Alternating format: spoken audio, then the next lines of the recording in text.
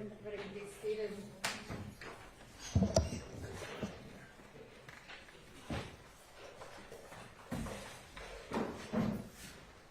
Don't know if we have all the jurors or not. I haven't checked yet, but anything we need to put on the record before we get the jury out?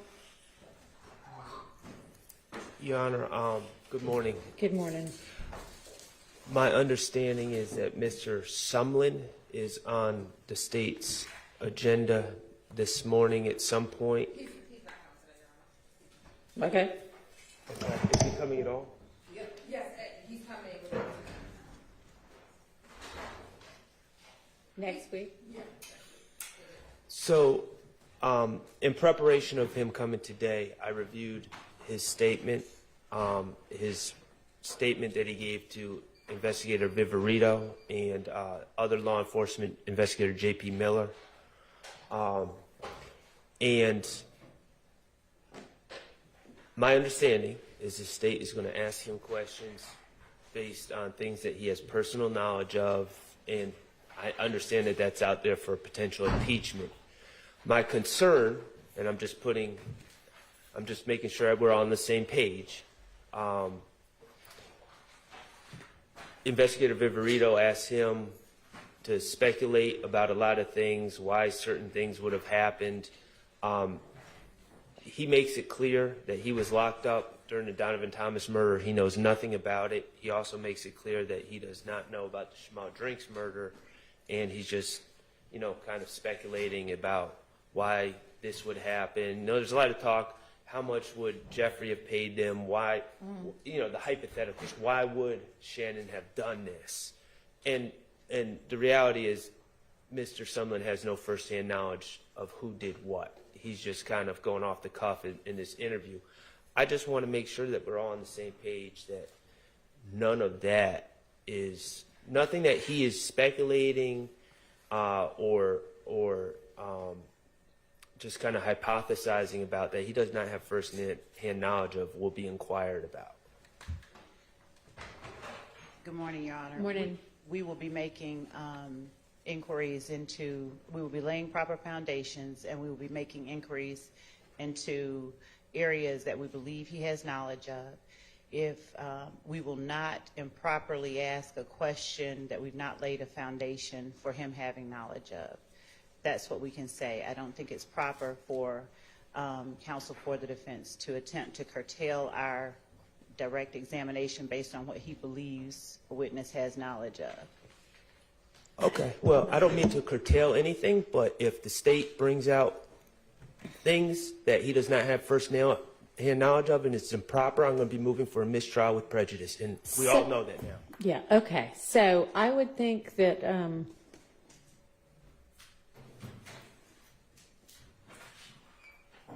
y'all, I don't know if I've got a copy of the interview or not, but y'all could get together and see if you all can agree on what's clearly not within his knowledge and what might be, and then we could potentially litigate that beforehand on Friday. We could do that. We could. You do have a copy of it, Your Honor. It's in that 30 witness. Okay. In his folder. And, Your Honor, we could definitely get together and talk about things that we believe or one party believes he does or does not have direct knowledge of. But again, given the way that the interviews have gone and the examinations have gone, I don't, again, think it's proper to prematurely try and curtail certain things. I believe that It is absolutely proper to try to make an evidentiary determination beforehand on things that would be objectionable. I don't disagree with what the court is saying. I'm saying that if we seek to, or if we establish a foundation for his knowledge of certain things that the defense does not believe he has knowledge of, I believe that curtailing our ability to make that foundation would not. I don't think that's what he's asking. Well, if that's not what he's asking.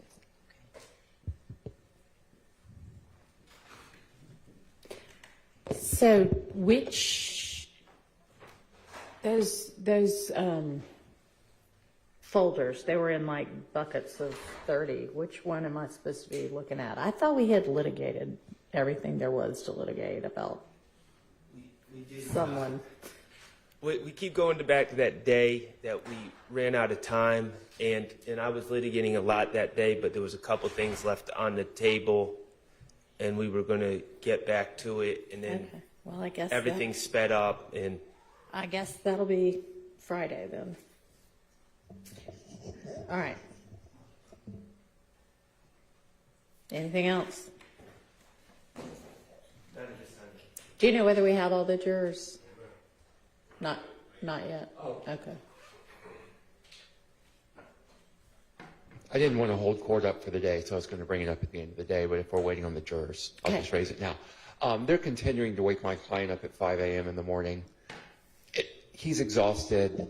He has trouble participating in his defense in that state. I would just, once again, I know you said something once. The election, thankfully, was over yesterday. So maybe if that Not was... sure what the election has to do Well, I with thought it. that was the reason that the jail was short-staffed. But anyway, Oh, okay, I got you. if that's the reason they're waking up at 5 a.m., that's over. So if they could get back to what they were doing prior to the brief recess we had last What week. time does he get to go to bed? I mean, he can go to bed early. I don't know. I'm not saying I want him to keep having to be woken up at 5, but I would suggest that maybe he try to get his sleep in as soon as he gets back after he has his evening meal. I understand, but for some reason, since the pleading out of the other defendants, there's been some kind of shift. And if that shift isn't wholly necessary, it would be good if he could get the same amount of rest he was getting prior to that. Okay, so who would be in charge of what time they are awakened in the mornings? The lieutenant is on the transfer. I speak with him again. I spoke with him on yesterday, but I'll speak with him again. All right, I appreciate it. Thank you. Thank you, Your Honor. Sure.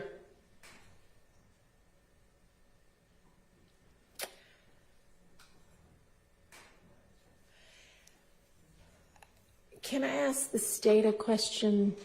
Is when we get around to the jury charges, I know, I don't know, but I think that early on in this case, John Floyd was involved. Is he still going to be available? Because certainly he's got some knowledge of RICO that might be helpful to the court in crafting the charges. Okay. And Judge, we've actually been working with him. Okay. Great. We'll make him available. Thank you. So, Ms. Pursfield was just looking at the wherever someone's evidence is and does not. Oh, no. That would be.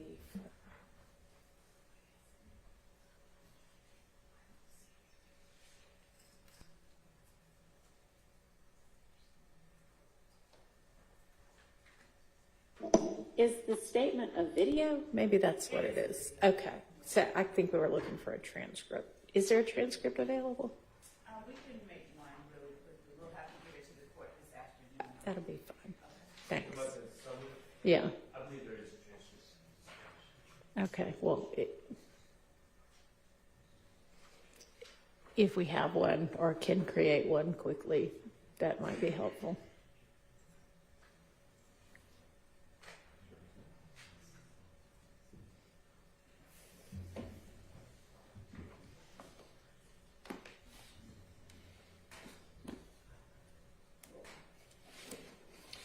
All right, so since we're waiting on the jury anyway, what else did we need to be covering on Friday?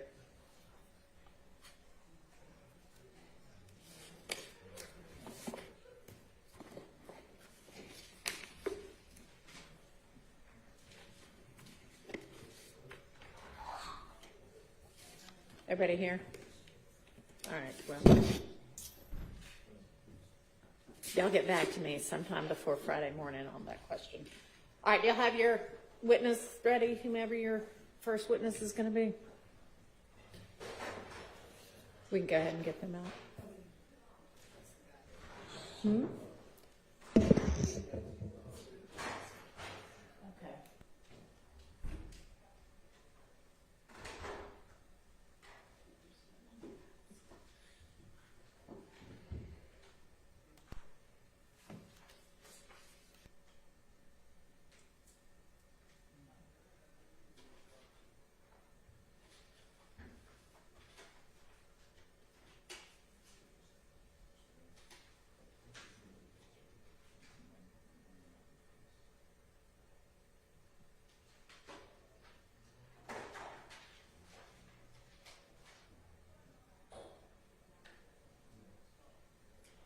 Who's your first witness going to be? Okay.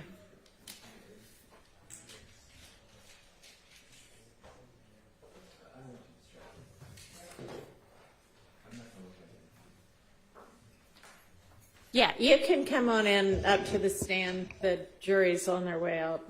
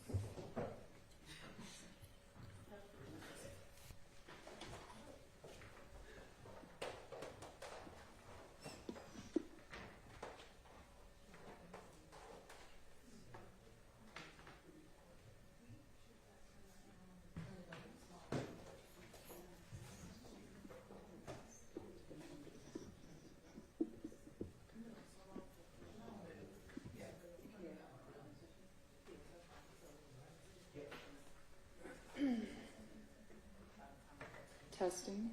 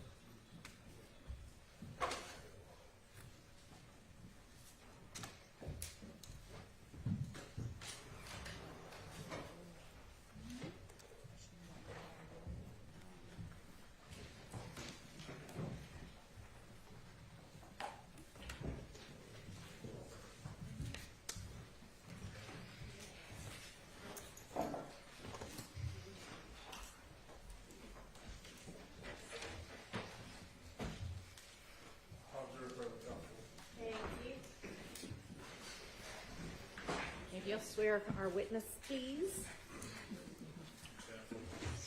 You raise your right hand. You swear affirm testimony to be able to the truth, the whole truth, nothing but the truth. I do. State and spell your first and last name to the point you use. Okay. My first name is Sarah, S-A-R-A-H. My last name is Van Holm. That's 2 words. V-A-N-H-O-L-M. And where are you employed? I am currently employed with the Georgia Bureau of Investigation in the Division of Forensic Science. And if you can tell the jury, what are your current job duties and responsibilities? So I'm a firearms examiner. We primarily determine if a bullet or a cartridge case was fired from a particular firearm. We also perform services in serial number restoration and muzzle to target distance determinations. And if you can tell the jury about your education and training in ballistics and firearm analysis. So I have a bachelor's degree in biology from the University of North Georgia. Prior to being employed with the GBI, I was an operations manager for a small firearms manufacturing company. I was a certified firearms instructor, and I was also a professional competitive shooter. Upon being employed with the GBI, I completed a 14-month training program to become a firearms examiner, and that was followed by 7 months of supervised casework. I have been certified as an armorer for multiple firearms manufacturers, including Glock. I have attended multiple conventions and conferences that are firearms related, and I am also a member of the Association of Firearm and Toolmark Examiners. And over the course of your time, well, and I don't think I asked, how long have you been with the GBI? How long? Since July of 2017. How many cases have you analyzed while you've been at the Georgia Bureau of Investigation? Almost 400 cases. And how many cases have you worked where you had to compare both projectiles and handguns? The majority of those cases dealt with comparisons. Your Honor, this time the state would like to tender Ms. Sarah Van Holm as an expert in ballistics and firearms analysis. All right, she is so qualified and may testify as an expert in those fields. If you can tell the jury, what is the difference between a semi-automatic handgun and an automatic weapon? Yes, so a semi-automatic handgun is a handgun that fires one cartridge per single pull of the trigger. An automatic handgun is a type of handgun that fires multiple cartridges per single pull of the trigger. And are there mechanisms that can be used to change a semi-automatic handgun to an automatic handgun? Yes, there are. And what are those mechanisms? So there are different ways to turn a semi-automatic handgun into a fully automatic handgun. The most common one that we see in casework is going to be something called a Glock switch. It is usually a slide back plate aftermarket part that replaces that back slide plate, and it renders a Glock firearm fully automatic. And I want to draw your attention to DOFS case number 2022-101-9842, where you requested to do any testing on a Glock 9mm pistol. Yes, I was. And what agency submitted the evidence to the GBI? It was Fulton County District Attorney's Office. And what were you requested to do? I was requested to perform what we call a check function on the firearm and determine if it can fire fully automatic. And how would you do a check function test on a semi-automatic? So a semi-automatic, when we perform a check function, we are going to test fire that firearm. We're going to look at that firearm to determine if the safeties are operational and functional. We're going to determine if there's any alterations done to the firearm, if there's any damage to the firearm, and if that firearm is operating as it should. And is that the same process you would go through to determine if it's an automatic weapon? Yes, so if it's an automatic weapon, we perform a few extra test fires to determine that it will fire a certain amount of cartridges to render it full auto. And how many cartridges are you looking for to determine if it's full auto? 6 or more. And why are you determining if it's 6 or more? So that's according to the Code of Georgia standards for what is defined as a fully automatic weapon. And what was the serial number of the weapon that you were asked to test? So if I may refer to my notes.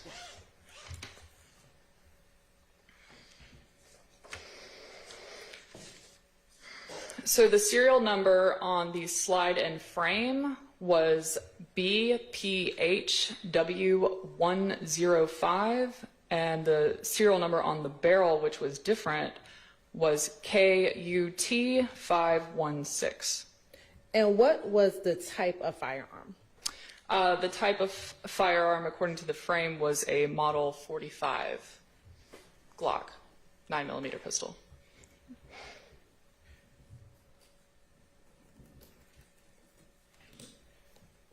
And were you able to test to determine if that Glock 9mm pistol was operating as an automatic weapon? Yes, the plate on the back, the full auto sear on the back, did render the firearm full auto. And you said the sear on the back? Yes, so that would be the aftermarket slide plate auto sear, or the Glock switch, as it's commonly called.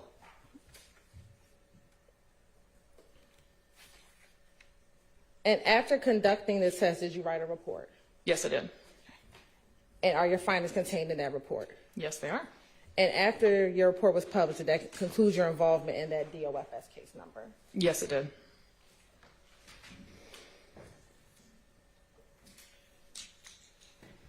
You talked about the fact that there was a different serial number, BPHW105, on the barrel of the gun, and then KUT516 on a different portion of the gun. Is that unusual? Yes, generally that means that the barrel was replaced from the original barrel.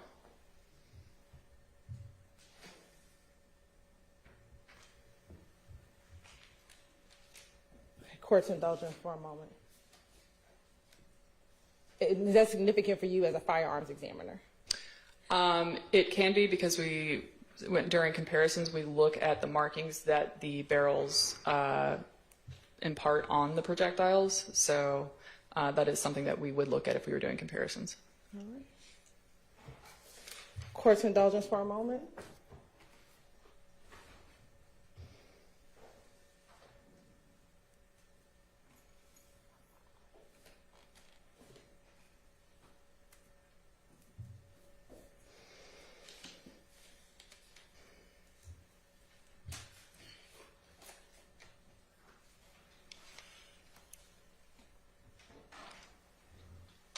If there is a difference of the serial numbers, does that have any impact on being able to trace that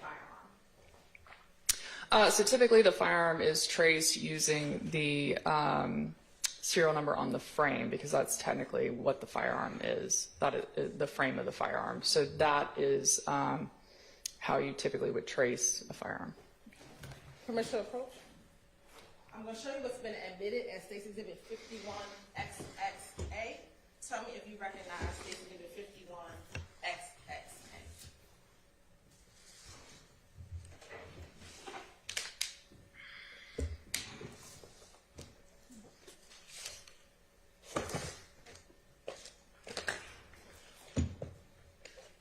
For the court, this firearm is cleared. There is a lock through the chamber.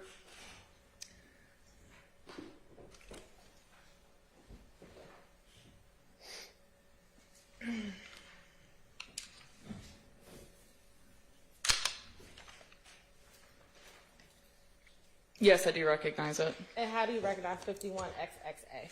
I recognize it by the serial number and my initials on the trigger guard. And is that the same weapon that we've just been discussing a few moments ago? Yes, it is. All right. And you talked about the Glock switch. If you can pull the weapon out again for us, if you can just kind of show the jury, point to where is the converter or the switch on the weapon. Yes, so typically Glocks will have a back slide plate that is flush to the slide on the back. So that was removed, and this Glock switch was then replaced and put on the firearm. And when you talk about the two different serial numbers, if you can just point or show the jurors where the two different serial numbers are. Yes, so there's a serial number here on the frame. There's a serial number on the slide. And so that's the slide and frame serial numbers, which is going to be BPHW105. And then the serial number on the barrel is actually going to be right here on the chamber of the barrel. And that is KUT516.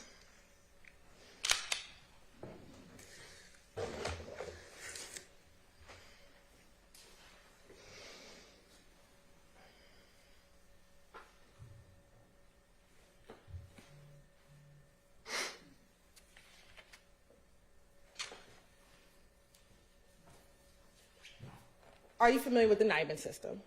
Yes, I am. When there are two different serial numbers on the NIBIN system, two different serial numbers on the weapon, does the different serial numbers on the barrel and the other parts have any impact on the ability to get proper NIBIN results or ballistic comparisons? Okay, so for comparisons, it may impact it because if a barrel is switched out, obviously we're looking at the markings on the actual projectiles themselves. For NIBIN is the National Integrated Ballistics Information Network. That has to do with cartridge cases only. So we're not looking at projectiles for that. So switching out a barrel isn't as pertinent as it would be maybe a slide. Thank you so much. I have no further questions.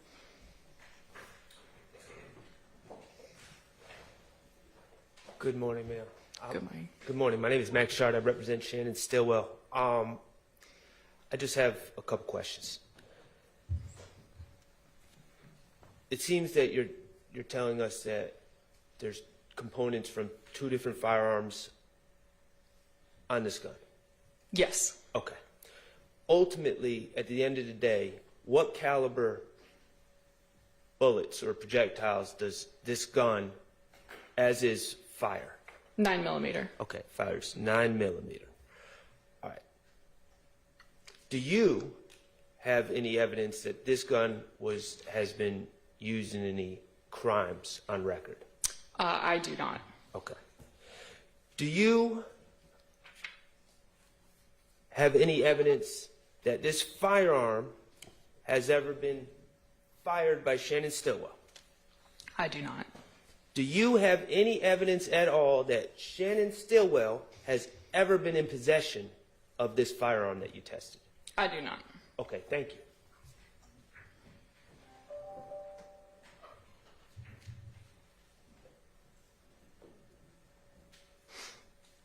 Good morning. I'm Doug Weinstein. I represent Diamante Kendrick. Good morning. I have some similar questions to Mr. Sharp. Do you have any evidence that Mr. Kendrick ever fired this firearm? I do not. Do you have any evidence that Mr. Kendrick was ever in possession of this firearm? I do not. Do you know who modified this firearm to put the switch on the firearm? I do not. And do you know who may have modified the firearm so that it has a barrel that is inconsistent with the frame? I do not know. Okay, no further questions. Thank you. Redirect.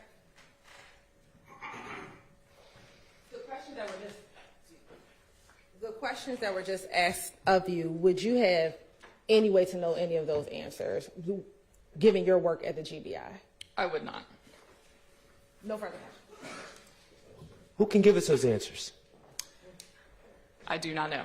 All right, I look forward to hearing from them. All right. You are excused. State, call your next witness. Your Honor, the state calls Brian Shea to the stand.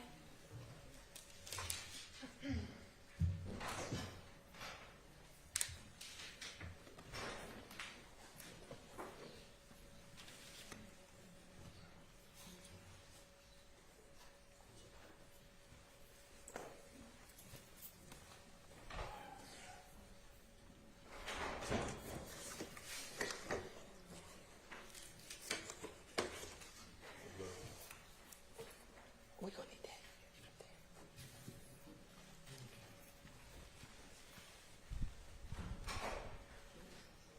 You ready for that one time? Swear to affirm testimony about this court. Who holds the what you said? I do. You have to see. You state your first and last name. Spell them both, please. First name Brian, last name Shea. It's BRYANSHEA. And where are you currently employed? I am currently employed with the Gwinnett County School Police And how long have you been with the Gwinnett County School Police? since August 19th of this year. And prior to working at the Gwinnett County, for the Gwinnett County School Police, where did you work? I was a senior investigator for the Fulton County District Attorney's Office, but I was task forced out to the Bureau of Alcohol, Tobacco, and Firearms.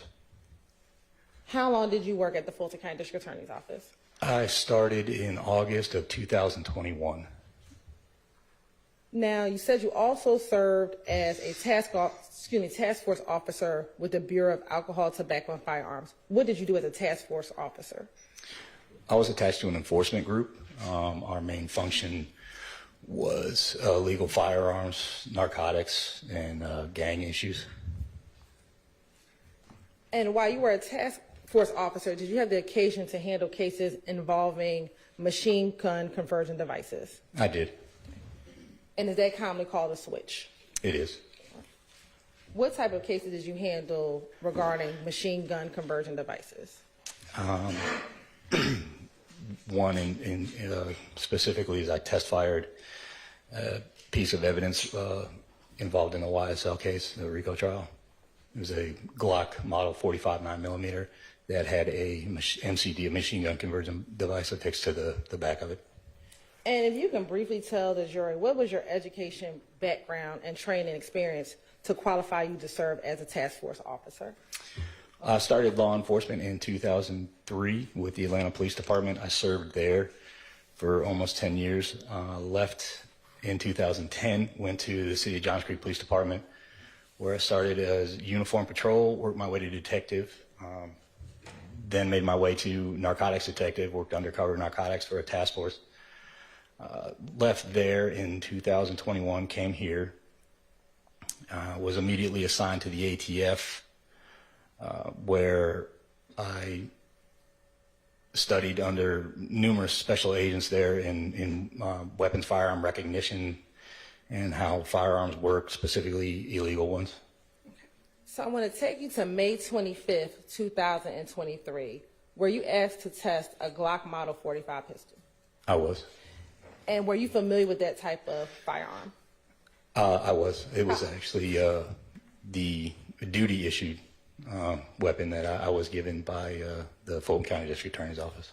And there is an exhibit in front of you, 51XXA. Please look and tell me if you recognize State's Exhibit 51XXA.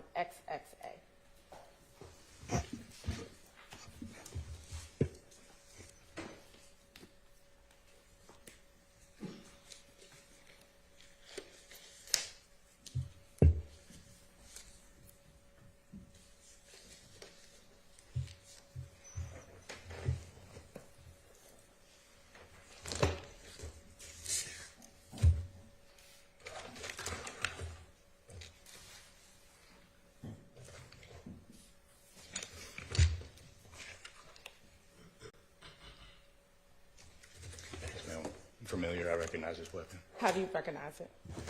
This was the weapon that I test fired that day. And when you say that day, you're talking about May 25th, 2023? Correct. All right.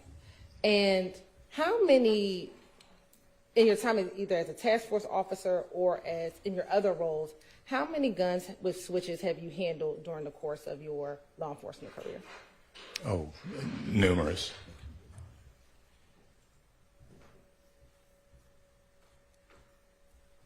And what were you asked to do regarding that weapon?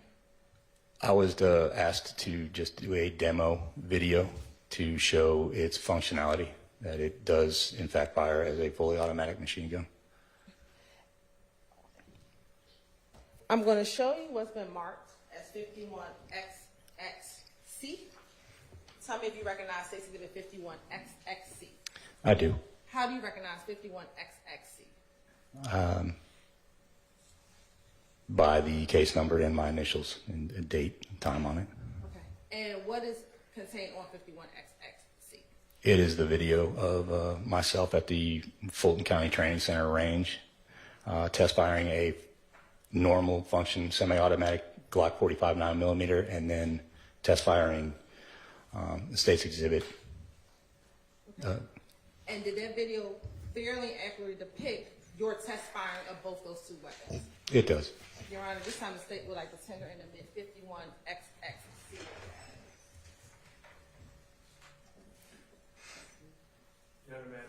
Yes.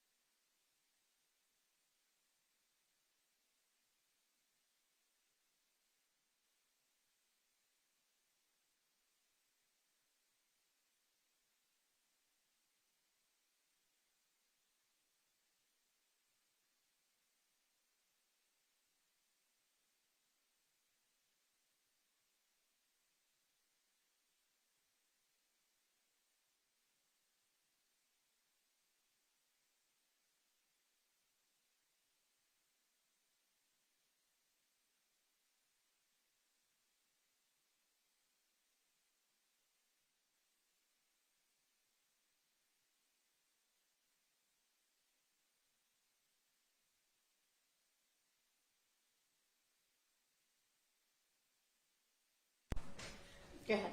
Thank you. Now, you said before you tested it a normal functioning handgun and then I guess a not normal. What's the distinction between the normal way that it should operate and the abnormal way?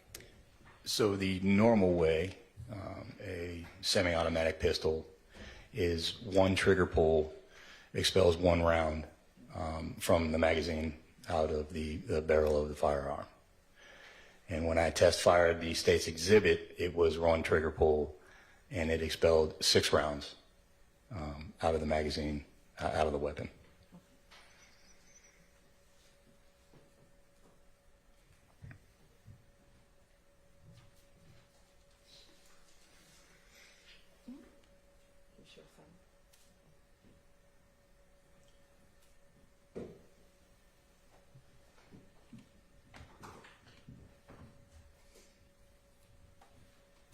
And before we play it, just where are you when you do the test fire? The Fulton County Training Center on their range.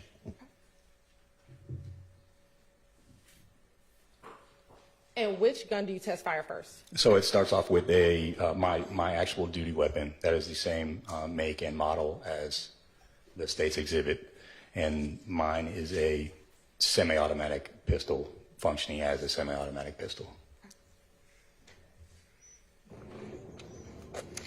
Glock model 45. This is my duty issued weapon. Serial number is Bravo Tom Uncle George 256. Empty chamber.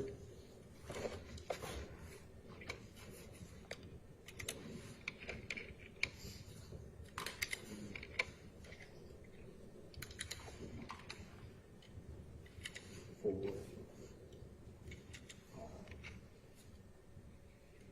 6. 6-round magazine loaded into duty weapon. Range is hot.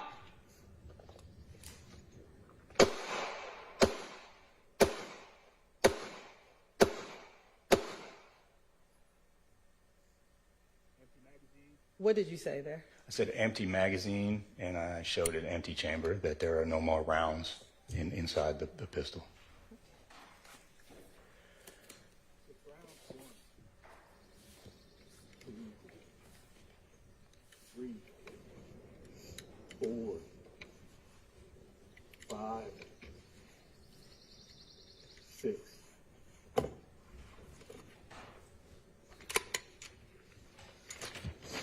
Glock model number 45, serial number Baker Paul Henry, Whiskey 105.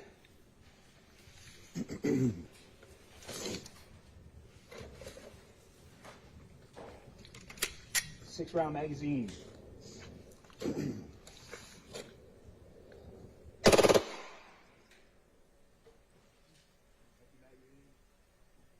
And what do you say there? I said empty magazine, empty chamber again.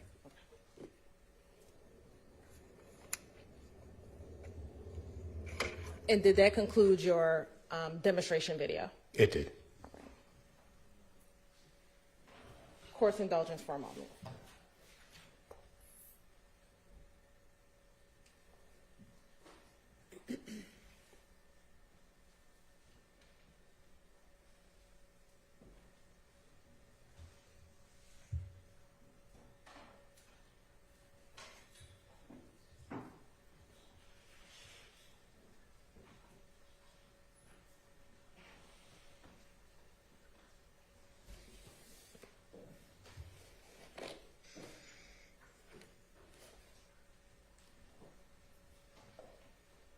When you shot the automatic weapon, did it fire 6 rounds with one trigger pull? It did. All right.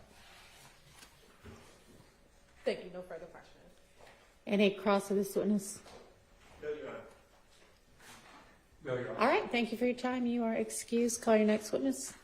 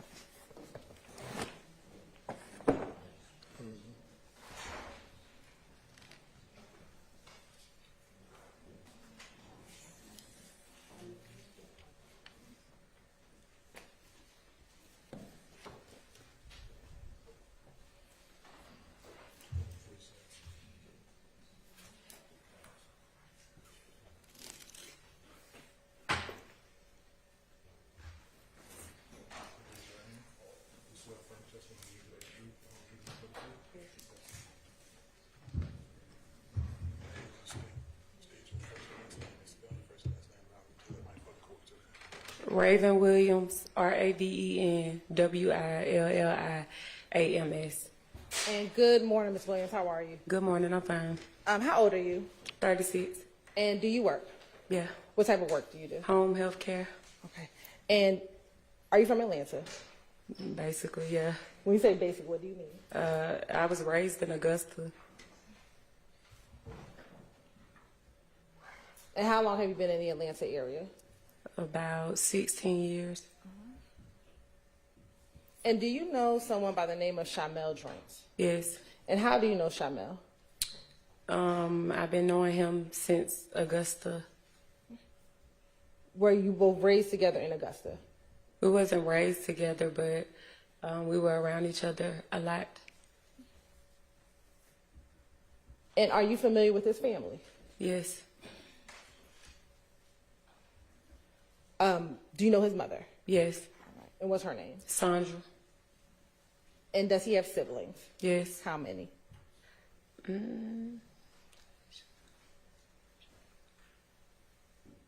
4. And did he have children? No. Did Shamel have a nickname? Yes. What was his nickname? Peanut. And is that a nickname you called him when y'all were back in Augusta? Yes.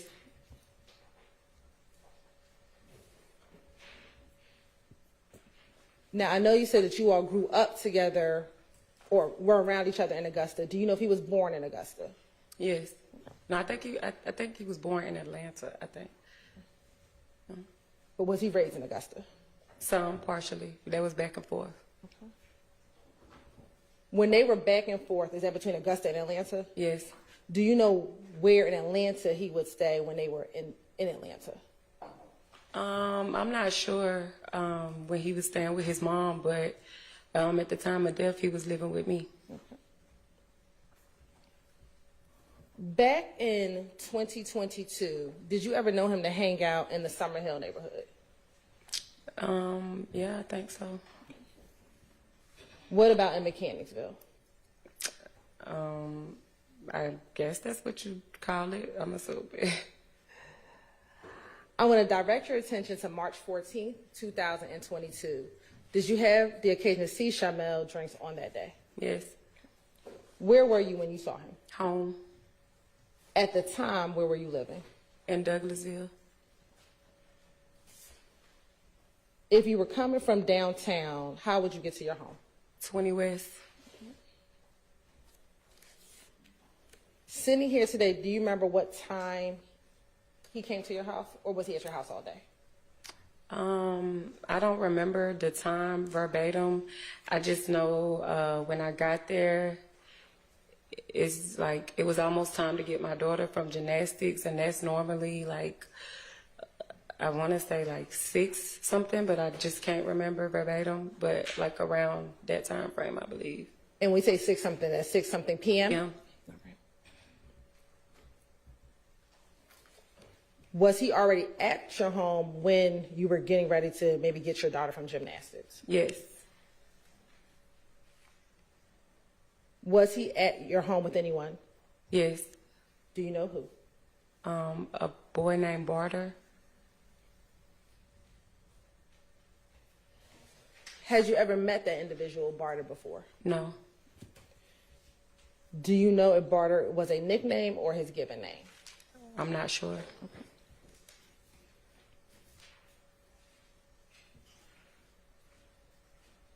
When you were home, let me ask, did you get home and he was already there with Barter, or did he come to your house and you let him in and he came with Barter?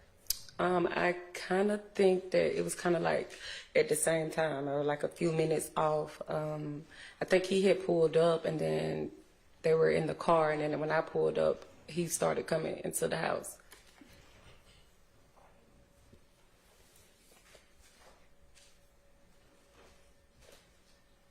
Did both he and Barter come inside of the house? He was coming in first with me, telling me who it was, and then the guy was coming up. Now, I think I may have asked you this, but I'll ask you again. Had you ever seen Barter before? No. Had you ever heard Shamel talk about barter? No. Did you all have plans for that evening? Yes. What were they? I was getting ready to cook dinner, so he was coming back home to eat and chill with me and my daughter. And let me ask you, at the time, were y'all two dating? Yes. All right. Did he stay at the house That night? that night? No, he never returned.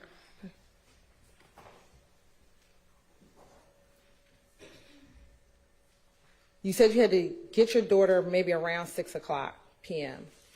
What time did he leave your house? I'm not sure. Was it before you left to get your daughter or after you left to get your daughter? He left just a couple of minutes before me.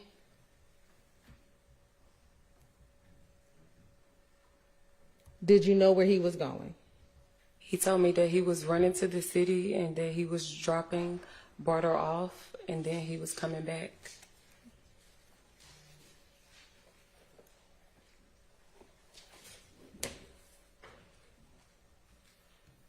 Was there anything that you saw or observed that kind of triggered him leaving? Kind of, but not really. I mean, I guess like the boy kept like just trying to insert himself like, oh, you cooking? I'm staying too. Can I stay? And like he was, my niece was there. So he was trying to like court my niece or whatever. And so I want to say the phone rang, if I remember correctly. And that's how he just ended up go ahead and leaving. Do you know whose phone rang? Okay. When he left, did he leave with Barter? Yes.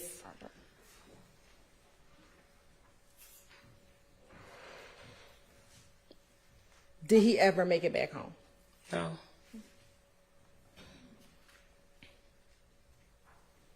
Did you at some point learn about his death? Yes. All right. Permission to approach your mom? Yeah. I'm going to show you what's been marked as State's Exhibit 123VV. Do you recognize the individual in 123VV? Yes. How do you recognize him? That's Shamel. Is that a fair and accurate depiction of how Shamel looked prior to his death? Yes. Your Honor, this time the state would like to admit 123VV into evidence. It's admitted. Permission to publish. You may.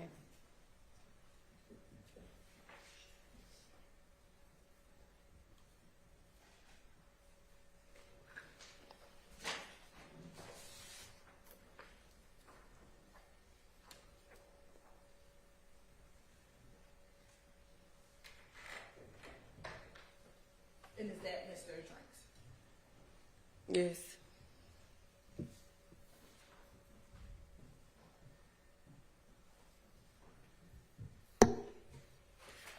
I have no further questions. Any questions for this witness? Oh, I'm sorry, Your Honor. One quick Go ahead. question. Have you ever heard of the name Christian Johnson? No. Okay, thank you. Any questions? This one is starting to lost. I don't have any questions. Okay. Thank you for your time. You're excused. Call your next witness. Call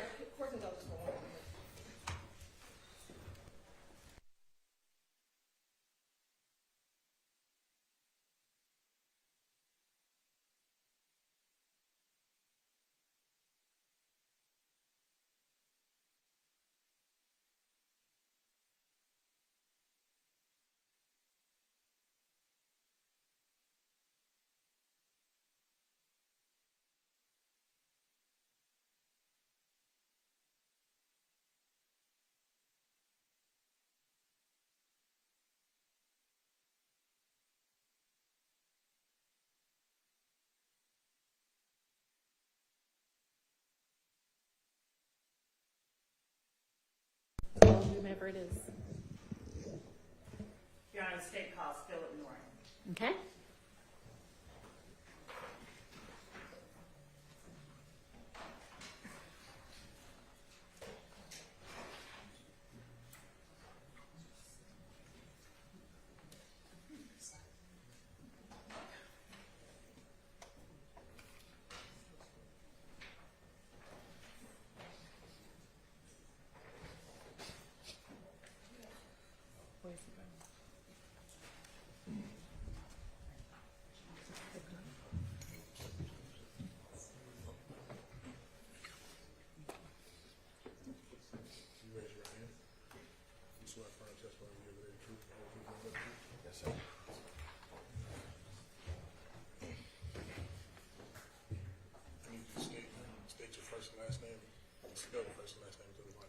Phil Norton, PhilNorton.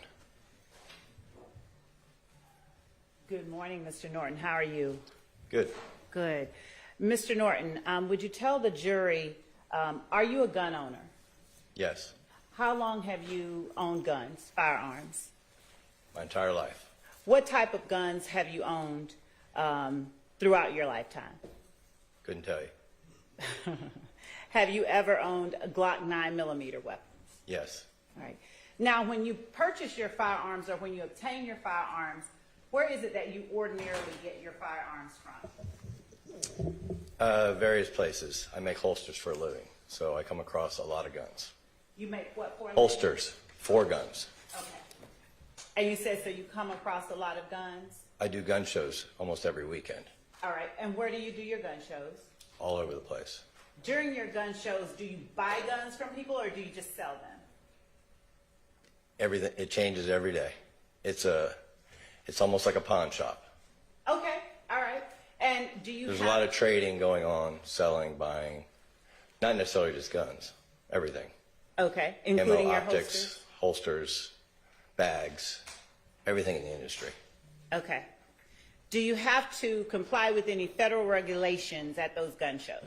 If you buy from an FFL agent, yes. If you buy from a FFL holder, yes. And what is an FFL holder? Federal firearms license. All right. Now, when you say if you buy from an FFL holder, you have to comply with federal regulations. During those Go ahead. exchanges and during those sales and transactions that take place at the gun shows that you attend, are you either buying from FFL holders or are you an FFL holder? No. So there's no restrictions to the way that you sell and Well, purchase if you're a guns? private owner or a private seller, under the Constitution, you can buy and sell guns. You don't have to have an FFL license. Okay, Just like if you were my neighbor and I sold you a gun. okay. I don't know if you know that or not. I do not because you just told me. Yeah. So when you purchase a firearm from someone, is there any kind of record or do you keep any kind of record of the types of Not firearms? unless it's an FFL agent, no. Unless, if it's so in other words, if I go to Academy Sports, there's paperwork filled out. Okay. If it's a private sale, no. Now, you said you've owned guns all of your life, or at least you've had Yes, ma'am. access to firearms. So is it safe to say that you're pretty familiar with firearms and how they work? Yes, ma'am. Now, the types of gun that you've owned, have they all been semi-automatic? Have they sometimes been revolvers, pistols, a whole range of guns? Yes. Yes to which question, since I asked the All compound of them. one? Okay. Have you ever owned an automatic weapon? No. Have you ever handled an automatic weapon? No. Do you know what an automatic weapon does? Yes. And how do you know that? Because this is my business. Fair enough. And so is it safe to say you make it your business to do that type of research, or you've seen it in action? It's 2024. If you can't see that on YouTube, it's pretty easy. Okay. It's very acceptable knowledge. Everybody has it. All right. And what about the way that a gun is made or transitioned from a semi-automatic to an automatic weapon? Are you familiar with that as well? No. Not how to do it. Not how to do it? Are you familiar with the mechanism that causes a gun to go from semi-automatic to automatic? Which one? The switch. I am familiar with it. All right. Have you ever purchased a switch? No. I've only seen it on TV or YouTube, I would say. Okay. Now I'm going to show you what we have marked as states 51XX alpha. May I approach? Yes. Thank you. May I approach you, sir? Yes, ma'am. Now, are you able to recognize the firearm that is in this box? Yes, ma'am. And have you ever owned the firearm that is in this box? According to why I'm here, yes. Now, would you explain what you mean when you say according to why you're here? I believe I purchased this off of a law enforcement agent, and then I traded it at some point. Okay. What I've been told, and I believe when I was talked to about it, yeah. And does this appear to be the firearm that you purchased from that? Not anymore, now with that switch on it. Okay. Do you see the switch on it that you're talking about? I do, I know what they are. Okay. I've never seen one. I've only seen it on YouTube. All right. Point two. That's it, right? Is it okay if I hold it up, Judge? Yes, All it's locked, right? Yes. It is, Judge. Yes. It's right there in the back. Okay. So this little part right here? Uh-huh. Okay. And so somehow that makes it so you just pull the trigger once. Okay. And what is your understanding of when you say you pull the trigger once, somehow that makes it? It empties it. You don't have to pull it again. Okay. And given your experience with firearms, is there any particular reason that you've never purchased a switch or utilized? It's a felony and illegal? Be a good reason. Okay, that's good. Yeah. Okay. Thank you, sir. Yeah.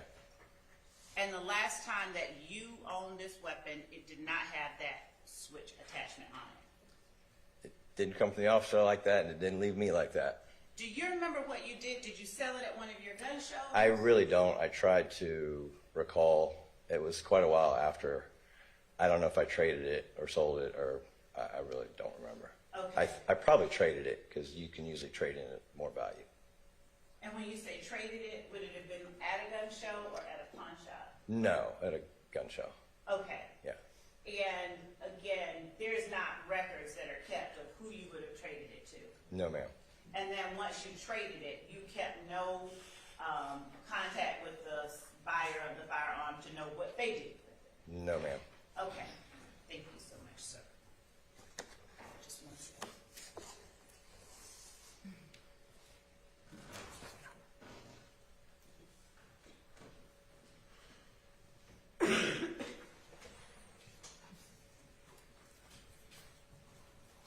Now,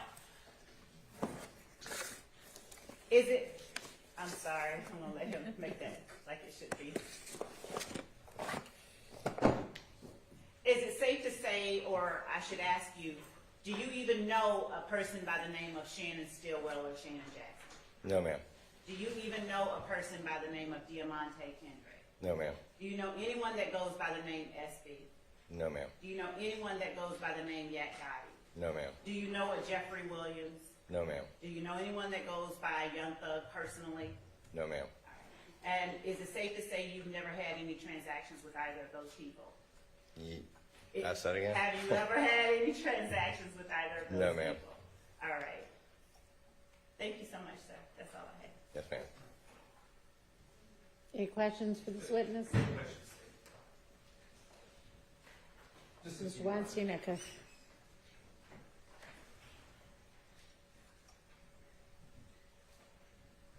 Good morning, Mr. Norton. Morning. My name's Doug Weinstein. I represent Diamante Kendrick, who's sitting right over there. Okay. Just a couple of questions. You said that when you had this firearm, it did not have a switch on it, correct? Yes, sir.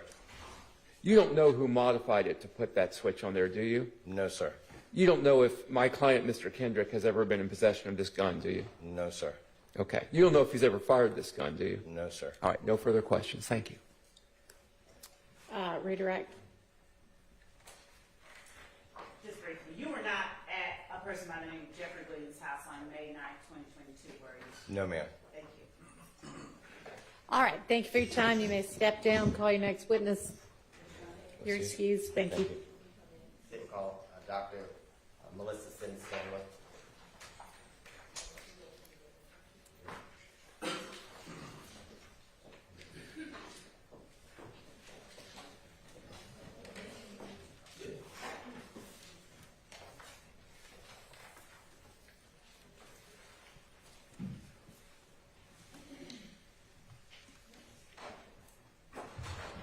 Raise your right hand. You swear affirm the testimony you give, the truth, the whole truth.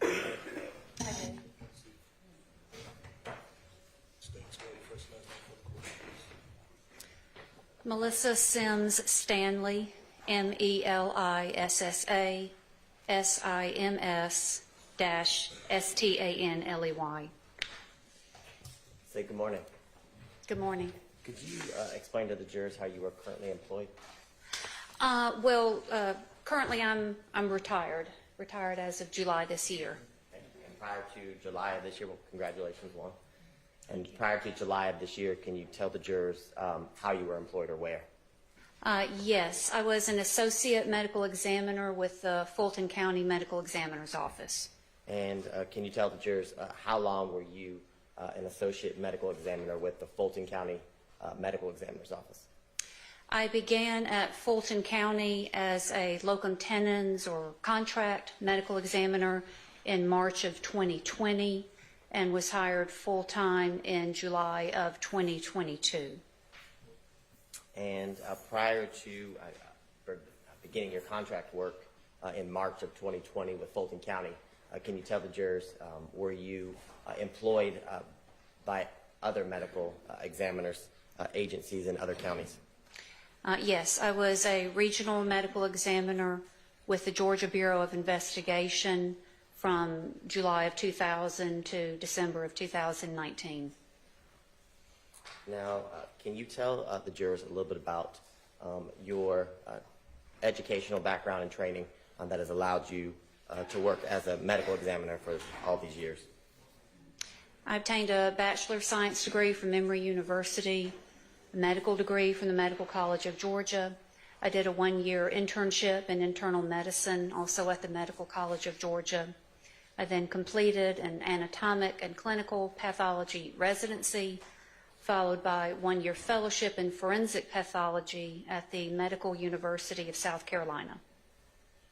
And can you tell the jurors, in your number of years working in various medical examiners, agencies or offices, approximately how many autopsies have you performed? Greater than 3,500. Your Honor, at this time, the state would tender Dr. Sim Stanley as an expert in forensic pathology. She is so qualified and may testify as an expert in that field. Thank you, Judge.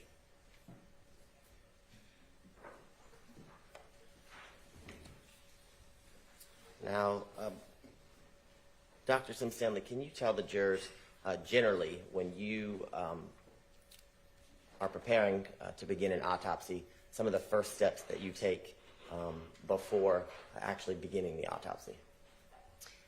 Yes, every medical examiner's office has a staff of medical examiner investigators. So the coroner, if it's a certain county, or law enforcement will contact the medical examiner's investigators to discuss a death. If that death falls within the jurisdiction of a medical examiner's office, then the case is accepted into that office. Cases which fall under the Georgia Death Investigation Act to be autopsied by medical examiner's offices are unnatural or unexpected deaths, unnatural being homicide, suicide, accident. However, every medical examiner's office gets a fair number of natural deaths, drug-related deaths. It's just that they may be in the unexpected category. Okay, and can you tell the jurors, while working at the Fulton County Medical Examiner's Office, was it a part of the normal procedures and practices for an autopsy to be documented with photographs? Yes. And as you do the procedures with the external and internal portions of the autopsy, are you having someone, I guess, take your notes of your findings and conclusions? I take notes during the autopsy and then dictate the autopsy afterwards to be transcribed. Okay, and are your findings and conclusions then memorialized in a report?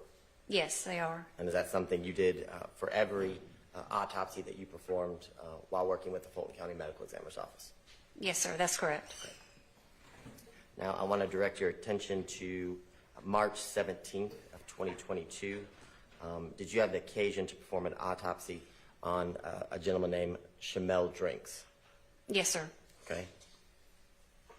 And can you tell the jurors, as it relates to the autopsy of Mr. Drinks, were the policies and procedures that you just described completed? And I mean, were photographs taken and was a report created? Yes. Okay.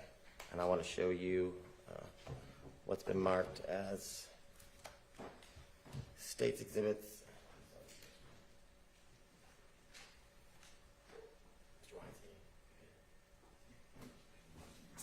I want to show you what's been marked as state's exhibits 126 through 161, and then state's exhibit 162, Victor Victor.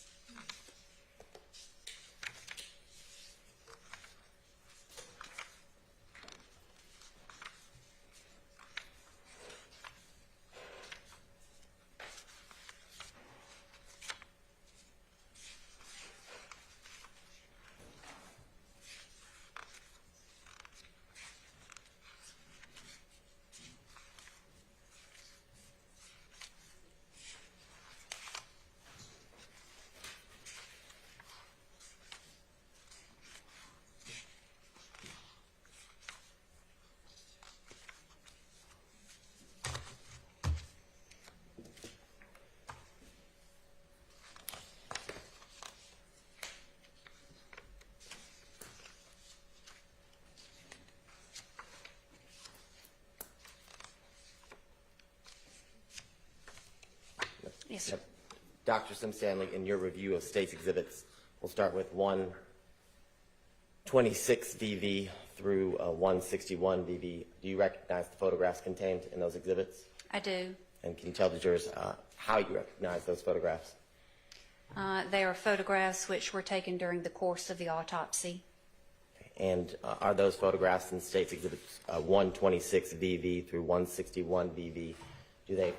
Are they fair and accurate copies of the photographs taken during the March 17, 2022 autopsy of Mr. Drinks? Yes, sir. And I want to move to state's exhibit 162 VV. Can you tell the jurors, do you recognize that exhibit? I do. And how do you recognize it? It is a copy of my autopsy report. Okay. And is state's exhibit 162 VV, is it a fair and accurate copy of the autopsy report that you created for the autopsy that you did on Mr. Drinks on March 17th of 2022? Yes, sir. Your Honor, at this time, the state would tender what's been marked as state's exhibit 126 VV through 162 VV.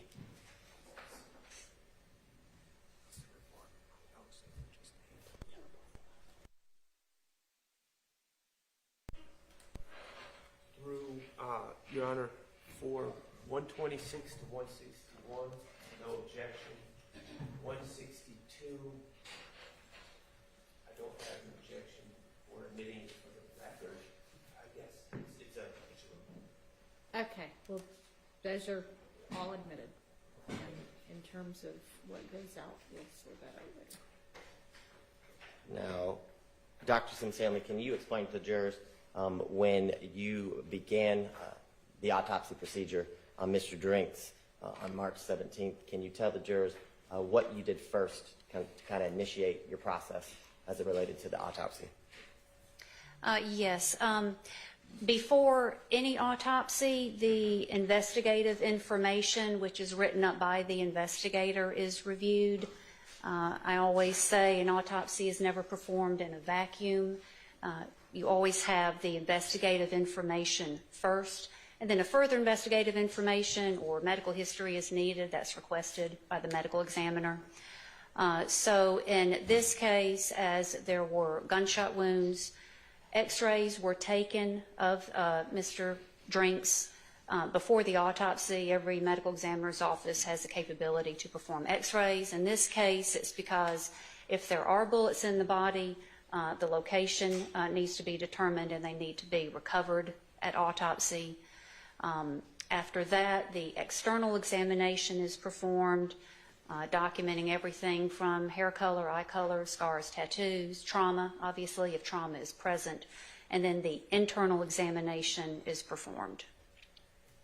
Okay, and I want to show you should pop up on the screen before you, states exhibits 127 BV and 129 BV.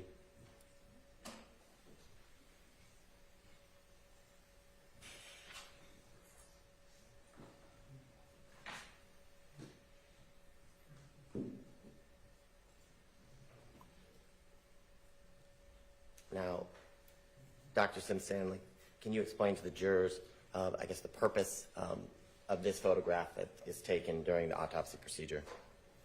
This is a facial identification photograph. You will notice in every photograph there is the unique identifying case number for this autopsy and for every piece of evidence which is associated with this autopsy. Okay, and in State Exhibit 129, can you tell the jurors, is this the state in which Mr. Drink's body was received by the medical examiner's office? Yes. Everyone is received within a sealed and labeled body bag. Once that body bag is opened, photographs are taken along the way as an extra step of documentation. So this is a photograph of how Mr. Drinks was received. The white paper bags on the hands are placed on the hands, typically by law enforcement at the scene for preservation of possible evidence. Okay, and can you tell the jurors, in your, I guess, when you began the external review of Mr. Drinks, can you tell the jurors, did you notice, as it relates to the injuries, anything like soot or stippling? No. However, there was what's called pseudo stippling or false stippling associated with the entrance gunshot wound of his neck. Okay, can you explain to the jurors what is pseudo stippling and how is that created? Yes. Well, first, soot is the combustion of gunpowder, which is associated with contact or near contact gunshot wounds. Gunpowder stippling refers to the burning and unburned grains of gunpowder, which can impact on the skin around an entrance gunshot wound. They look like red pinpoint, very small abrasions. This is characteristic of close range or intermediate range gunshot wounds.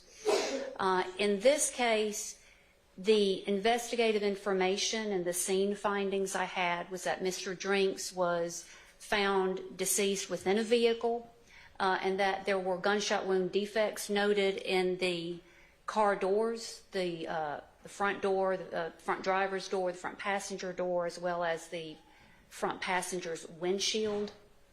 So he had what's called pseudo stippling, so it's not gunpowder stippling, but there were larger irregular abrasions which were associated with the entrance gunshot wound of the neck. So what that tells you is, in conjunction with the scene findings, that when a bullet passes through an intermediary target, say the bullet passes through a wall or a window prior to striking the victim, that can fragment the bullet, and those bullet fragments can impact on the skin around the entrance wound, or it can fragment the intermediary object itself, the door, the window. So those fragments can impact. So there were those irregular fragments of either the intermediary target or the projectile around the entrance wound of the neck. And the irregularly, can't say that word this morning, the irregular, the things that you found to be not normal, I guess. My mouth is not going to say that word today. Can you tell us, in States Exhibit 138 BB, can you point out to the jury what you are talking about as it relates to the pseudo stippling? Yes, it's easier to see on what's termed the clean photograph. Photographs of wounds are taken before cleaning the body and after. Yes. But 145 BV, if that will help assist.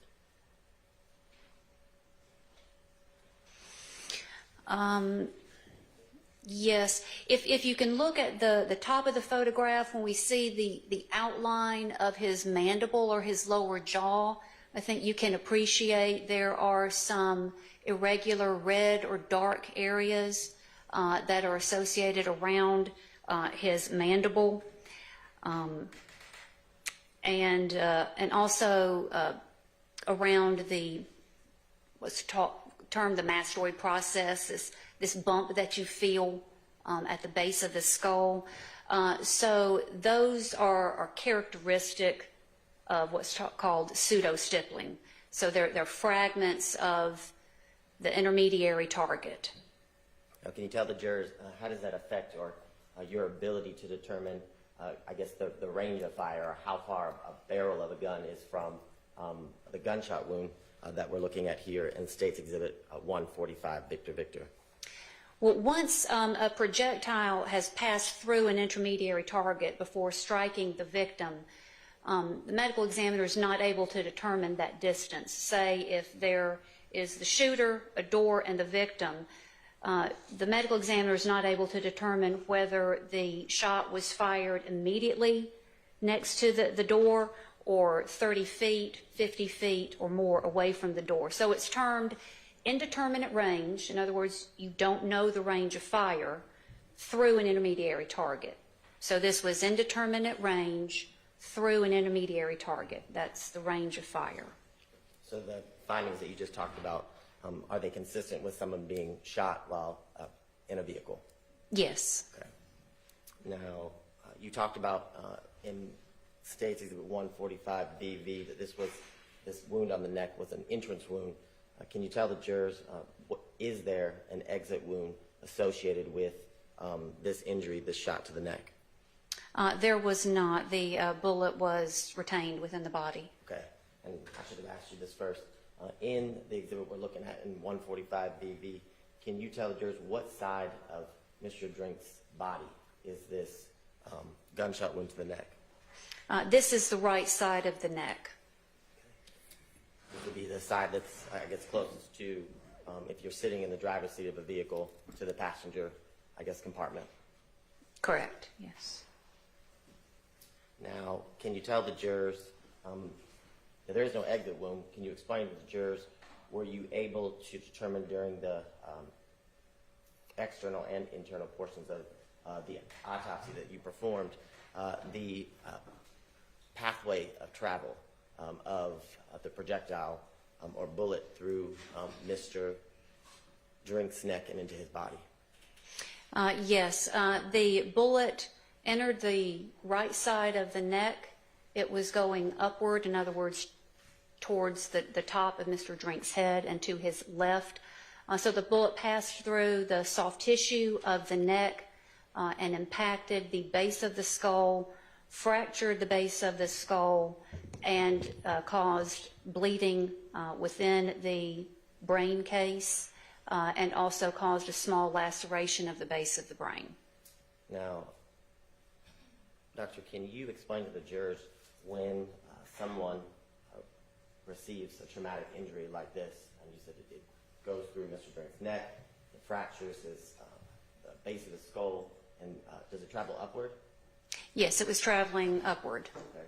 The areas of the brain that you just described, that the pathway of travel is for the projectile, can you tell the jury what areas of the brain is affected, and what motor skills does it affect as it relates to someone who is shot in this manner?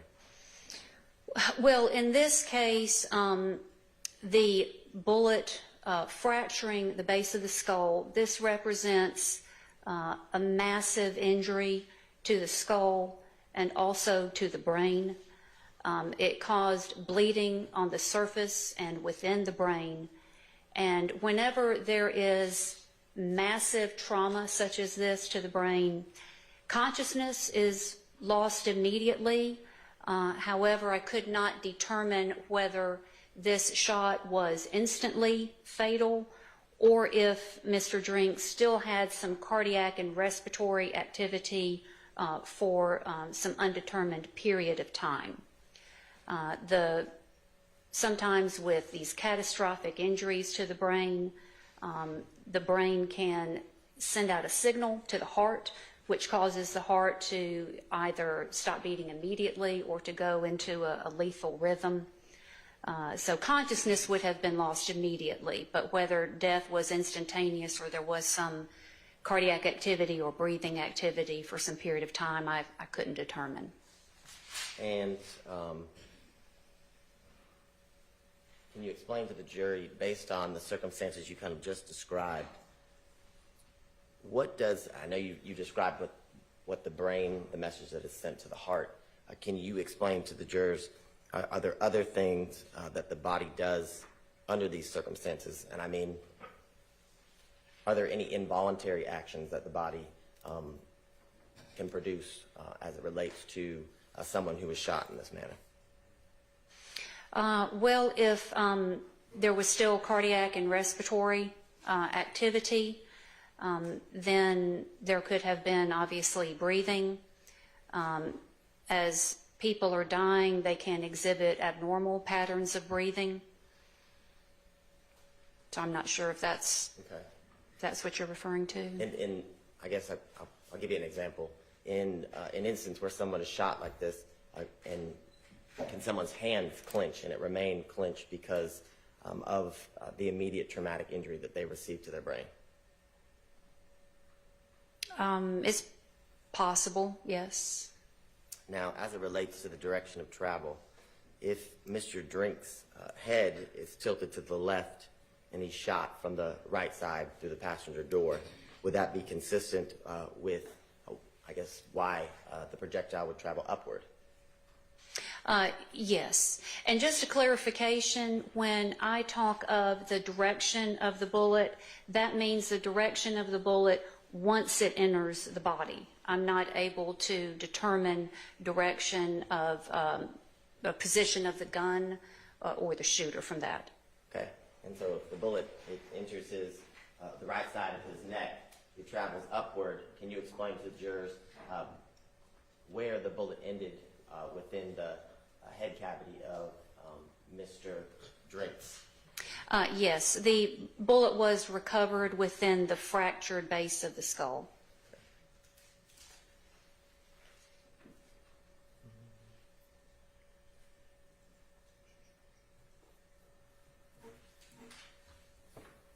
Okay. Can you explain to the jurors, as you continued the autopsy, were there any other injuries associated with a gunshot wound? Yes. Mr. Drinks had a gunshot wound pathway through the upper portion of his right forearm. It entered what's referred to as the back or the dorsal aspect of the forearm. The bullet passed through the soft tissue of the forearm and then exited the ventral or inside surface of the right forearm. And in the exhibit that we're looking at in front of you, states that 140BV, is that the entrance wound that you just described as it relates to the shot that he received in his forearm? Yes, that is the entrance wound. Now, I want to show you State's Exhibit 142VV. I know you just described kind of the travel or the pathway of travel of the bullet. In this exhibit, 142, Victor, is this the exit wound that you just described? Yes, it is. Now, can you explain to the jurors how you're able to determine which is an entry wound and which is an exit wound based on your training and your number of years of experience? In general, entrance gunshot wounds have a more round, regular appearance. Typically, entrance gunshot wounds have what's called an abrasion border. This means as the bullet pierces the skin, it abrades or scrapes off a thin border of the skin around the wound. Exit gunshot wounds typically have a more irregular appearance. They typically do not have abrasion borders, but there can be exceptions. And in State's Exhibit 141BV, the abrasion border that you're describing, is that what's in the middle of, I guess, State's Exhibit 141BV, the darker colored area around the gunshot wound? No, that's more of the flap of skin. So you're the doctor, I'll let you do it. This entrance gunshot wound was larger than normal. It was 1/2 inch The entrance gunshot wound of the neck was about 2/10 or 3/10 of an inch. So because this entrance gunshot wound was round, it was larger and more irregular. That was also consistent with this projectile also passing through an intermediary target. The abrasion border was slightly more irregular. So here we see this is a dark abrasion. There's also a thinner rim of dark abrasion on this side of the entrance gunshot wound.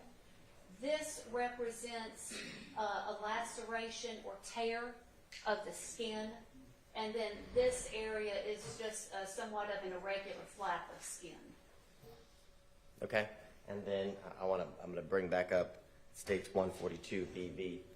Can you explain to the jurors the difference in the exit wound that we're seeing here as it relates to the entry wound, and how you are able to make your determinations? Yes. This is an exit wound. Exit wounds can either look like multiple lacerations or tears of the skin, but one of the characteristics of exit gunshot wounds is that you can reapproximate the skin edges, and that exit gunshot wounds typically do not have an abrasion border. So there's no abrasion border associated with this wound, and it was very easy to reapproximate the skin edges. Thank you very much. Now, as a part of the autopsy that you performed, I want to show you States Exhibit 147 VV and 148 VV. Can you explain to the jurors, I guess, the analysis that you did as it relates to the jacket that Mr. Drinks had on when he was shot? Yes. For homicide cases, photographs of the clothing are always made, and then photographs are taken to determine if there are defects in the clothing which seem to correspond with the gunshot wounds. And when you're examining the clothing of a victim who's been shot, do you look for soot, like you talked about earlier, to help you make a determination as it relates to range of fire? Yes. Okay. Now, lastly, I want to show you States Exhibit 161 VV. Now, you described at the beginning of your autopsy that x-rays are always taken, as well as the fact that you, during the autopsy, were able to remove a projectile from I think you said the base of the fractures of the skull of Mr. Drinks. Is that correct? Yes. And in States Exhibit 161 VV, is this the projectile that you removed? Yes, it is. Okay. And because my medical terminology is limited, can you explain to the jurors, you said you removed it from the base of the skull fractures. Where is that? Yes, I actually removed it from the occipital skull. The occipital skull forms the lower back portion of the skull, but also the back half of the base of the skull. I wrote sphenoid skull, which is a portion of the skull which is in the central base of the skull, and that was a mistake, and I noted it in the report. It was recovered from the occipital skull, not the sphenoid skull. And in 146 VV, can you orient the jurors, I guess, do you see, I guess, the general area where the projectile would have been removed? Is it contained in that photograph, like the base of the skull? No, that photograph was just to document whether there were injuries behind the right ear. So I'm going to have you, I guess, show on me where would the bullet have been removed as it relates to the base of Mr. Drink's skull?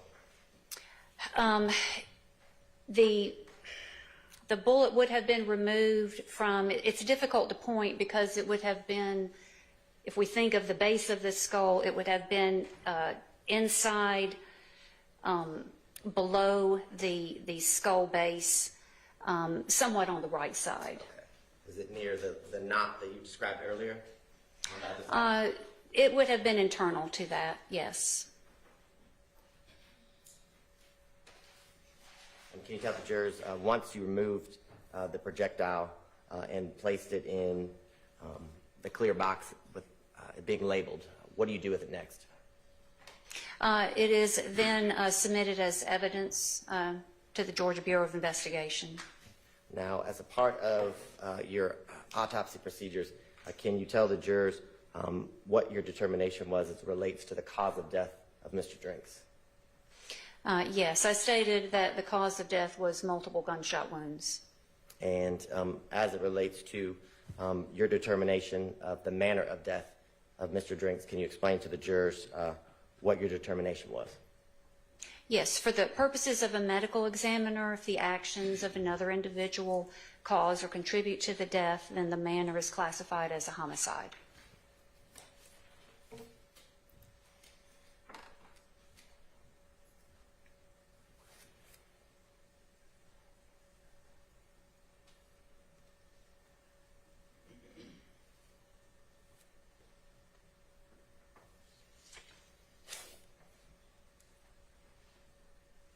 Your Honor, I have nothing further at this time. All right, are there questions? Okay.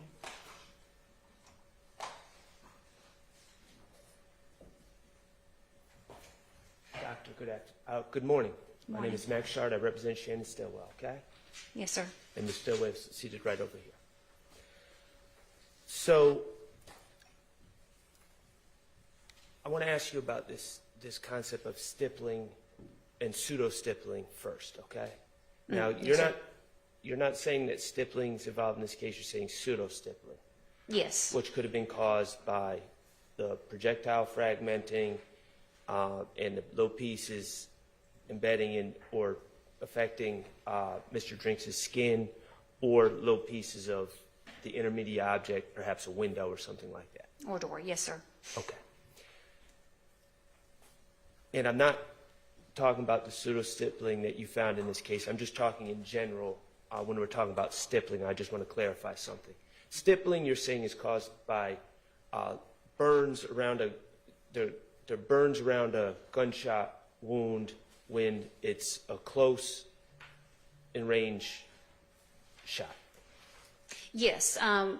When one says stippling, it typically means gunpowder stippling, but yes, that's correct. Okay, and you're saying gunpowder stippling, and that's just what I want to clarify. The stippling is caused by gunpowder soot that is ejected out the barrel of the gun and would affect the skin of the unfortunate decedent, correct? Yes, gunpowder stippling represents the burning and unburned grains of gunpowder, which exit the barrel and can impact on the skin in a close-range gunshot wound. Okay, and I know you're not an expert in gunshot residue testing or anything like that, but I just want to clarify. These are two different concepts, correct? That's correct. Gunpowder stippling and then gunshot residue testing, where you would test an area or a specific object for the presence of gunshot residue. Those are two separate concepts, both involving gunshot residue. Well, the determination of gunpowder stippling at autopsy, yes, is done by the medical examiner. Right, Yes. Okay. Now, in this case, as I understand, there were two gunshot wounds that you observed. Yes. Okay. One to the arm, to the forearm, and one to the neck. Yes, that's correct. Okay. The lethal wound was the wound to the neck. That's correct. Okay. And as the medical examiner, you do not know what order those two shots occurred. That is correct. I do not know Okay, the so order. Mr. Drinks could have been shot in the arm first or in the neck first. That's correct. Okay. And I want to talk specifically about the lethal wound to the neck. Okay. You talked and used medical terms, and it sounds like there was massive injury to the base of the brain, among other things. The skull and the brain, yes, sir. Okay. And you testified, to my understanding, that the ability to consciously control one's body would be immediately lost. That's correct. Okay. death may not be immediate, but the ability to move body parts, to open a door, to move your feet up and down, things of that nature would be immediately lost. Yes, conscious movement would have been immediately lost, yes. Okay, and we're not talking about within a minute, we're talking about immediate because of the severance of the, because the base of the brain Because of was the severed. massive damage to the skull and the brain, yes. Okay. All right. Thank you. I have no further questions. Anything, Mr. Johnson? Okay, any redirect? Very brief. Dr. Stanley, if after receiving a gunshot wound to the neck, as Mr. Drinks did, and prior to being shot, he had his foot compressed on the brake, is it possible, or is it consistent with the fact, would his foot remain on the brake? Is that possible? After sustaining the gunshot wound to the neck? Yes. Yes, that's possible. Yes. Now, you said earlier that the direction of travel was upward. Can you explain to the jury, was it upward to the left, upward to the right? Can you explain that? Yes. Again, this direction is simply from the time that the bullet enters the body. It went towards his head, which is upward, and towards his left, upward and to the left. And I want to ask you one last question. When someone is shot, would you expect to find gunshot residue on that person? Not necessarily. Okay.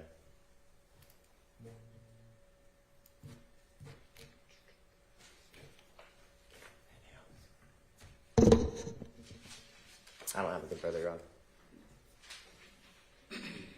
Doctor, Mr. Abadi just asked, after being shot in the neck in the way that Mr. Drinks was, unfortunately, whether it's possible that one's foot could remain on a brake if it was already there. And you said that's possible. Yes, sir. Okay. What is not possible, you would agree it's not possible after suffering that wound that someone would be actively moving their feet up and down off the brake. That would not be possible, would it? That's correct. Okay, thank you. All right, thank you for your time, and you are excused. Yes, How long is thank your you. next witness? Probably about 35 minutes. Okay, why don't we take a break, and then we'll get back with our next witness. All right, here.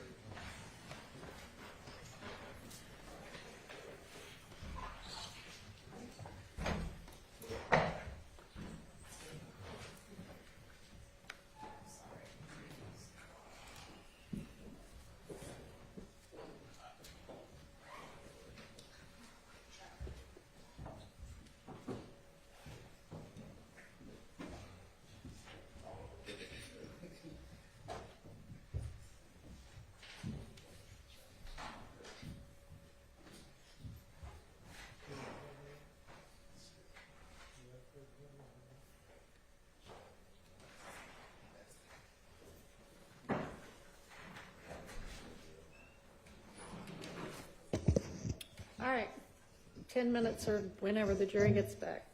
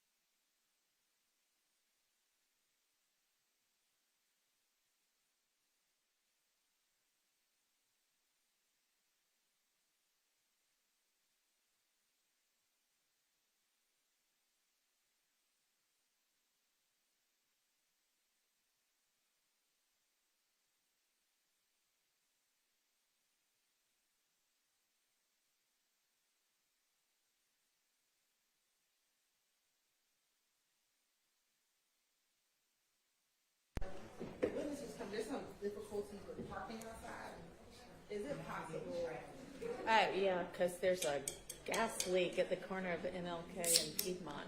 Can we just have Tim, he's getting out of his car at Portland, walking. Do you have another witness? Witnesses. He said he won't let him park.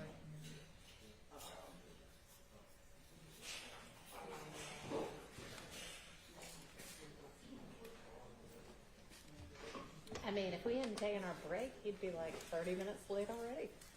But if that had happened, he would have been here. Do you have somebody else you can call? Yes, All right, call somebody else. Let's get the jury out. Please. We're ready for the jury. That's all right.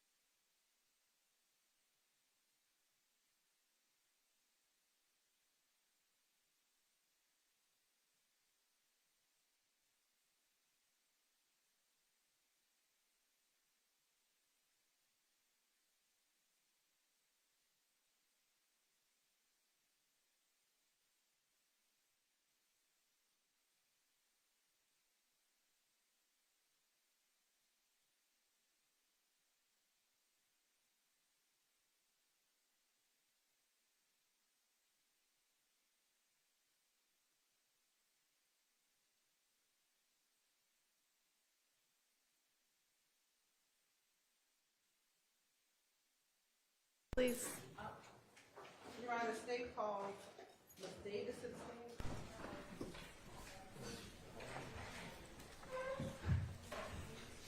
Raise your right hand. You swear affirm to testify the truth, the whole truth, nothing but the truth? I do. That's it. State. Spell your first and last name. You didn't spell your first and last. I'm sorry. Pronounce your first and last name, and then spell your first and last name for the court. Harshida Davis, Harshida, last name Davis, Davis. And where are you employed? I work for Enterprise Mobility, which operates as Enterprise Alamo and National Car Rental. And how long have you worked for Enterprise Mobility? 23 years? And are you here locally? Yes. Tell the jury briefly about your time with Enterprise. So I've worked with Enterprise in several different markets. I started in North Carolina, in Charlotte, North Carolina. I have worked in the Chicago market, the Fort Myers market, and most recently here in the Atlanta market. I've been here for just over 5 years, and I manage the risk management program for all of Atlanta and Atlanta metro area and suburbs and north of Atlanta. And if you can tell the jury, what does your group do as far as the risk management program? So my department is primarily responsible for vehicle safety, security, investigations, compliance, and litigation. And in your role, are you familiar with the official records of Enterprise Holdings? Yes. Right. And are those documents or records generated when an individual rents a vehicle? Yes. And are those records kept in a regular and ordinary course of business for Enterprise Holdings? Yes. Tell the jury, what are the documents that are generated when an individual rents a vehicle? So we generally have the rental agreement, which would be signed by the person renting the vehicle. And then we also have documents that are generated once the rental agreement is initiated, documents that can be generated throughout the rental, within the computer system. And when you're renting a vehicle with a rental agency, a part of Enterprise Holdings, are there security cameras and security footage at the locations? There are typically security cameras at the locations. Not every single rental location in our company has security cameras. And if there are certain facilities with surveillance videos, are those surveillance videos kept in a regular and ordinary course of business for Enterprise Holdings? Yes. Can you generally describe the rental process for an individual renting a vehicle with Alamo under the Enterprise umbrella? So typically someone renting with Alamo where specifically, it would be different based on location. So I'm just wanting to make sure which location you would like me to. Let's talk about the location at the airport. At the Atlanta airport. Atlanta airport, yes. Okay, so at the Atlanta airport, an individual would typically, they could walk up for a reservation or they could book a reservation in advance. They would arrive at our counters at the rental car center, and we would validate the reservation, validate form of payment, as well as validate the driver's license for the person who would be renting the vehicle. And when you say you validate the driver's license, what exactly do you do in order to validate? We visually validate the driver's license, that it belongs to the person who's renting the vehicle. And are cars with Alamo sometimes rented through third-party businesses? Yes, you can book through a third-party agency. So there's different agencies that book rather than going just straight to the Alamo website. Is the rental process different if you book through a third party versus going directly to the Alamo website? It's not. The only difference would be the form of payment may be prepaid versus paid at the counter. You talked about verifying identification. What identification needs to be presented to rent the vehicle with Alamo?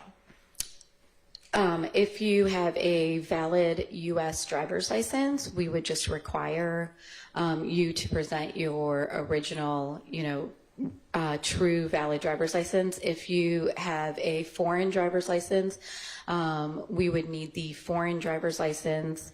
If the foreign driver's license, we're not able to, interpret it, we would require also an international driver's license be presented alongside the foreign driver's license, and then a copy of we would view the passport. When individuals rent cars with Alamo, are they allowed to have a secondary driver? You can add a secondary driver to the contract. If the secondary driver is a spouse, do they have to be added to the contract? We do not add spouses to the contract. Built into our contract, a legal spouse with a valid driver's license is able to operate the vehicle. Now, if a renter approaches with an individual and they say that's their spouse, can they be an authorized user? Do you verify whether or not they are actually married or not? We do not.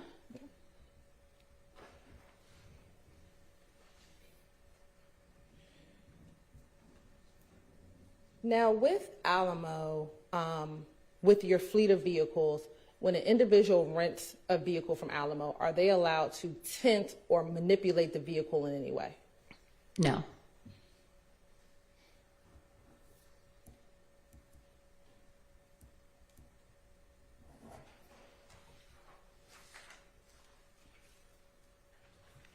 We earlier talked about surveillance footage. Is there surveillance footage at the Alamo location Alamo rental location at the Hartsfield-Jackson International Airport?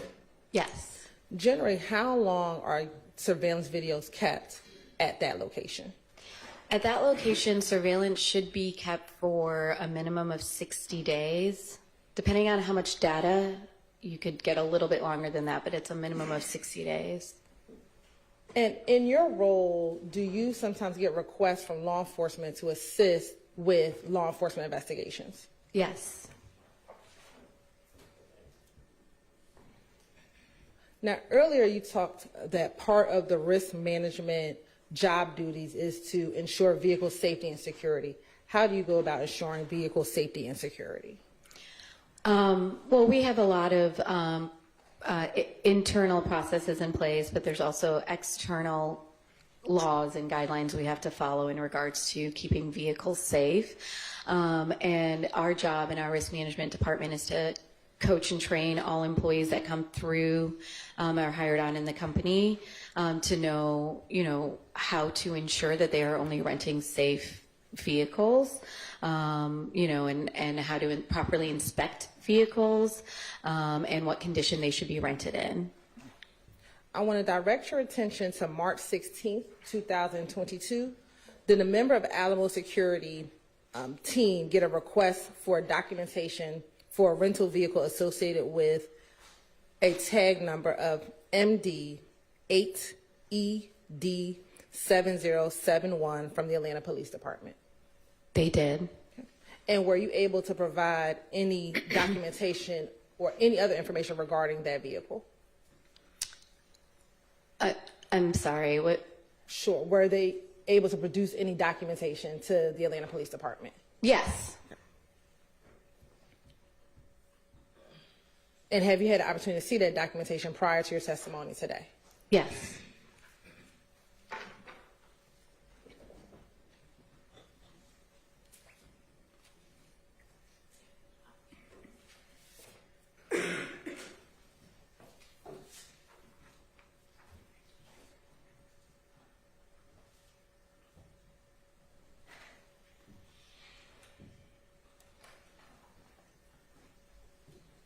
Permission to approach her? You may. I'm showing you what's been marked as Stacy Exhibit 186 VV and 187 VV. Tell me if you recognize those items. I do. First start with 186 VV. How do you recognize 186 VV?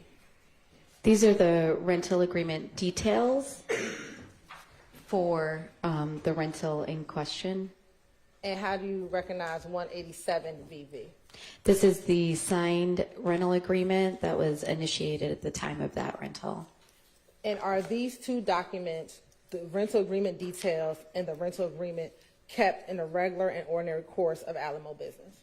Yes. Your Honor, this time the state would like to admit Stacy Exhibit 186 VV and 187 VV into evidence. Those are admitted.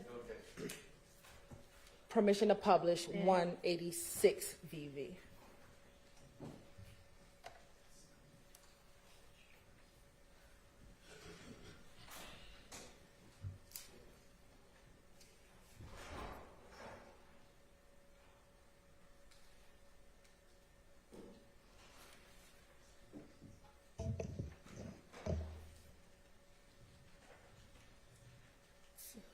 And if we are able to zoom in. Looking at Stacy Exhibit 186 VV, what document is 186 VV? So this document is the printout of the rental agreement details. Okay. And let's start from the beginning. What is the rental time and date for this vehicle? So the rental time of pickup is March 14th, 2022 at 14:58 hours, and the estimated return time is March 20th, 2022 at 1500 hours. Okay. And it's 14:58, 2:58 p.m. Yes. Right. And is there any other information contained within this first portion of the document of note? Just the rental agreement number, which is our file number for this rental, the reservation number, as well as it does, the 258 timestamp is when the contract was started, and then 3:07 or 1507 minutes just is when the contract was completed. And is completion when it is actually signed? It's when the vehicle is added to the rental and completed at the exit. Okay. All right, I want to scroll down to the second portion of 186 VV.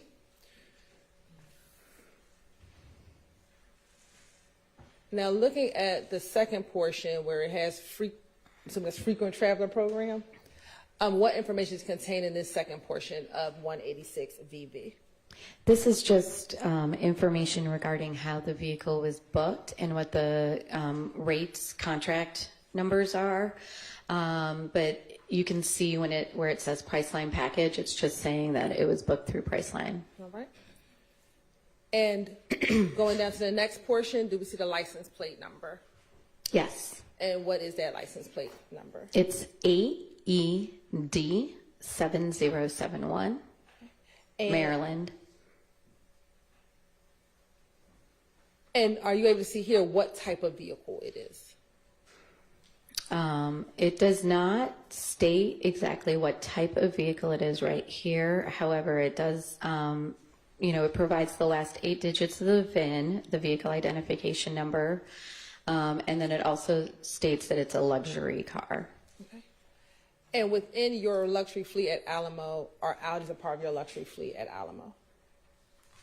I'm sorry, what was the question? Sure. You said it was a luxury vehicle.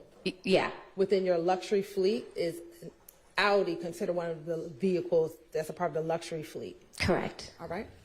I want to scroll down.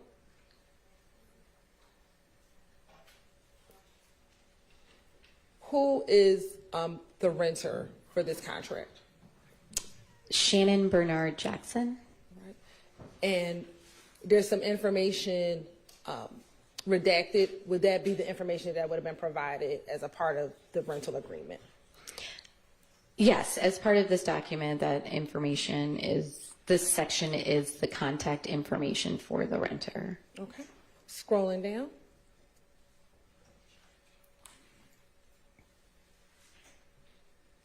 And let's start at the beginning of the note section. What information is generally contained within the note section of this rental agreement detail?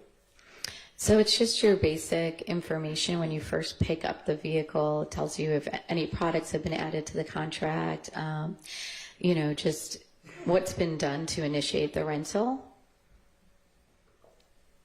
And looking at 258 on March 14th, 2022, what, if any, information was provided within the note section?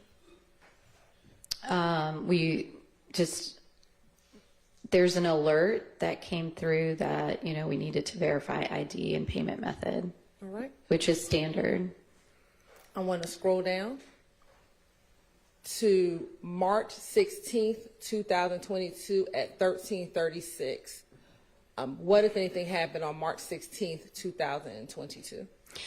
So it appears that the renter contacted our customer service department and extended the rental. The customer service department provided a new rate, a new extension date for the contract, and indicated that the renter agreed.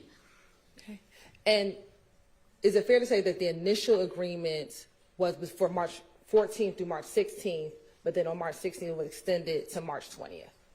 Yes. Is there any other information contained on 186 VV? No. Okay. No, There is, I think you skipped over the section in the personal information. There's a little section of just that does provide a driver's license number for the person renting the vehicle. But it was blacked out. Okay. And would that have been verified like we discussed earlier? Yes. All right. Now looking at 187 VV.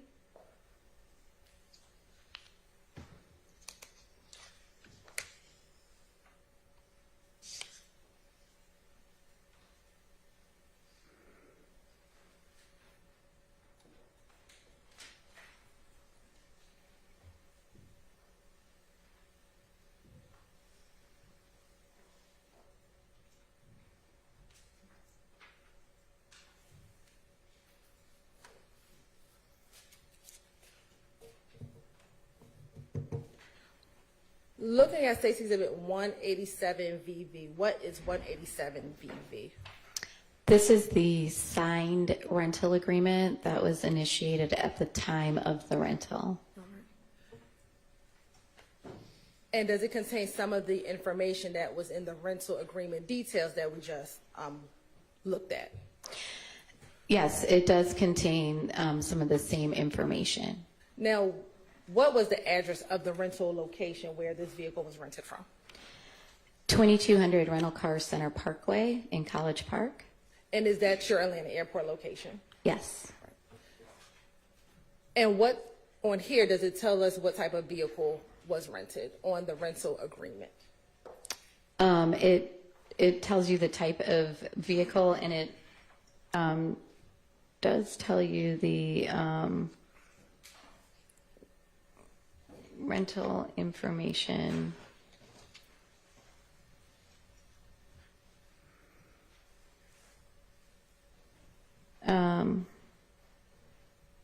It doesn't actually provide the VIN on this document. It provides it, it's in the rental agreement details. All right.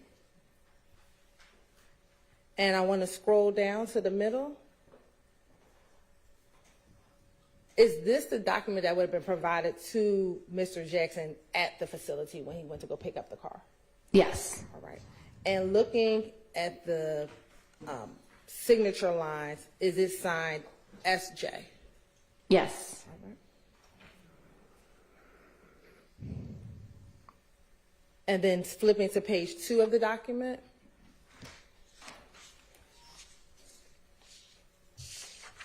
Is there a final signature at the bottom of the page? Yes. Yes. And generally, what is the renter agreeing to by signing this document? The renter is agreeing to our terms and conditions of the rental contract. And would the terms and agreement include not manipulating or adding tents to the vehicle? Yes. All right. Now, at the airport facility, does that facility have surveillance video? Yes. Okay. And as a part of the request from the Atlanta Police Department, were you able to provide surveillance images for this rental? Yes.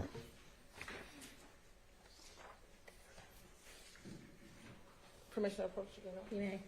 I'm showing you what's been marked as State's Exhibit 189 VV and 188 VV.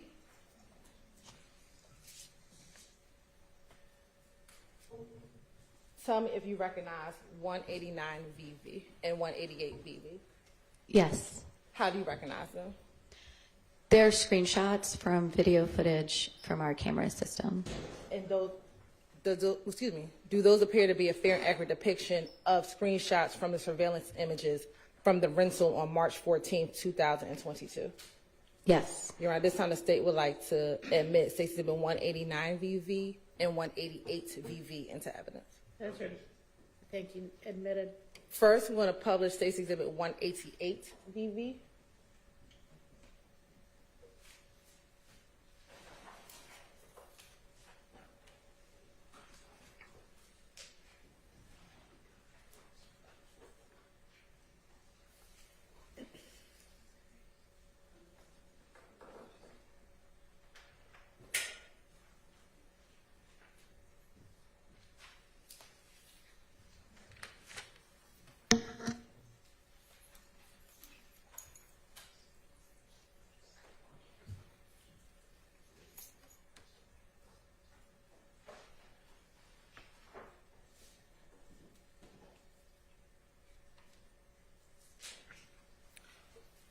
When a renter, while we're waiting for it, when a renter calls in or requests for a vehicle extension, do you ever ask for a reason for the vehicle extension? No, it's a pretty common practice. All right. Looking at State's Exhibit 188 VV, can you tell the jurors where at the Alamo, is this the airport facility? Is this the Alamo Airport facility? Yes. Okay. Where would this surveillance video image be captured? At our exit booth. Okay. And looking at the exit booth, do you see a young woman in the driver's seat? Yes. And are you able to see anyone from this picture in the passenger seat? Yes. Okay. Are you able to tell sitting here if that's a male or a female? I think it's a male. Okay, all right. And what is happening generally when this images is being captured? There, when the renter completes the contract, they go out to the garage where they select a vehicle. And so at the exit booth, the vehicle is then added on to the contract. And they just, have to show the information that they were given at the counter. And this is where the completion of the contract happens. Do you have to show your driver's license again at this particular portion of the rental process? They may request it. Now I want to show you what's been admitted, Exhibit 189 VV. Where is this image being captured? So this is at our counter, at the Alamo counter that's located in the rental car center. And would this generally be the beginning of the process to rent the vehicle, or to pick up the vehicle, I should say? Yes.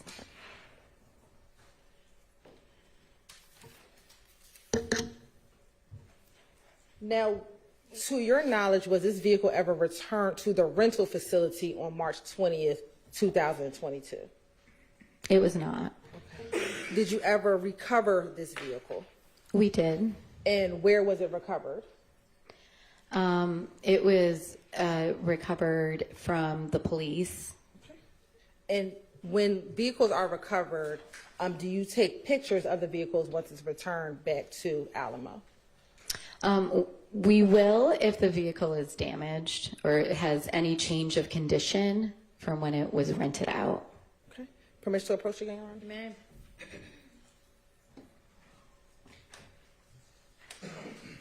I'm showing you what's been marked as State's Exhibit 176 VV through 185 VV. I want you to take a moment and look through those.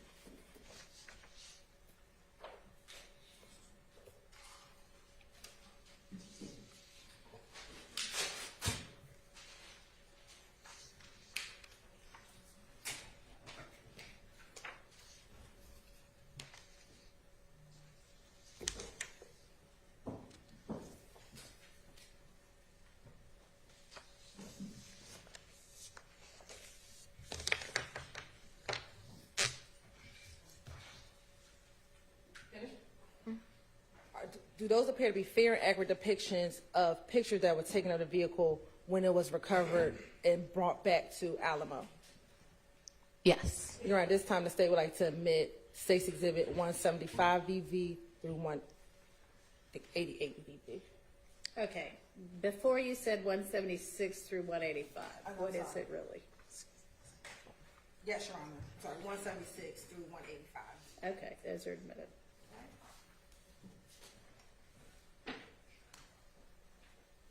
And first I want to start with State's Exhibit 185 VV.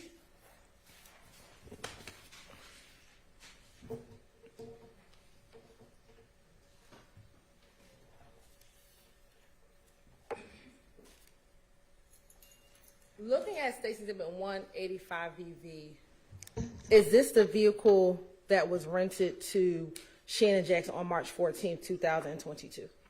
Yes. And in looking at State's Exhibit 185 VV, do you notice anything different about the vehicle when it's returned to Alamo? The vehicle does have a significant just amount of tint on it. And where do you see that significant amount of tint on it? In this picture, I can see it on the windshield. And would Alamo have had any tint on the vehicle when it was rented? We do not tint our vehicles.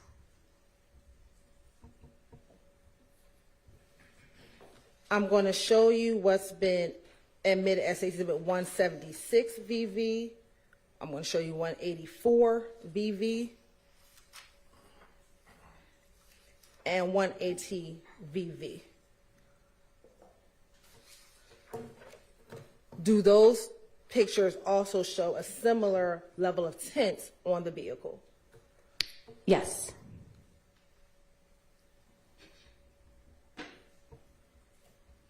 And sitting here now, do you know when that tint was ever put on that vehicle? I do not.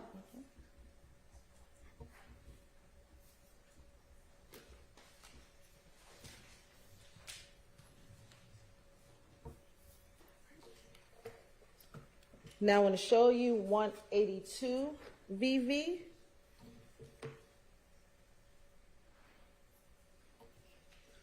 (183) VV.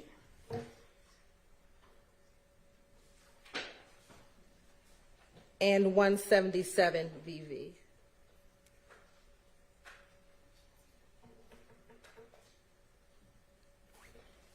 First, let me ask, where is this facility, or what facility is this, where the car is? So this facility is located at 4100 Global Gateway Connector.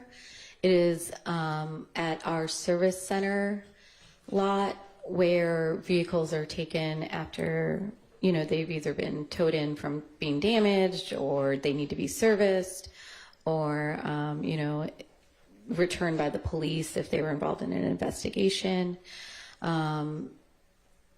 It's not the rental car center. It's an off-site location at the airport.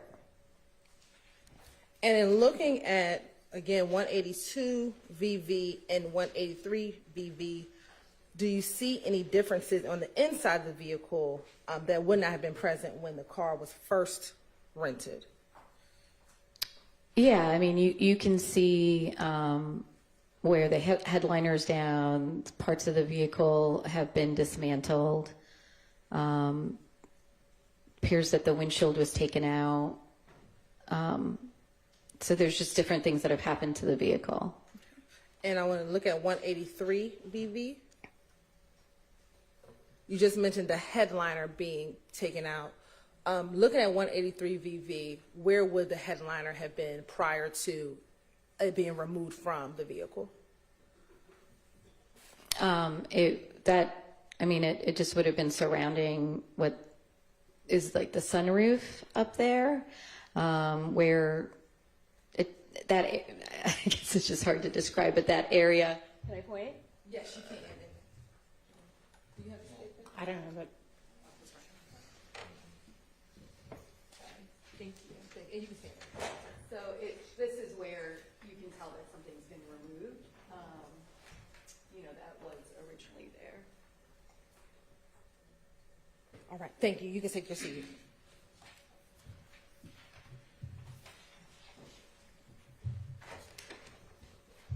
Now, I want to go back to the tent. To your knowledge, did Mr. Jackson ever request or ask anyone at Alamo if he could have an exception to the rule and tint the vehicle? No. If he would have called and made such a request, would one have been granted? No.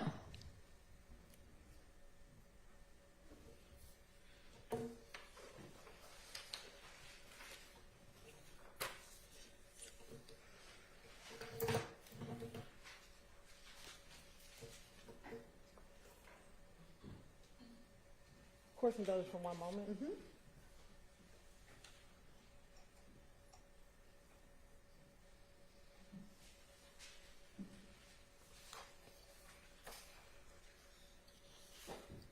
Looking at 172 VV and 173 VV.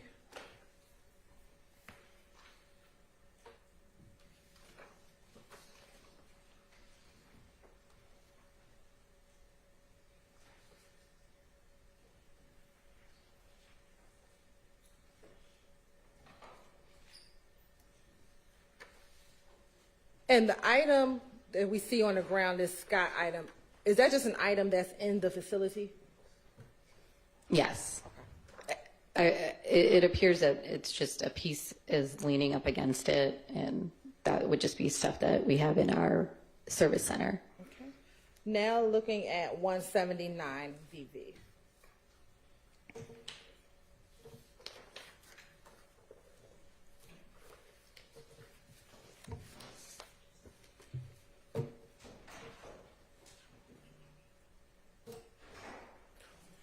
What is contained in 179 VV? So this is the dash of the vehicle, and this is just a typical picture that we take whenever we're taking pictures of a damaged vehicle. We would take this standard picture of the odometer. All right. And as I wrap up, going back to State's Exhibit 186 VV.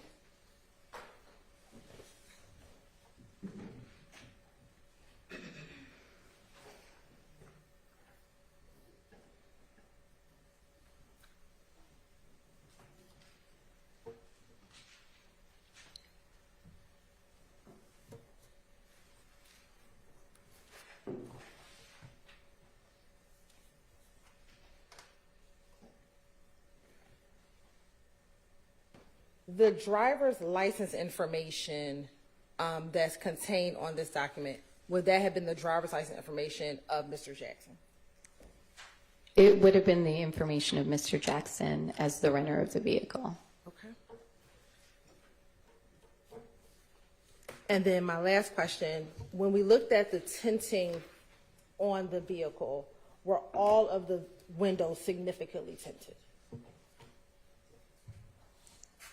I don't have the pictures right in front of me, but based on what we just reviewed and what I've looked at, yes.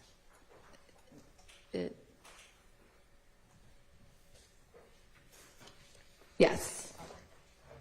Court's indulgence. It appears that all of the windows are tinted. Court's indulgence for one moment.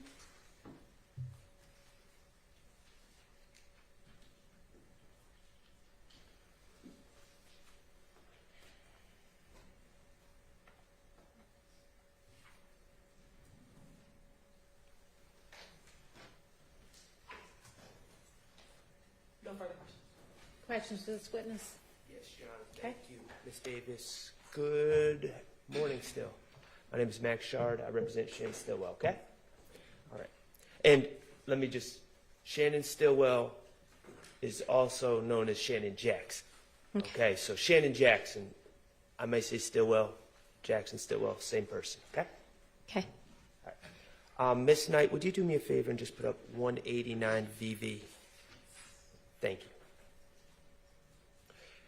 you. Ms. Davis, if I ask you any questions about specifics, I'm going to have this picture published, but just let me know if you need to refer to any of the other documents in front of you, Okay. such as the rental contract, etc., okay?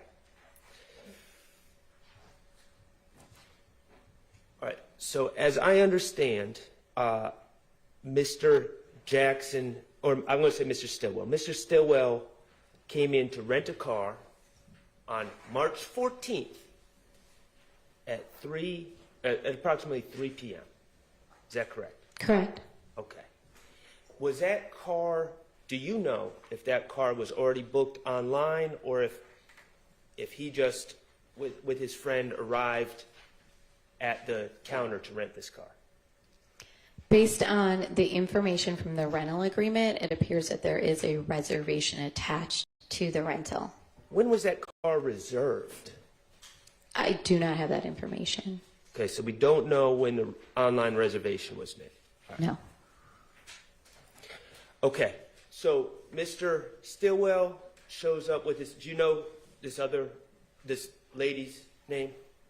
I do not. Okay. So he shows up with this lady and to pick up his car that he booked online, correct? It appears that way. Okay. He came into the Alamo rental desk where there's surveillance videos himself. He didn't send someone else to come pick up the car, did he? I don't believe so. Okay. He provided his name, correct? Correct. Okay. And I know certain things were redacted. He provided a address from his license. Correct. He provided a telephone number. Correct. He provided his license. Correct. He paid using a credit card, correct?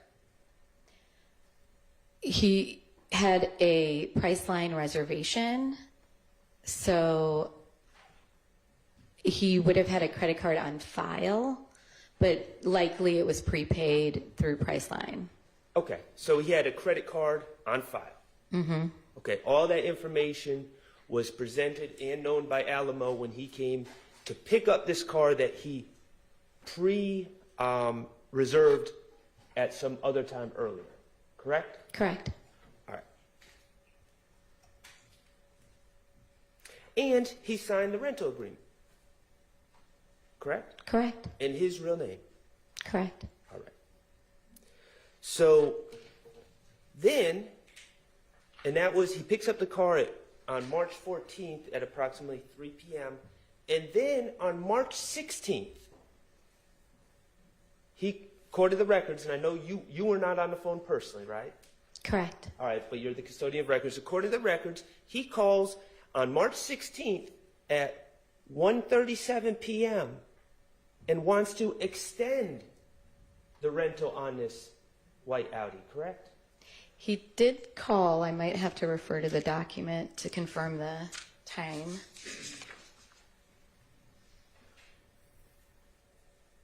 Yes, at 1:36 p.m. Okay. Now,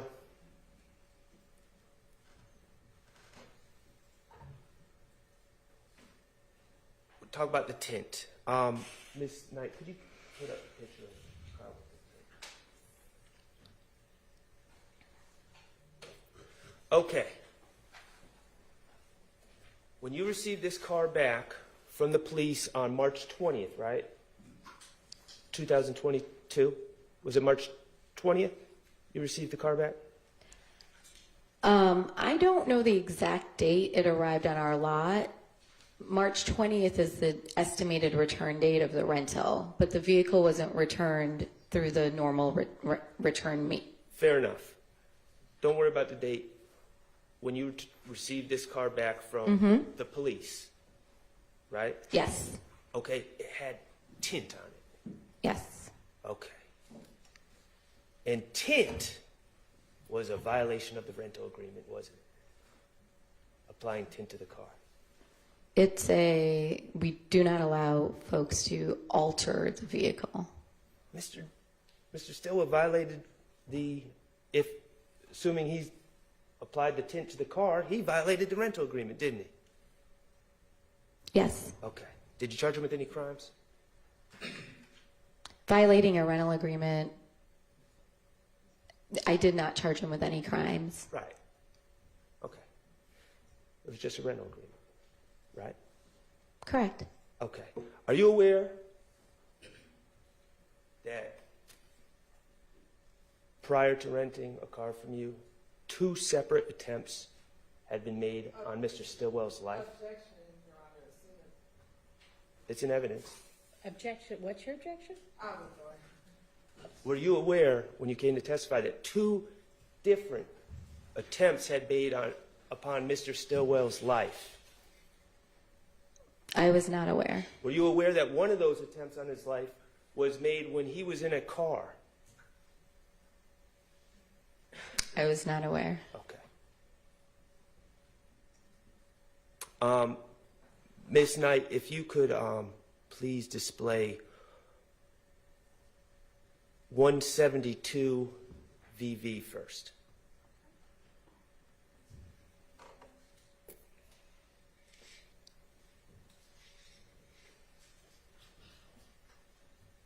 Okay. I just want to be clear on this.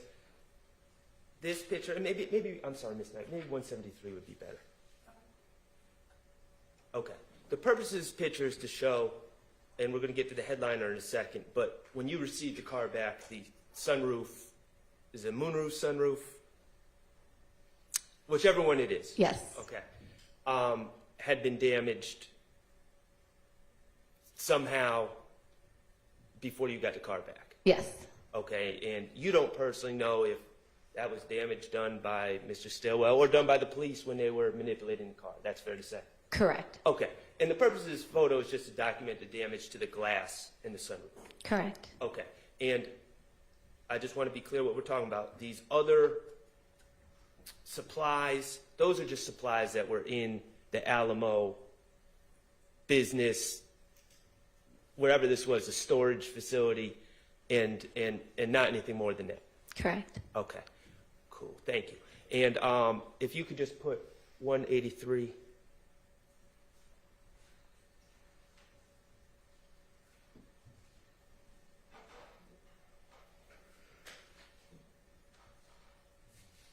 And again, this is the condition you got this car back from the police, correct? Correct. And you're familiar with the term headline? Correct. Okay. And the headliner had been removed, correct? Correct. Okay. I have no, one brief moment.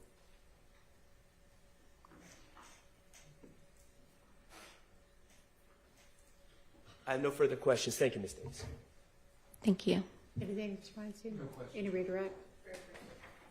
I'm going to show you part of what's been admitted as the 170 VV. Tell me if you recognize 170 VV.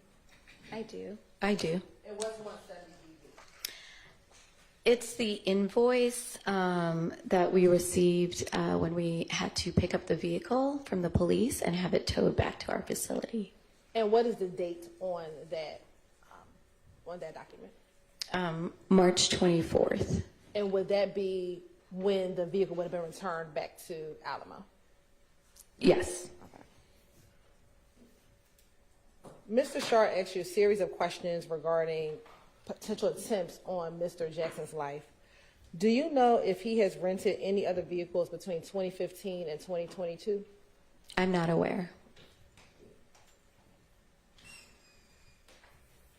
Sitting here today, do you have any idea why a renter would put substantial tint on a vehicle that they were just renting initially for 2 days? Oh, she's asking if she knows. So if you know, then you can answer. Want me to repeat it? I have my, I mean, a renter would, Sustained. Let's Sounds say like she does speculate. not know. yeah. All right. Think I have no further questions. Any recross? Sure, I'm sorry. Oh, that's all right. Go ahead. During the course of your time with Enterprise, how many cars have you had that may have had their headliner removed? I wouldn't be able to answer that question. Okay. Thank you so much. Recross? All right, thank you for your time. You are excused. Do we have another witness that won't take us more than 30 or 40 minutes?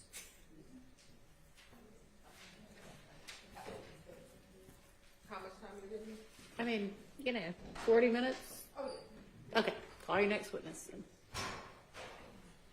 We're going to call Tyler Bateson, Your Honor. Okay.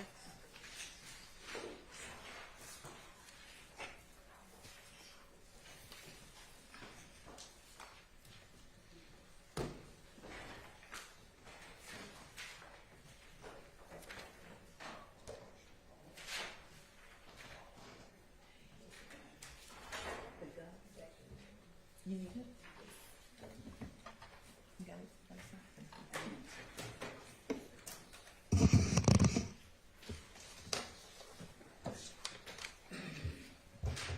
Your Honor, can we approach before we begin on this witness?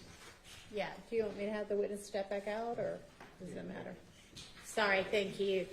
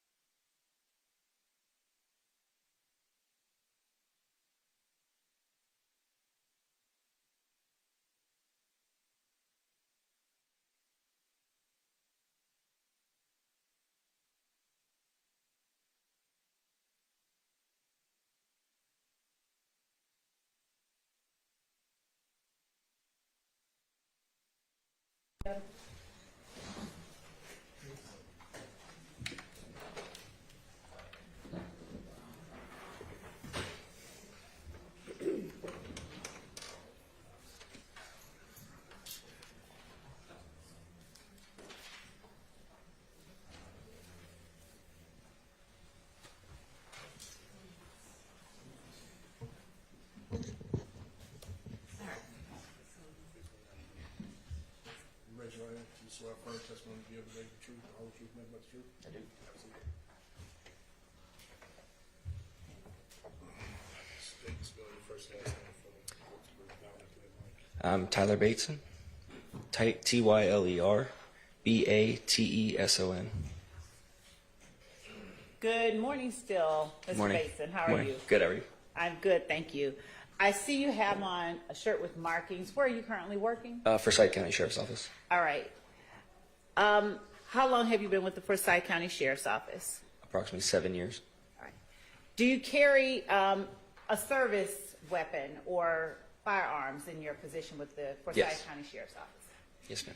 What is your position with the Forsyth County Sheriff's Office? I currently work patrol, uniform patrol division. Now, are you a gun owner outside of your work with the Forsyth County Sheriff's Office? Yes. And how long have you been a gun owner? Probably since I was 18. Since you were 18? Yeah. I'm currently If 29. I ask you how old you are now? 29. All right. And how long have you been with the Sheriff's Office? Approximately 7 years. All right. What types of firearms have you owned during your time with the Sheriff's Office? Assigned to me from the Sheriff's Office or just owned in general?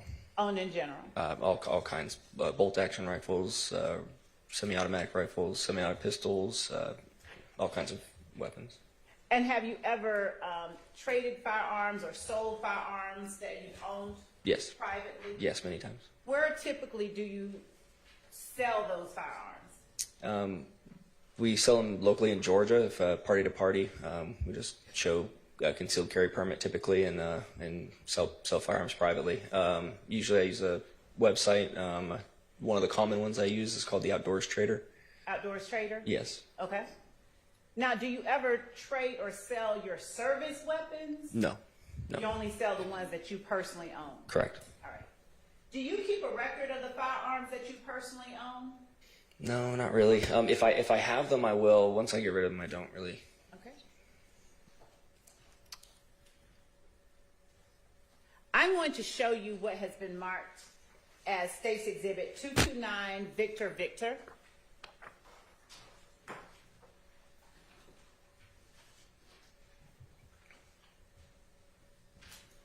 That has been provided, but I'll let the defense see what it is that I'm walking up to you with.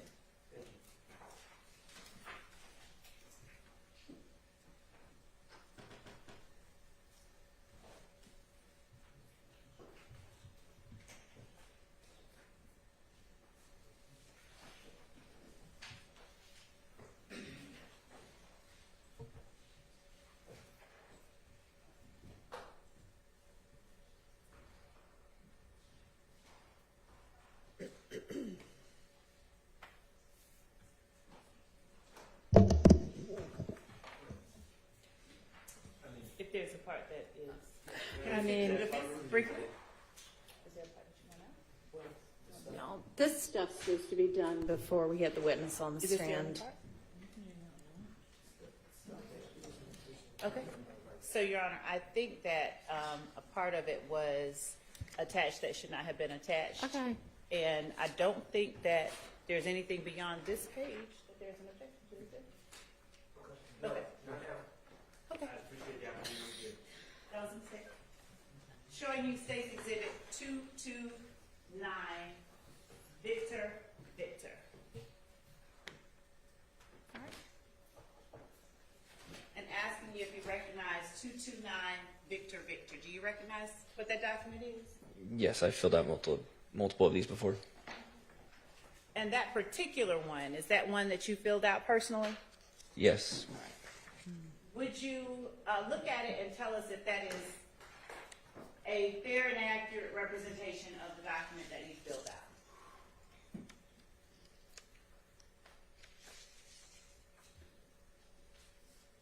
Yes.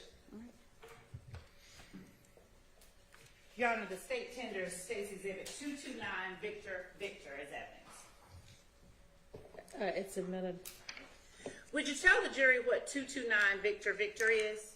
Yes, this is a form that you fill out when you're purchasing a firearm from a dealer. Basically, they fill out your personal information, some questions to qualify you to own a firearm, and then they do a background check right there, and then they can transfer you the firearm. So it's a transaction record. And that transaction record, does it have on it the type of firearm it is that you're purchasing? Yes, it does, and it has the serial number as well. And were you the purchaser of that firearm? Yes. All right. What type of firearm is that a transaction record for? This one is for a Glock 45. The model is 45. It's in 9mm. Glock 45 9mm? Correct. And what is the serial number on that record?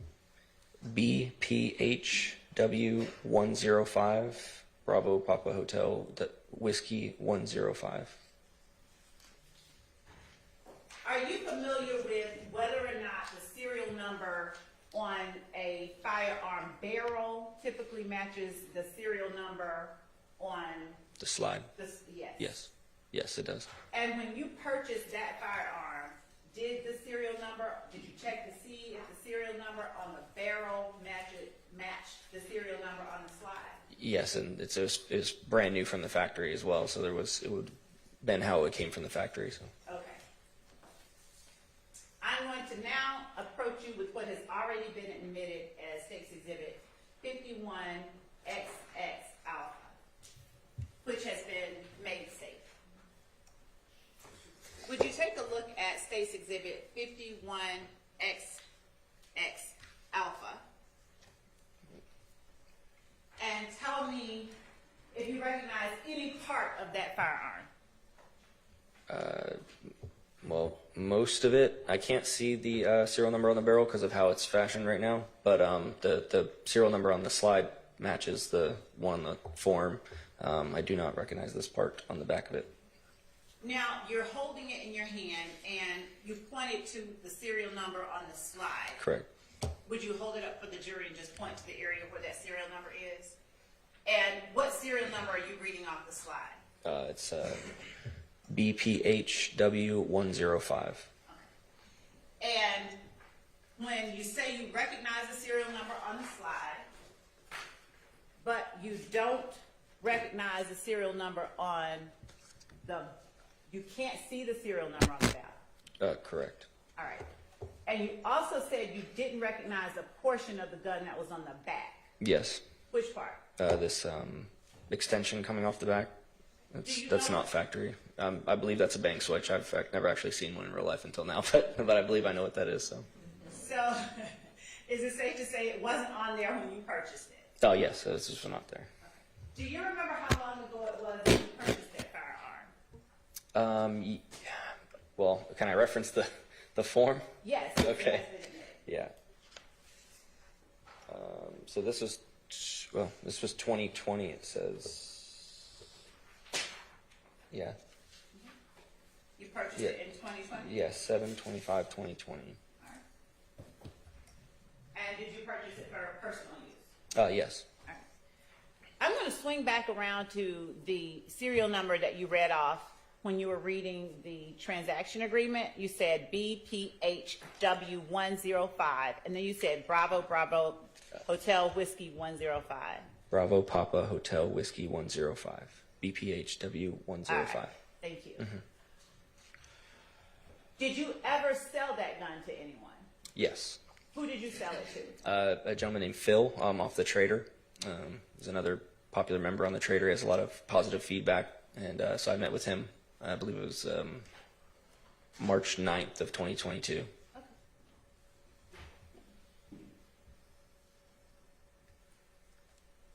And when you sold it, was it in the same condition that it was when you first bought it? No, it was, it had, actually, I believe it had night sights on it. This one has the factory sights. So It had different sights on it, or maybe it came in the box. I know I sold it with extra sights and 3 magazines when I sold it. Okay. So I can't remember exactly if it was. I didn't change any internal parts, just the sights, if anything. Is there any way for you to, you said you couldn't see I'm going to take this. You could not see the serial number on the barrel. Yeah, from how it's positioned right now. Okay. Actually, there should be something on the bottom too. Yeah, that serial number is also the same, BPHW105. Now, if that serial number on the barrel is different than the serial number on the slide, would that be a barrel that was sold with the gun at the time that you bought it? No. All right. And would that be a barrel that you sold to Mr. Norton or Phil? The serial number would have matched the slide when I sold it because I did not change any internal parts on the firearm. Okay. Just one moment.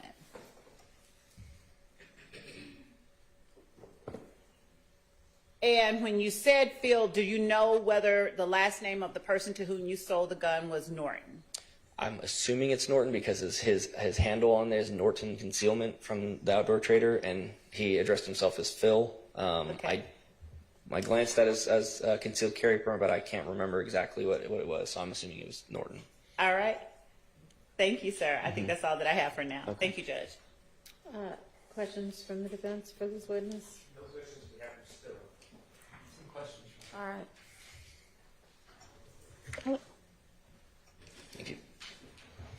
I'll leave this up unless someone You can do anything you want to with that. Thank you. Good morning. Good morning. Good afternoon, I guess. Yeah. I'm sorry, I didn't get your rank. Deputy First Class. Okay. So, Okay. Deputy Bateson. I'm Doug Weinstein. I represent Diamante Kendrick. Okay. I just have a few questions. Yes. As you looked at that weapon, you see that it's been modified with a blank is it? The Anyway, switch? Switch on the back. Yes, correct? Yes. And you say you did not modify that weapon, correct? No. Okay. Other than the sights, I may have changed the sights at some point. I couldn't remember off the top of my head. It's been 2 years. So. Right. You don't know who modified that weapon, correct? No. You don't know that if my client, Mr. Kendrick, modified that weapon. Oh, I don't know who possessed it after I sold it, other than Phil. But that's. No. You have no knowledge that Mr. Kendrick ever possessed that weapon, correct? I don't know. And you have no knowledge of Mr. Kendrick may have ever fired that weapon, correct? I do not. Okay. Thank you. No further questions. All right. Redirect. Just briefly. Do you even know Mr. Kendrick, Diamante Kendrick, the defendant sitting over here? I do not. Okay. Would you have any way to know whether he fired that weapon? No. And do you know Shannon Stillwell? No. And were you anywhere near the home of Jeffrey Williams on May 9th, 2022? No. Thank you. That's all. All right. Can I ask one question? Yeah, go ahead. Do you have any reason to believe that Shannon Stillwell was anywhere near the home of Jeffrey Williams the day it was raided? I don't know anybody, Do so you I have don't know. I sold the gun. That's pretty much my involvement. I don't know anything. I appreciate that. Okay. Thank you. Okay. All right. Thank you for your time, and you are excused. And we'll Thank you. take our lunch break now. Thank you, Your Honor. Let's be back at 1:15, please.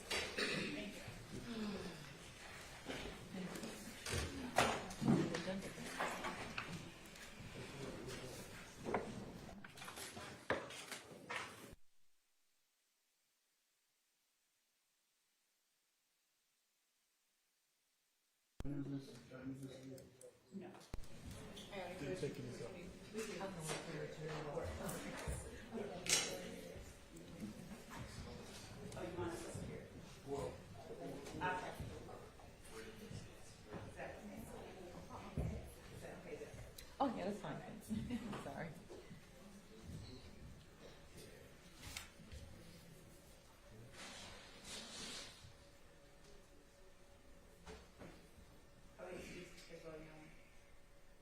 Yes, unless there's anything anybody needs to put on the record, I'll see everybody at 1:15. Thank you.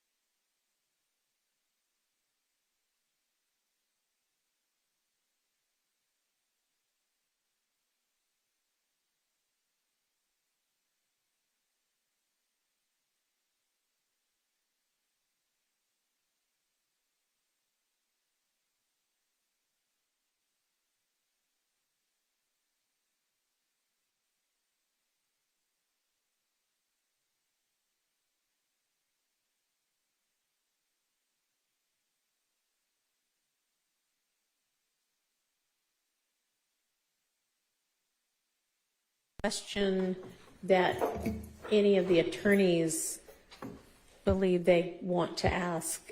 Do y'all know that now, or do you just want to? Yeah, I will plan to be the one making the queries, and then I'll ask everybody if they've got any questions. And if you do at that point, you can let me know. Okay. All right. We need juror number 387 out, please.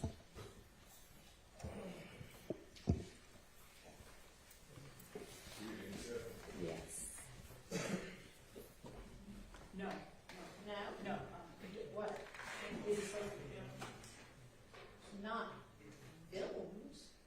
It can be like audio recorded, but not filmed. I mean, you can't film the juror. You can film the rest of us if you want to.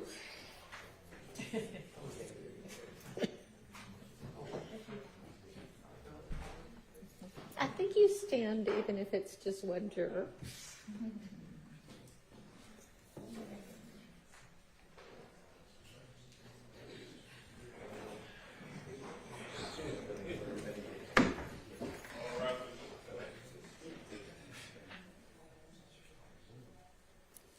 Hey, if you could just grab a seat. I got a couple of questions. So I know that earlier this week, your employer reached out to you and inquired whether this this trial that you're on was over, and eventually just said, okay, just send me the next juror excuse note. And I have been in contact with the employer to find out exactly what got said. And so she shared with me y'all's text chain about that. And essentially she says, she just asks, are you still on jury duty? And you say yes. And you ask if everything's okay. And she says, yes, your teammate came in asking which trial you were a juror for and that a specific trial was over. And your response was, everybody and their mama keeps saying that. So what we would like to find out is what anybody might have communicated to you. And I know sometimes you cannot help if people just come up and blurt something out, and hopefully you know to say, I can't talk about the trial, but what has anybody communicated to you about? And you know that we started with 6 and we now have 2, and I instructed you, don't worry about the reasons for it. Has anybody communicated anything to you? And if so, what? More so the decrease of the complaints. Okay. That's been most of the communication where people assume I wasn't here this week. Okay. All right. And let me ask you one more thing. And then she, after you say that, she says, well, that's the reason I'm reaching out. And you said he was one of 6 who are finishing the trial. Who do you mean by he? The communication when I got it was more so specific to say who wasn't here anymore and why they assumed the case was over. And who would you have gotten that communication from? The teammate called. The teammate that made the Oh, to her. okay. Called to specify what she meant. I didn't call her, she called. Okay. And what did she communicate to you? Just that. Williams wasn't here. Okay. And did she say anything other than Williams isn't a part of the trial anymore? No. Okay. They would assume him not being in the trial. Meant the trial was over with. Okay. And do you recall the instruction I gave you on Monday, you and the rest of the jury on Monday morning, to essentially not speculate about any reasons why, and that shouldn't have any impact on your verdict or your deliberations? Because the communication with staff was just trying to figure out how we were supposed to address it. Okay. Yeah, and I mean, you haven't done anything wrong. We just have to figure out, because obviously y'all are supposed to only consider the case based on the evidence and the information you get from here in the courtroom. So just want to make sure that you are able to, I know this communication came after my instruction, so are you still able to follow that instruction?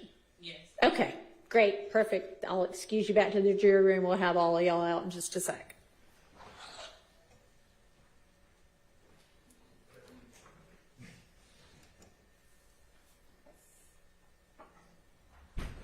Okay. Anything anybody wants to put on the record after that? Your Honor, given that she didn't indicate, as the court said it was looking to hear, I don't suppose so. No. Yes. Mr. Sharp? We have Ms. Stilwell, we're fine, and ready to continue. Okay, and Mr. Weinstein? No issues for Mr. Kendrick. Okay, great. Then let's get the state's next witness and we'll get the jury out.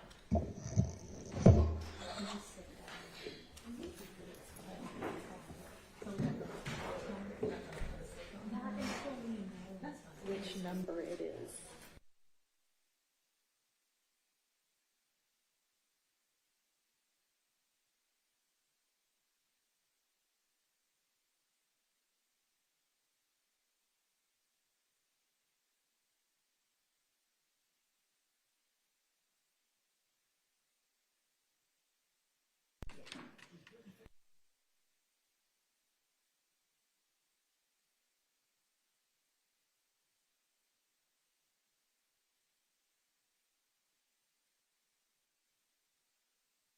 Y'all are still having your witnesses, if they've got a stack of pictures or something, look at those beforehand, right?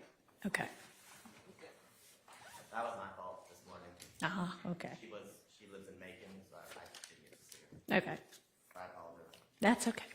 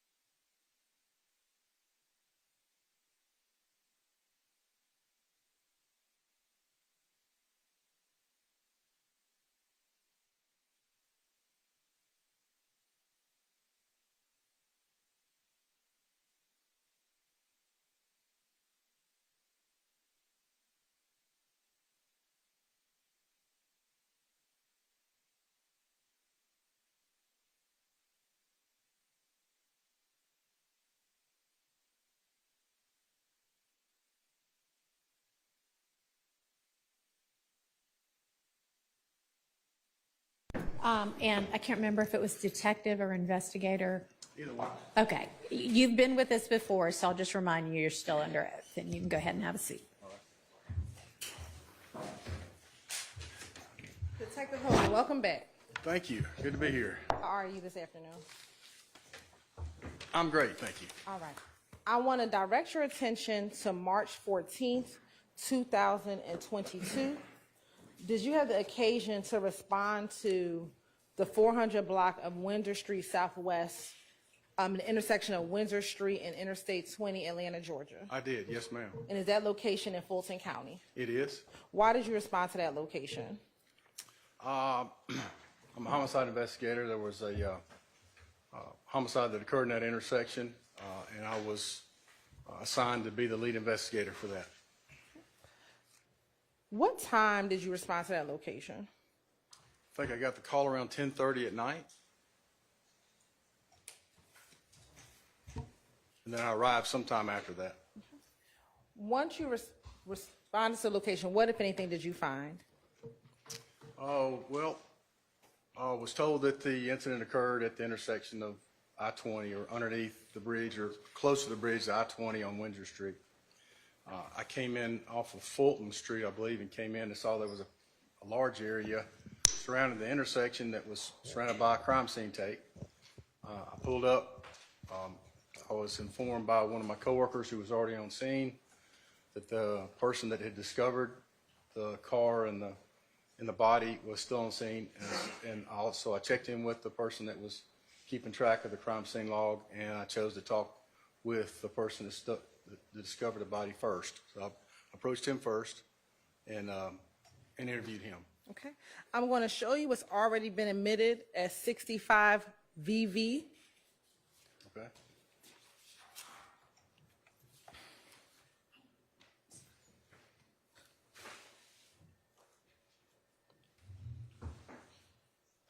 I'm going to also show you 67 VV. Is that the area in which you responded? Yes, ma'am. Yes. Now, you said you spoke with a witness on the scene. Do you remember that witness's name? It's Mr. Cheeseborough, I believe his name. And was he able to provide you information? Without telling me what he said, was he able to provide you information? Yes, he told me what his experience was there, yes. Were there any other officers or investigators assisting you when you arrived on scene? There were, I think Sergeant Butler was there from Homicide, as well as a Detective Churchill was already on scene. Those are the two I remember offhand that were there. I know Sergeant Butler, I was at home when we received the call, so I had to come from home. They were in the office. Sergeant Butler had checked the camera and knew that there was a camera at that intersection, and he happened to save the photo. The camera at the DOT there does not record, but it does show live images, but that camera just so happened to have frozen at the point where Mr. Cheeseborough was getting out of his car to go check on the person in the red car. When you got there and after you spoke with Mr. Cheeseborough, spoke with Sergeant Butler, spoke with Detective Churchill, did you make any observation about the vehicle? I did. What did you observe? Well, the car was in the intersection in the far left lane at the red light, stopped. The driver's side door was open. There were bullet holes in the passenger side of the car, and some of the glass is broken out. And the driver of the vehicle was sitting in the driver's seat, deceased, and there was a pistol in the front seat laying in the passenger seat. It had the passenger side glass was broken out, and there was glass fragments on top of the pistol. And I'm going to show you what's been admitted as 77 VV.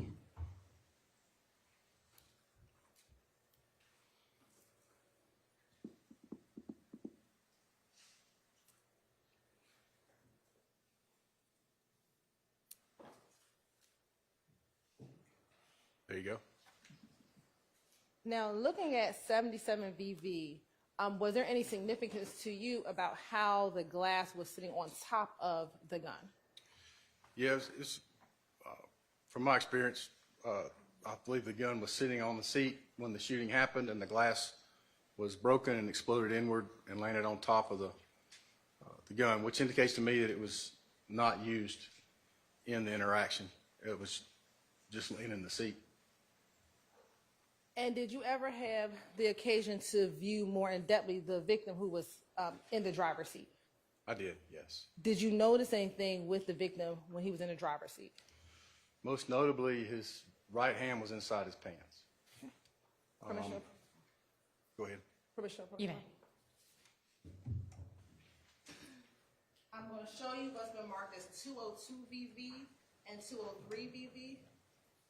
Yes, Do you recognize 202 VV and 203 VV? I do. And how do you recognize it? Those were, when the crime scene's there and the medical examiner's there, they examine the body. The medical examiner does his examination, and our ID unit follows behind and also takes pictures. These photographs are of when the medical examiner was examining the body, and he was pulling back the pants to see what he was holding on to. Okay. And I'm going to, this is a fair and accurate depiction of what the medical examiner saw back on March 14, 2022. Yes. Your Honor, this kind of state would like to admit 202 VV and 203 VV into evidence. They're admitted. I'm going to publish 202 VV on the screen, and I'm going to hand publish 203 VV. looking at 202 VV, is that how you found the victim's hand when you walked around and saw the body? Yeah, the medical examiner is pulling his pants back, but it's very similar, yes. Right. And then looking at 203 VV, is that where his hands were? Yes.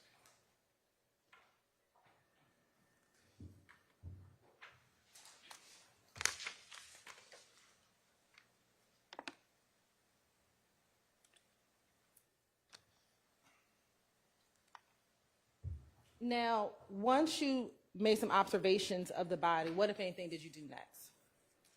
Well, part of my initial visit to the crime scene is I try to gather any physical evidence or determine if there's any kind of evidence on the scene that's going to be of interest to me or my further investigation.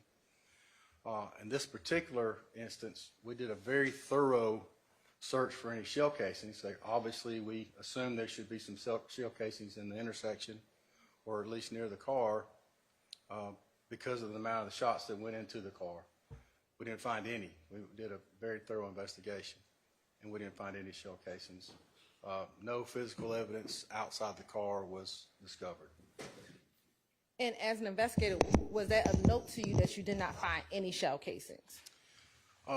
Yes. I mean, at that particular time, I had a couple of theories. Was either he was shot, the shell casings landed in the intersection, and during the period of time before the shooting happened and he was discovered, with the cars driving through the intersection, they might have kicked up some shells and moved him out of the way, and they got gone. Or he was shot from inside a car, and the shell casings were inside the vehicle he was shot from. And those were just my assumptions on the scene at that time.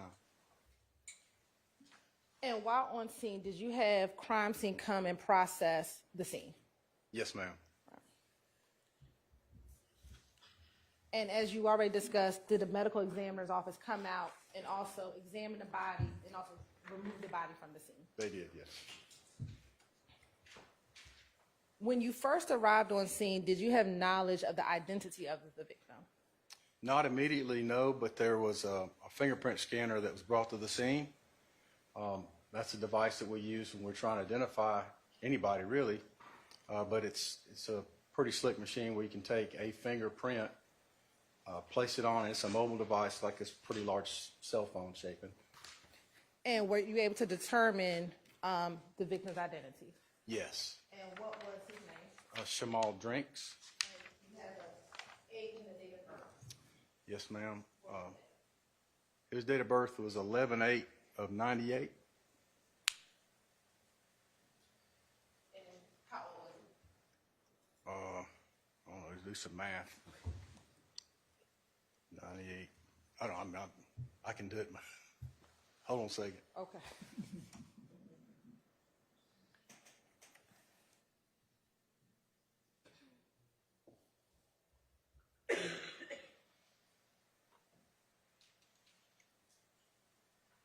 Would have been 23? 24, well, it depends on his birthday. 23, 24, yeah. Now, after Mr. Drinks was taken from the scene, did your investigation continue? Yes. How? Well, I didn't really have a whole lot to go on at that time on the scene. We had identified the victim, but other than that, physical evidence was really non-existent. I received a phone call from a Detective Grimsley. It's a friend of mine who works in auto crimes enforcement in the city. He was working that night, and he had taken upon himself to look at some of the city cameras to see if he saw anything, and he called me and said that he saw two cars following out the victim out of the BP station. You could see on the camera the red car and the two white cars going down to that intersection, the two white cars pulling up beside, and then they take off through the intersection and the red car stays there. So that was a clue for me to go back to at least investigate and gather the video from the BP station at the corner of Windsor and Fulton Street to see if there was anything on that video that might help with the investigation. Did you initially try to look at the city cameras that Grimsley first observed what he told you? I did. I looked at them. And That particular camera is a long ways from the intersection. You can see, but it's grainy. It's not very clear. It just gave me really just a clue or an initiative or a idea that, yeah, there may be something there, but there's nothing definitive could be determined from the city video. And the cameras that he was looking at, did you know where those cameras were located? Up near Richardson, I think. Richardson and Fulton Street. Richardson and Fulton, or Richardson and Windsor? Windsor, I'm sorry, yes. Permission to approach, Your Honor? You may. I'm going to show you what's been marked as 217 Victor Victor and 218 Victor Victor. Yep, Tell me if you recognize 217 and 218 Victor. I do. How do you recognize 217 and 218 Victor Victor? Both of those pictures are taken from Windsor Street at Richardson, where the camera is located.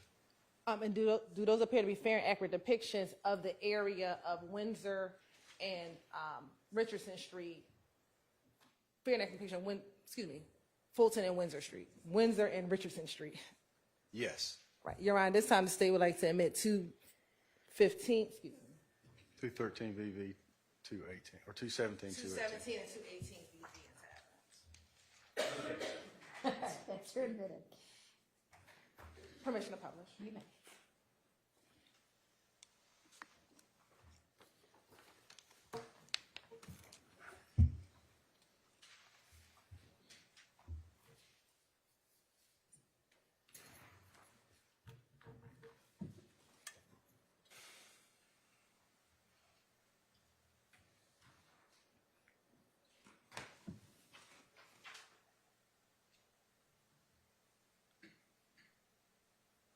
And I want to look at 218 VV.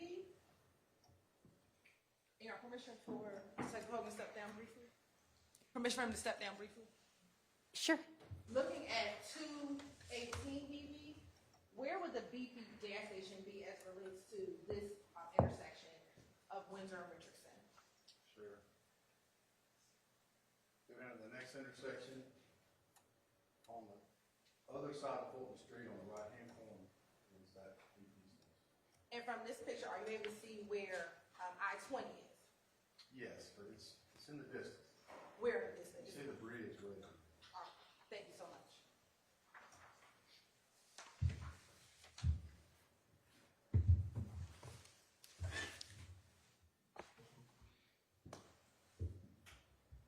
Now, did you ever go and obtain the surveillance video from the BP gas station? I did. Did you obtain any other surveillance video? I did. Okay, where else did you obtain surveillance video from?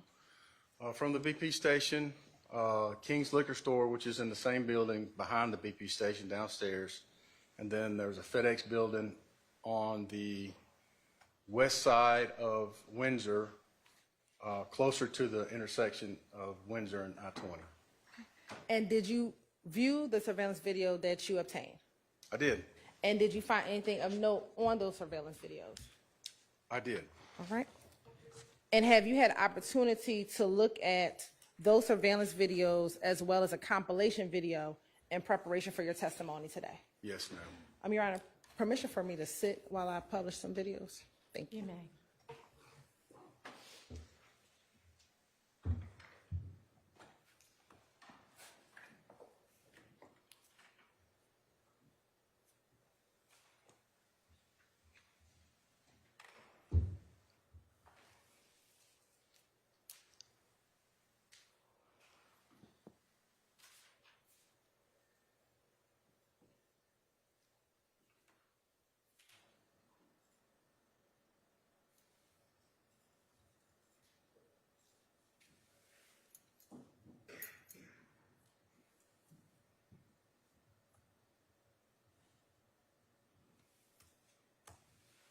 I'm going to publish State's Exhibit 116 BV.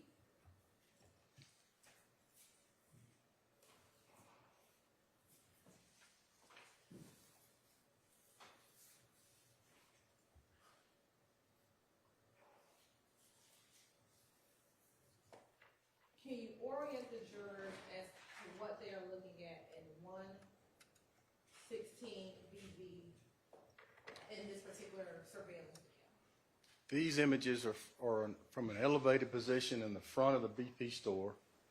At the top of the screen is Fulton Street. It runs east and west. Off the screen, but to the right side of the picture, is Windsor Street that runs north and south. And I'm going to begin publishing at 39 seconds.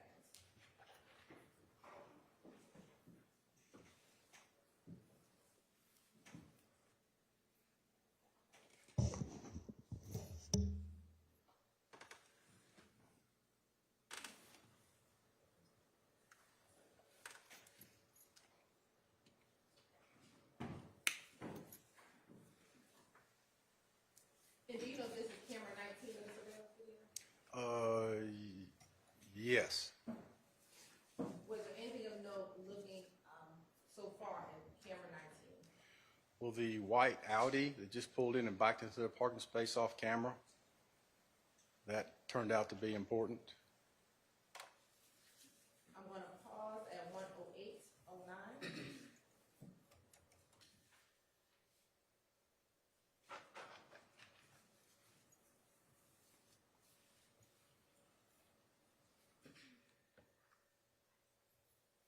Next, we're going to go to camera 3.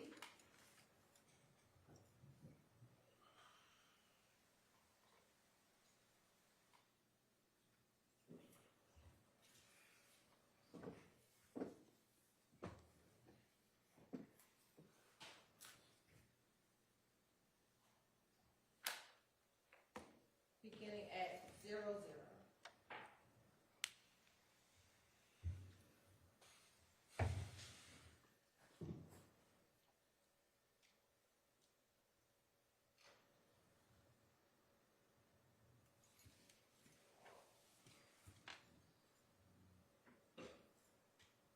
I'm going to pause for a moment at 17 seconds.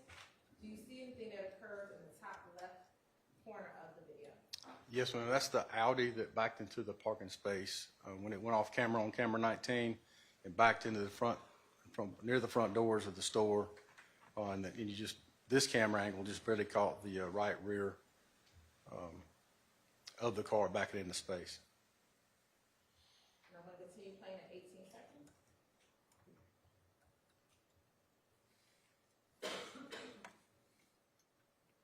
And is this the inside of the BP gas station? It is, yes.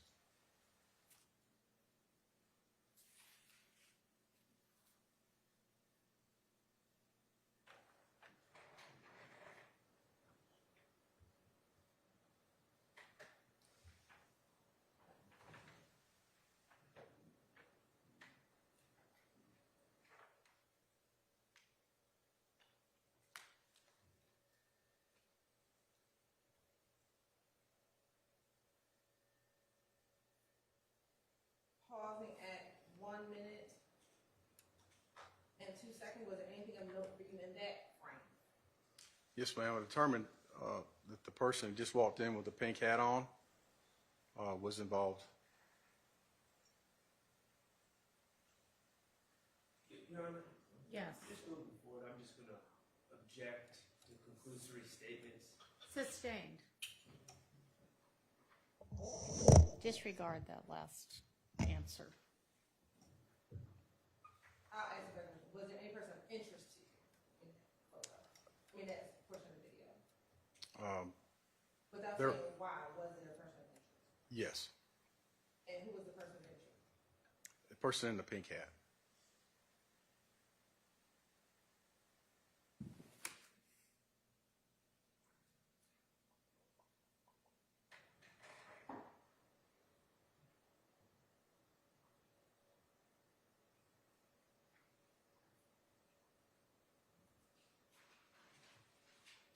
Back to camera 19.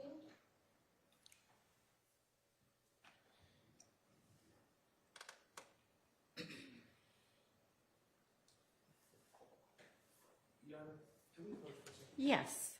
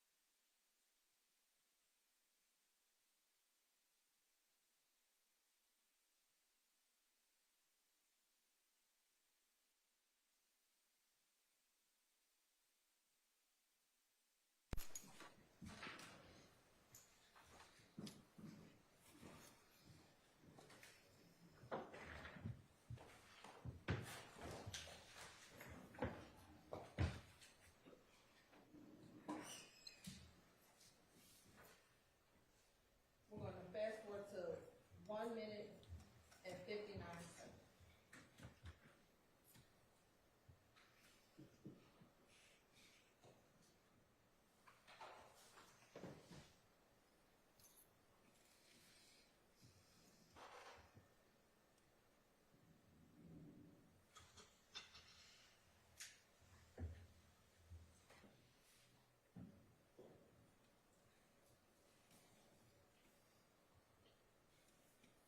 And was there anything of note to you in this particular frame?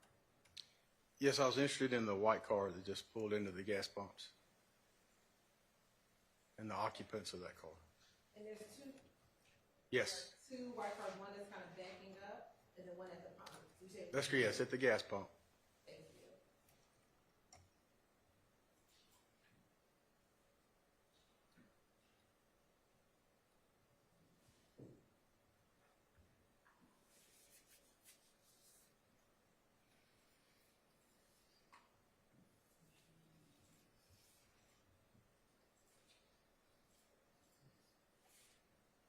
So, Ms. Hilton, are you the one operating the screen right now?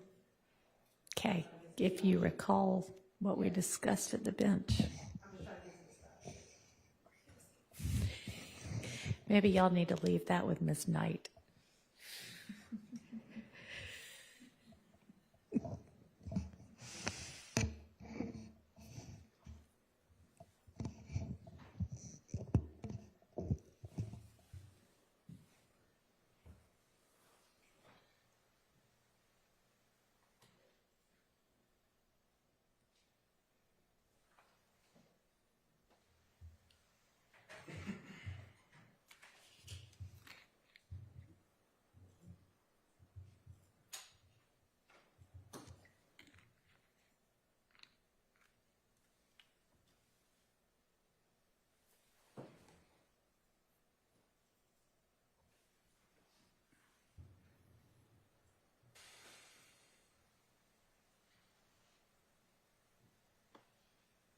Now approaching at 137.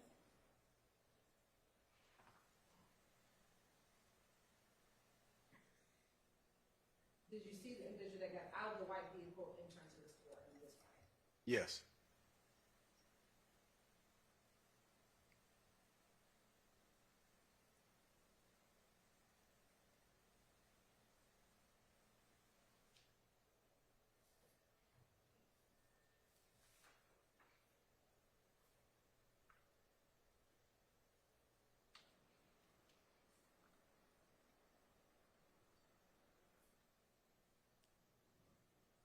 For the record, which individual walked out of the white vehicle? Was the individual in the beige outfit? Person that we have with a beige jacket and the green hoodie underneath.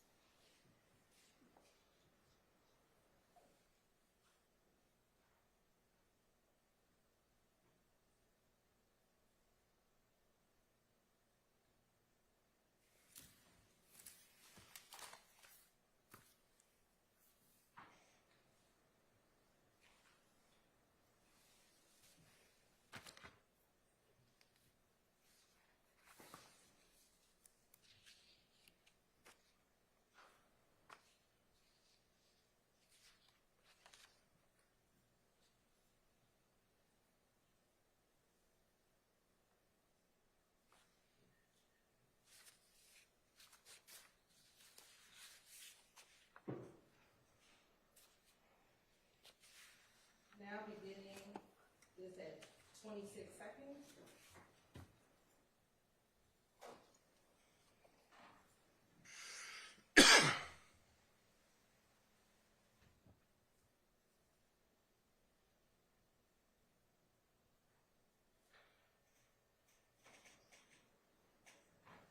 And looking at the video, do you see in this upper corner outside of the store that same white Audi? Are you able to see it? Yeah, you see the tail light shining through the window. And is that here where the arrow is pointing? Yes. You can see the door just opened and somebody exited the driver's side and is walking in.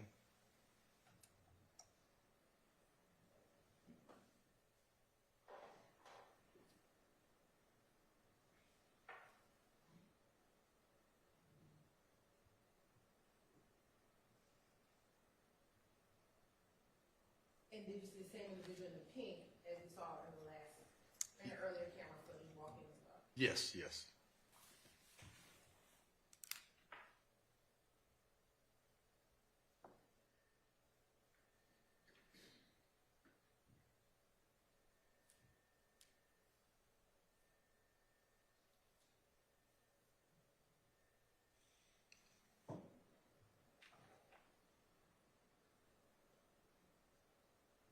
And then do you see the same individual in the beige and the green hoodie walk in as well?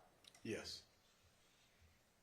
And then the person with the pink hat puts the item on the counter, and the person with the green hoodie pays for it for him.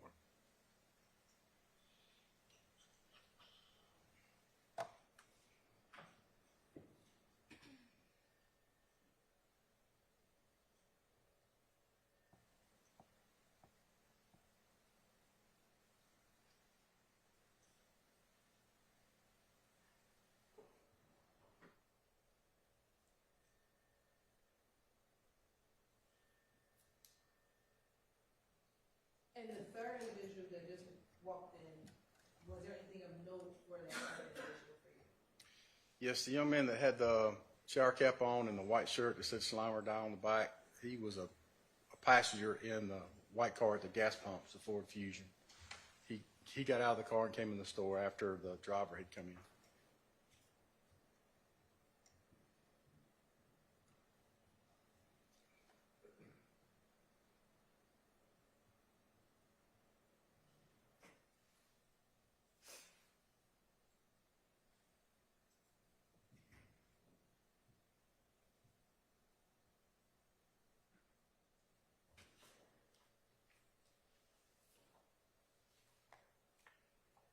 And do you let you see the person with the green hoodie at 4 minutes and 14 seconds in the video come back into the store? Yes, he had walked back to the car and then walked back inside the store and made another purchase.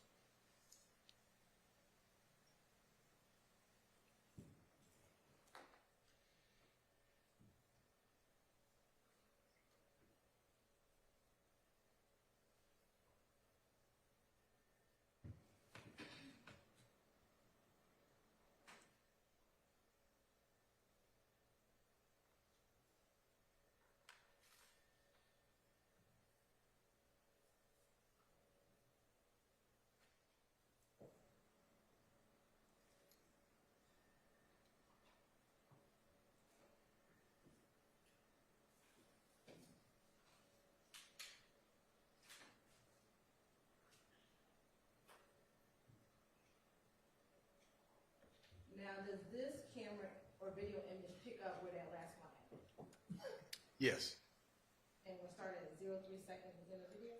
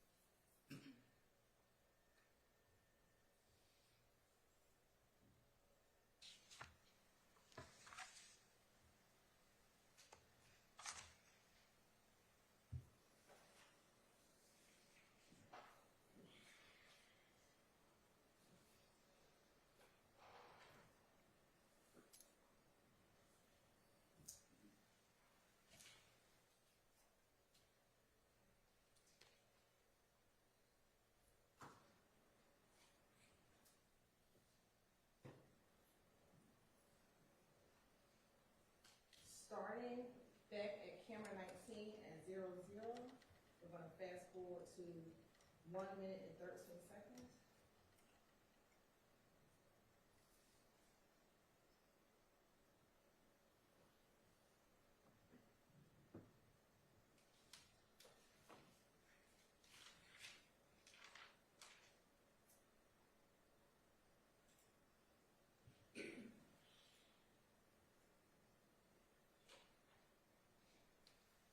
The red car pulling into the gas pumps there now is the victim, Shamal Drinks. He's alone in the car. Is that the same red vehicle that you see at the light? That is, yes. Yes. And you see the driver of the Ford Fusion walks up and gets in his car.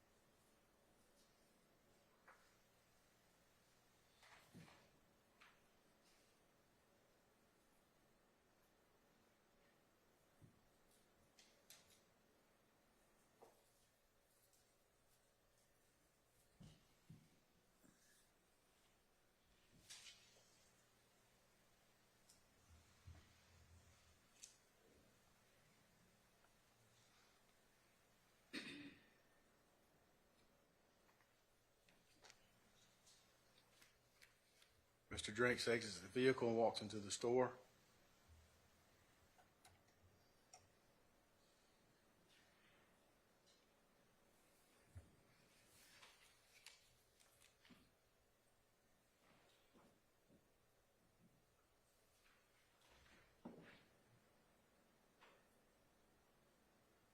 Fast forward to 3:47, 59, 3:47.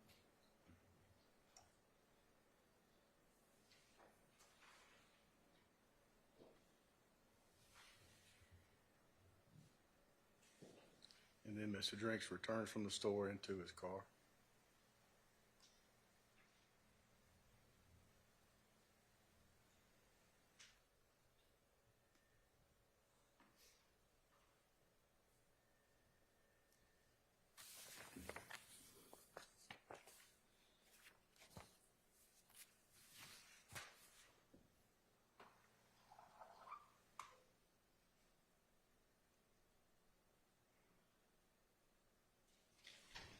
Going to publish camera 14.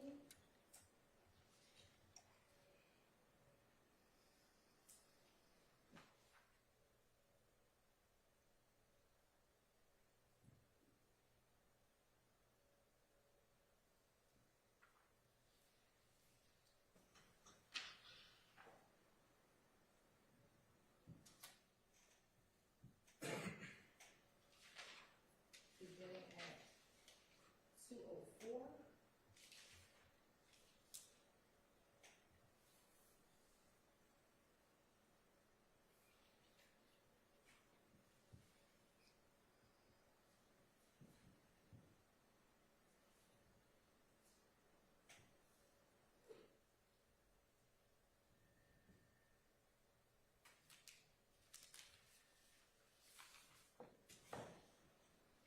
That's Mr. Drinks walking in with the gray sweatpants and the black hoodie.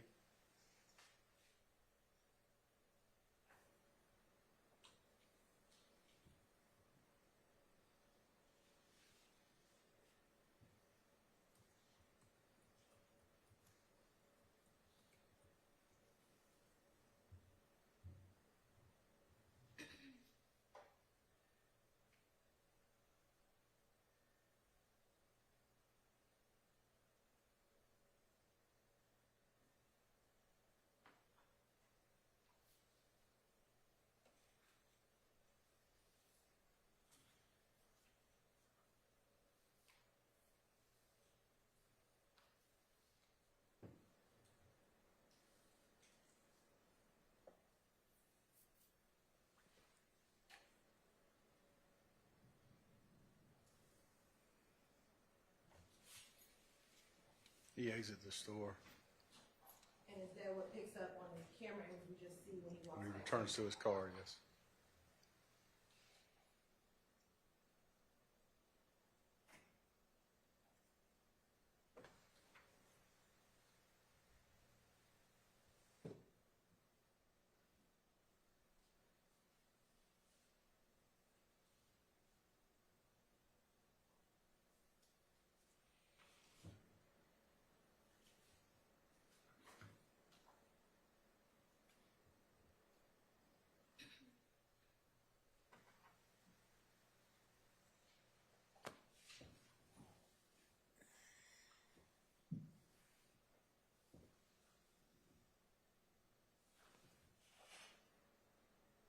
Showing back camera 3 at 14 seconds.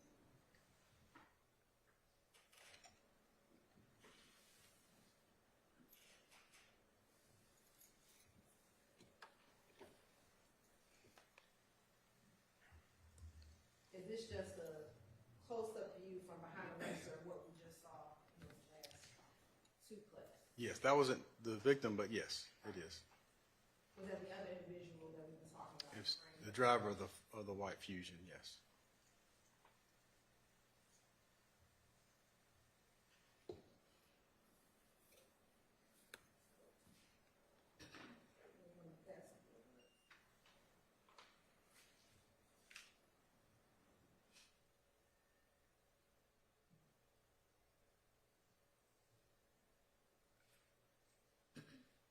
Starting at 1:43.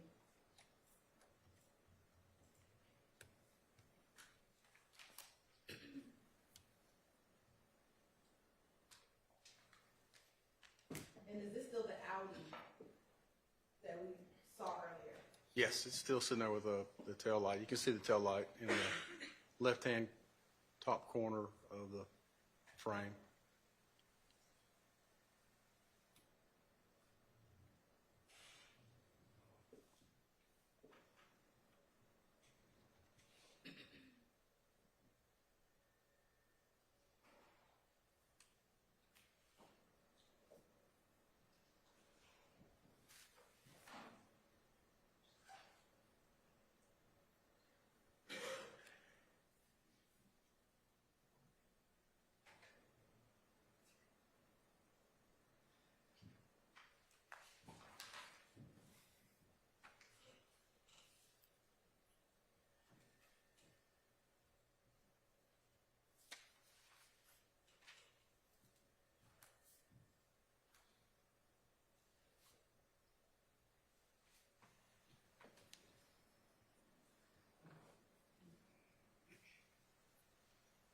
And again, that's just a close-up angle of what we saw earlier. That's correct.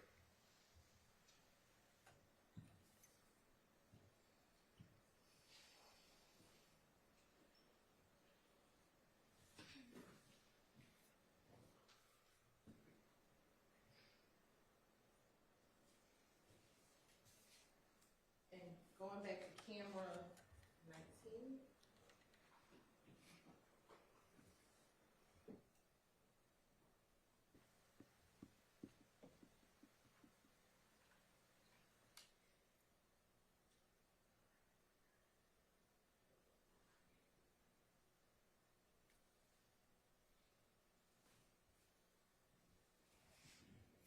Starting at 11 seconds.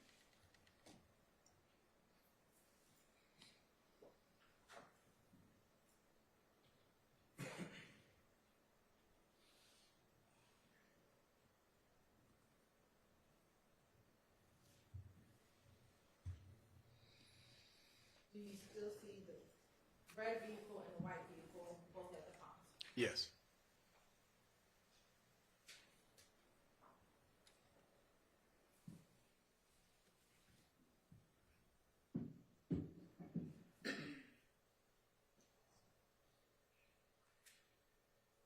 And based on your observation, had this white car been sitting for a few minutes at this point? Yes. And is the Audi still over here, Yes, ma'am. off camera? That's correct.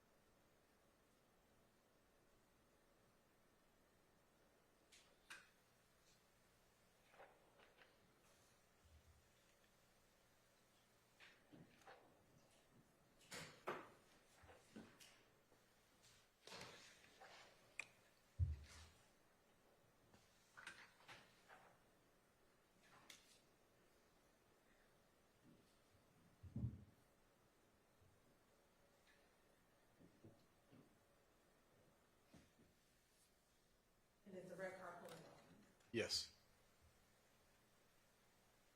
And are we at? See the red car pulls out on Windsor Street, exit, the Audi follows directly behind, and then the white Ford Fusion falls in behind the Audi. And was that everything of note to you on the BP gas station video? Yes.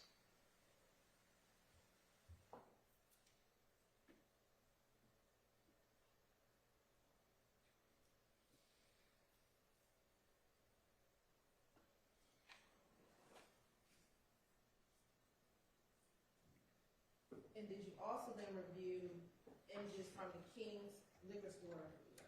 I did.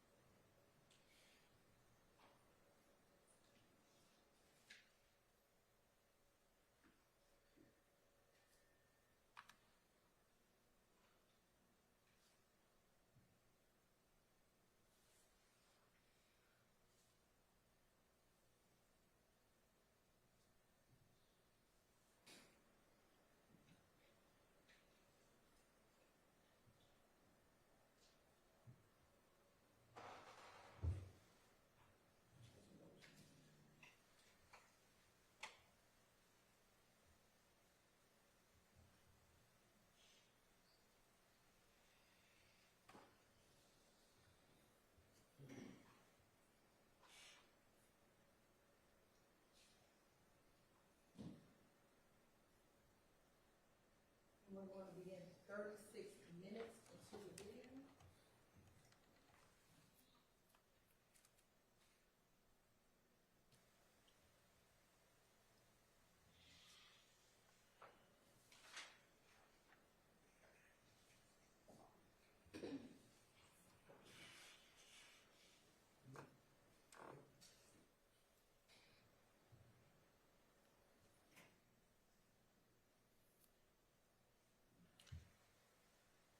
So this camera is posted on the outside of the King's liquor store there, pointing out toward Windsor. It's not as detailed. It's a little further away. It's not as high quality of an image as I was getting from the BP, but I was able to see from that vantage point. And is this Windsor Street right here? That's correct, yes. And on the bottom of here, while there's a toolbar cover, is there a timestamp at the bottom of the screen? Yes, ma'am. I believe so, yes.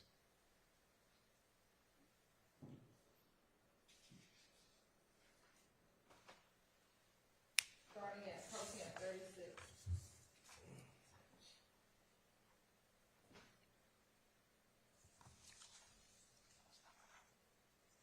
Do you see the timestamp down at the bottom?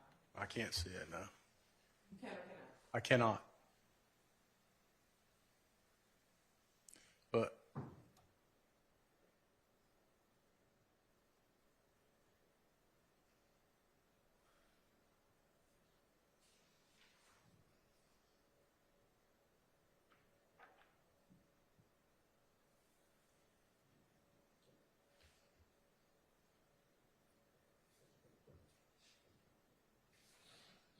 Do you see the timestamp in the far right corner? no, ma'am. Look behind you. Oh, yes. And what was the, It's not on this one. I'll just.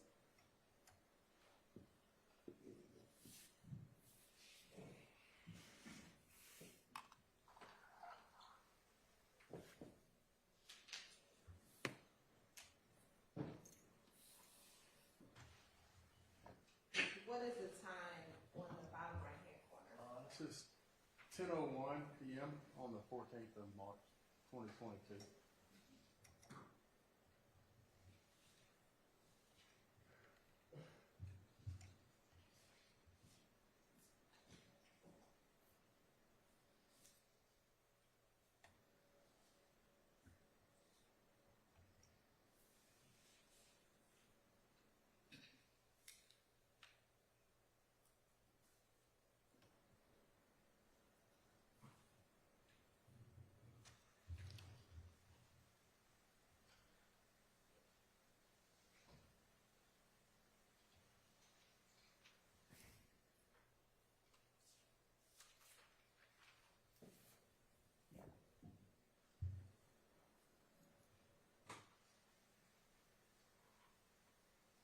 You see the red car go by?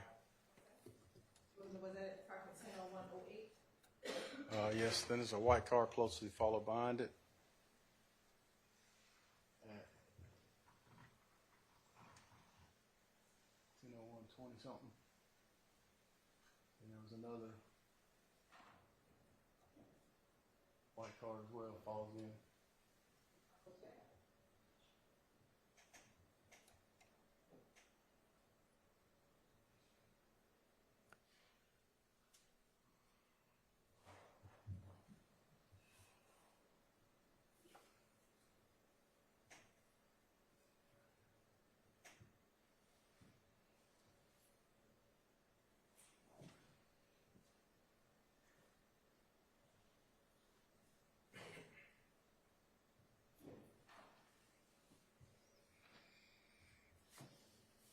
Is this the red car? There you go.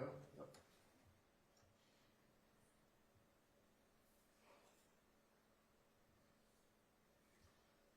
And is this the first white car you That's saw? the first white car, yes. Is this the second one? There's the second, yes.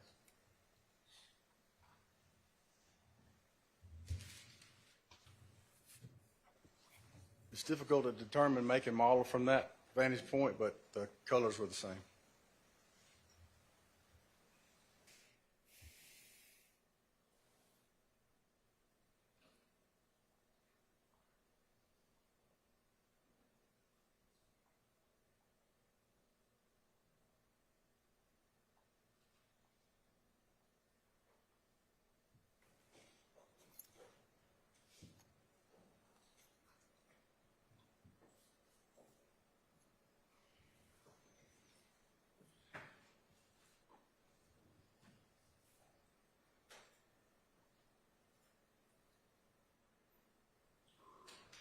Now showing us been admitted as 117 BV, publishing.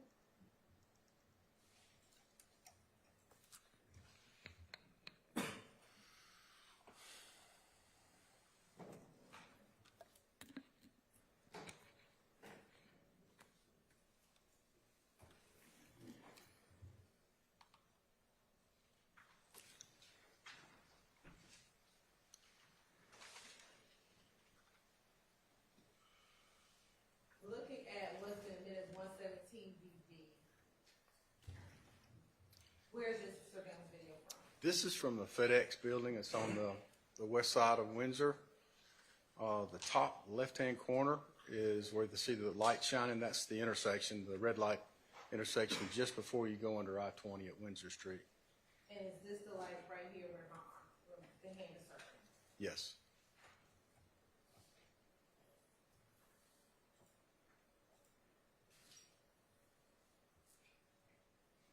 I'm gonna fast forward to 1 hour and 1 minute into the video.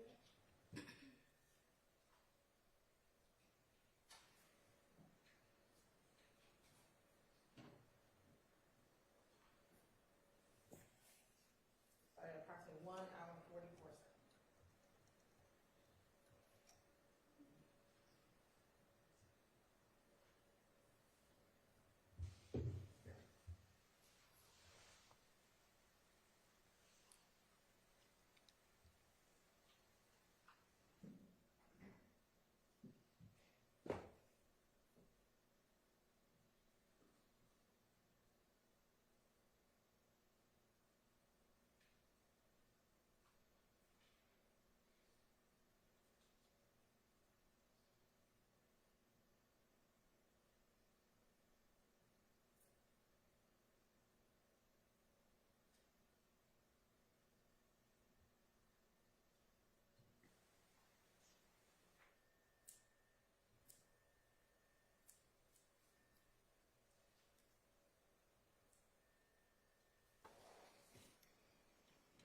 The car that just pulled up to the light now is stopped. That's the red vehicle. This car right here? Yes. The Audi, the first car to follow the red car out is the Audi, the white Audi. It's right next to it. That right here? Yes. And then the Ford Fusion is right to the right of that. That right here. That's correct.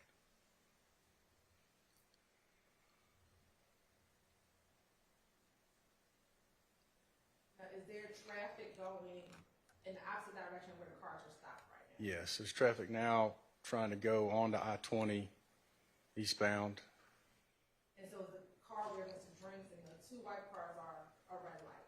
That's correct. It's red light now. And the Audi takes off through traffic, through the red light, as well as the white car, the Fusion. So the Audi and Fusion go through the red light. Well, the Audi did, yes, ma'am. And was there still oncoming traffic coming as they were going through that light? Yes, there was. And then that car did a U-turn, which is a little odd. Why do you say it was odd?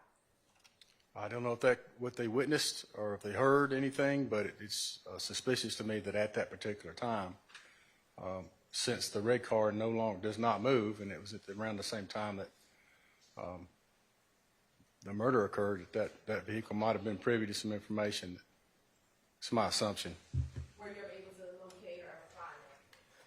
Say again? Were you ever able to determine what vehicle that was that made No, it? no, ma'am. No, ma'am. Now, when you approached the vehicle, the red vehicle, when you got on scene, were there any defects to the back of the vehicle? All were on the driver's side. But driver's side, passenger side? I'm sorry, the passenger side of the vehicle, yes. I don't recall any in the rear. And is now the car still stationary? Yes, it does not move anymore. It stays there till we get there.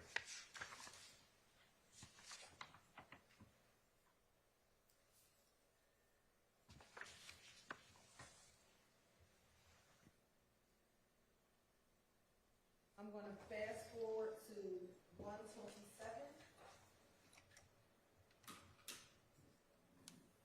And as I fast forward, is the car still sitting there? Yes, ma'am.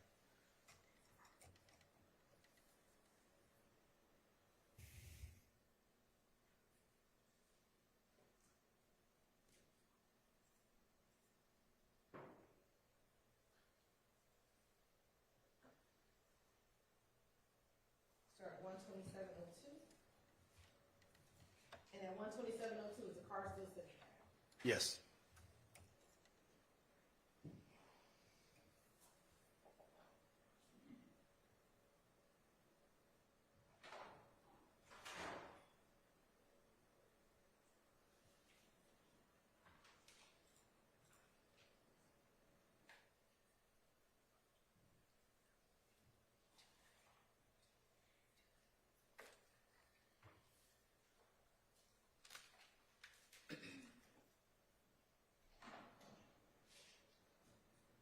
And do you see the car pull up on the opposite side of the street to the red car?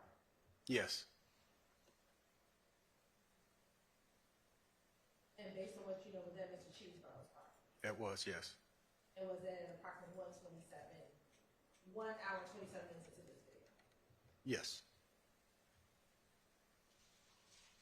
And the car was stationary beginning at 1 hour and 1 minute into this video? That's correct.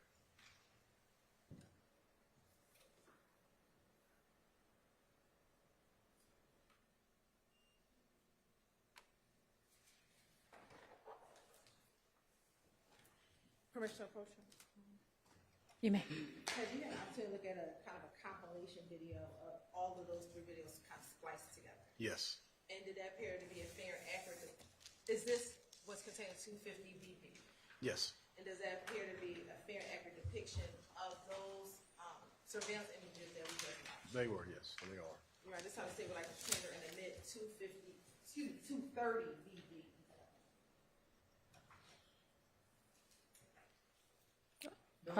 All right, that is admitted, 230 VV.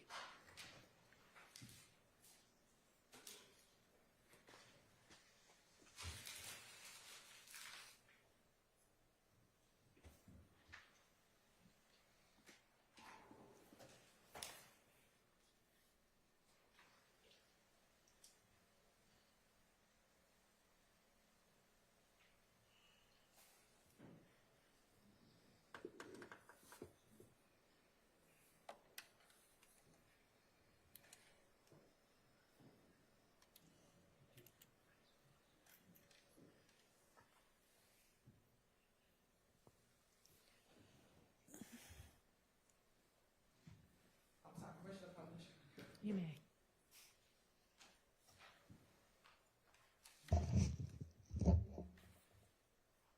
So the Audi comes in, backs into the parking space.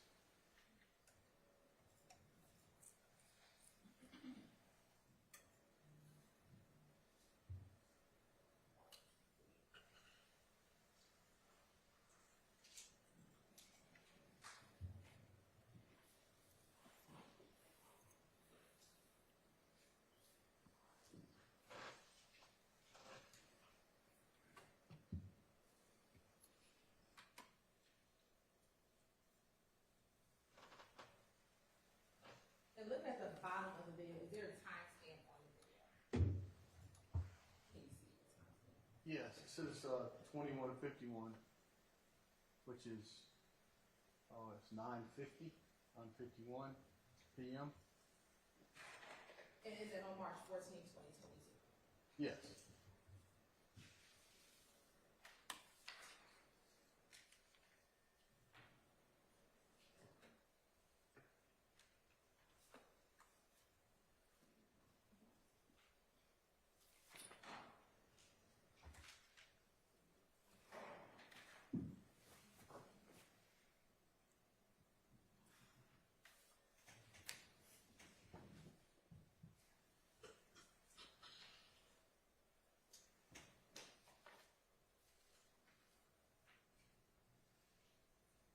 Fusion arrives at the gas pump, and the driver gets out, walks inside.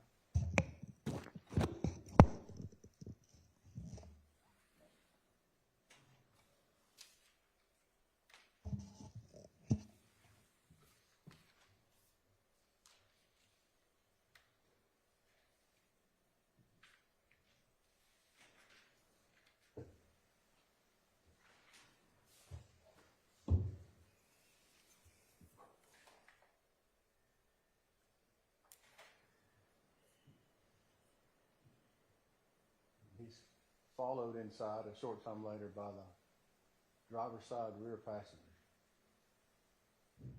And what time is it now? This is the time. It says 21, when the camera changed it, let's change it to 21:50 on the March 14th, 2022.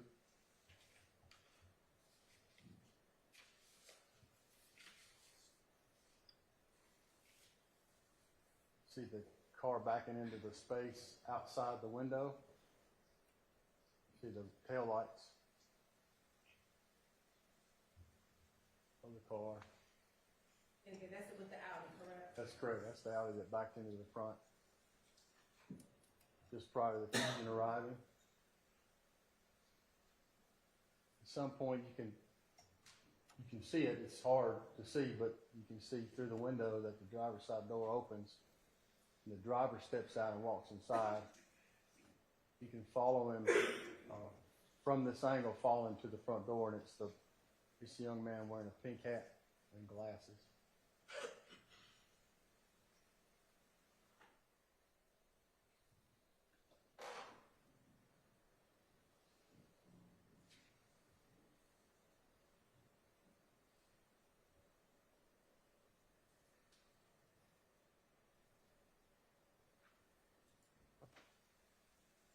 So I said 2051, and then shortly thereafter, the driver of the Ford Fusion comes in.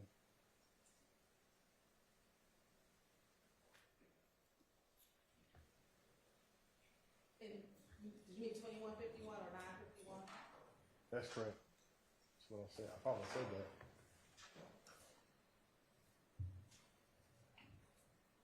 And at the time, did you know the names of any of these individuals who were in these videos at all? I had no idea. So 21:52, 11 seconds or thereabouts, driver of the Fusion in the beige jacket and hoodie, green hoodie coming in. He comes in and he buys something for the driver of the Audi in the pink hat.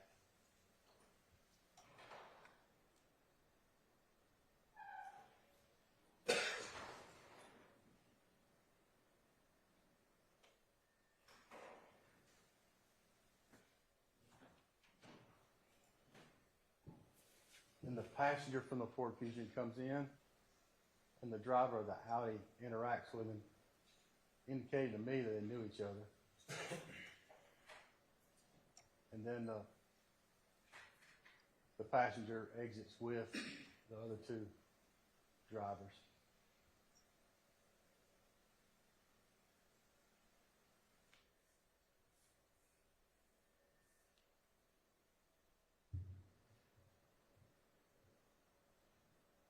Okay, now we're back at 2153. 953. The driver of the Fusion and the passenger walk back to the Fusion.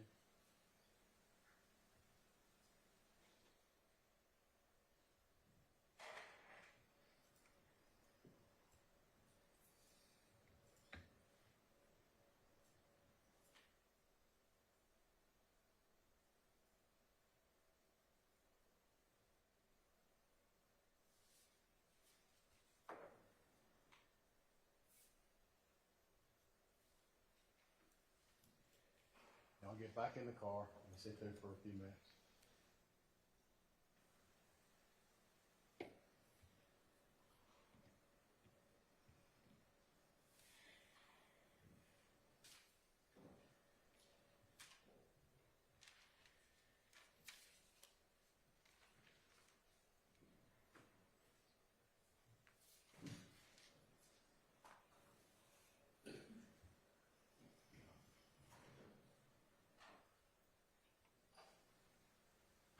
And what time is it now? 21:54, 20 seconds. It's 9:54, it's almost 10 o'clock. On the same day.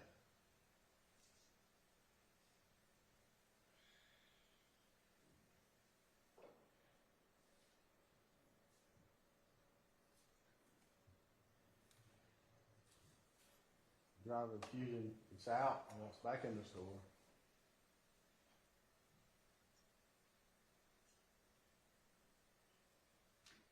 And so that's saying it's 9:54 time. That's correct, 9:54. Makes a purchase.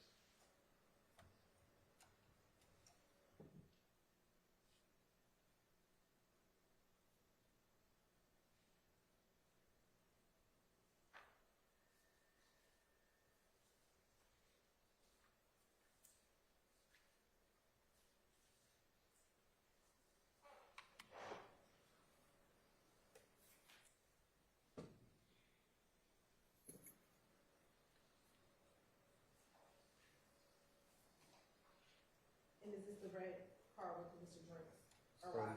that's correct. So Mr. Drinks arrives as the driver of the Ford Fusion is walking back to his car. And what time is it now? It's at 21:56. I believe, yep, 21:56 on the same day. 4 minutes before 10 o'clock at night.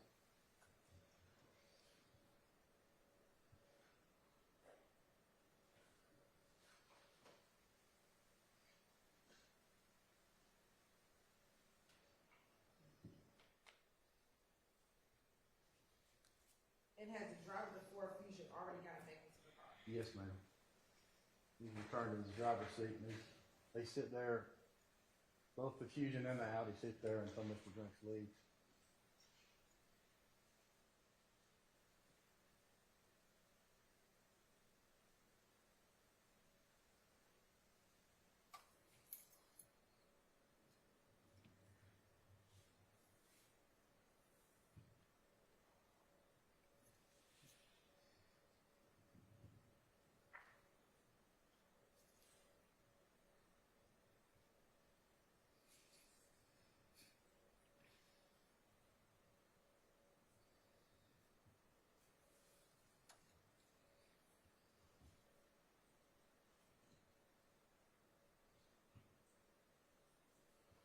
So Mr. Drink goes in to the store, makes a purchase, And what time is it now? 21:57 on the same day. And at this juncture has the Ford Fusion is saying idle for approximately since about 21:56 p.m. Sure, yes.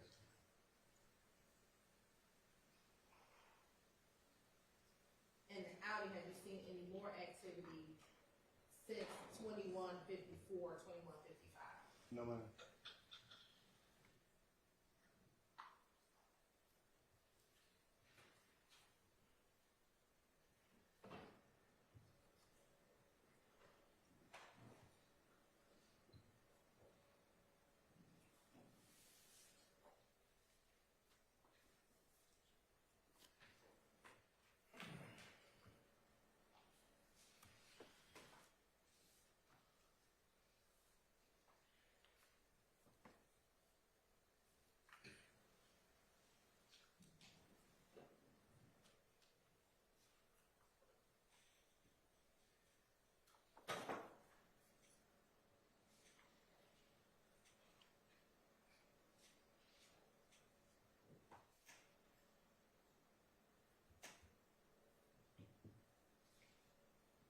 Mr. Drinks leaves.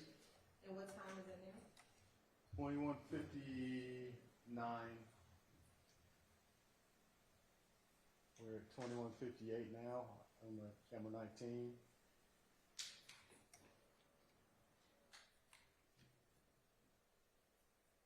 $21.59. There's Mr. Drinks exiting the store.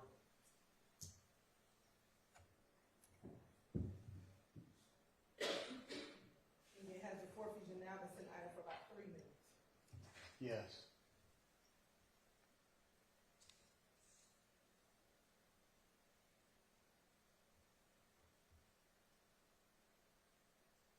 And from your observation, have multiple cars come and gone in the period of time when both the Audi and the Ford Fusion are sitting idle? Yes.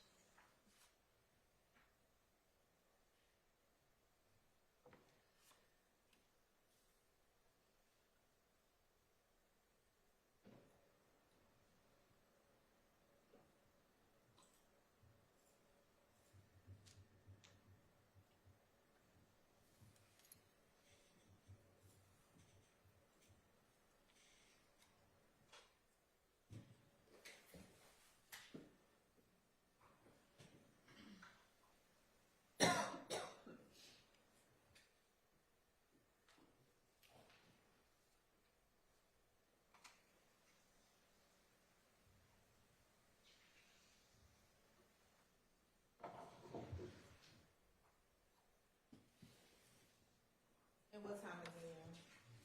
So it's 10 o'clock. 2200.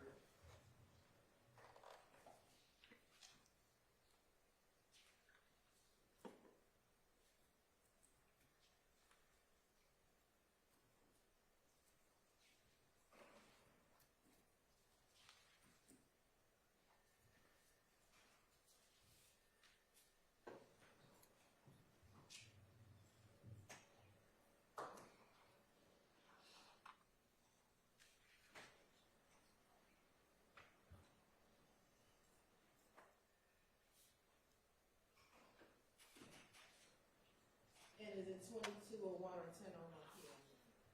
It's 22:01 right now on the video.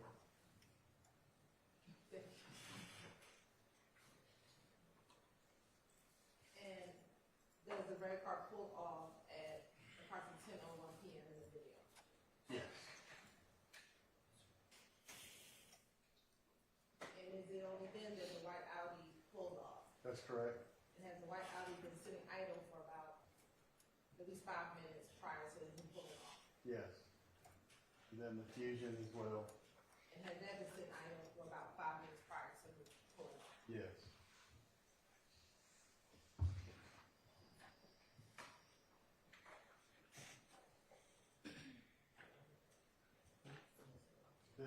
This camera's capturing images. The metadata on that says it's not a military time.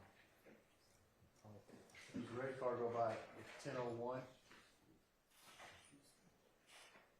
followed by the white car at 10:01 in some seconds, and then the third car, the white car, at 10:01.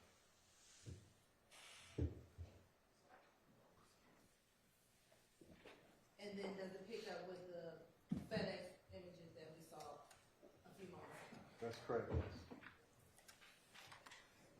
Now, would you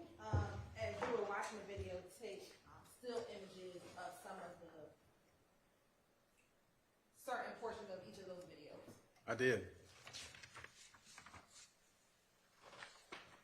I'm going to show you State's Exhibit 204 BV through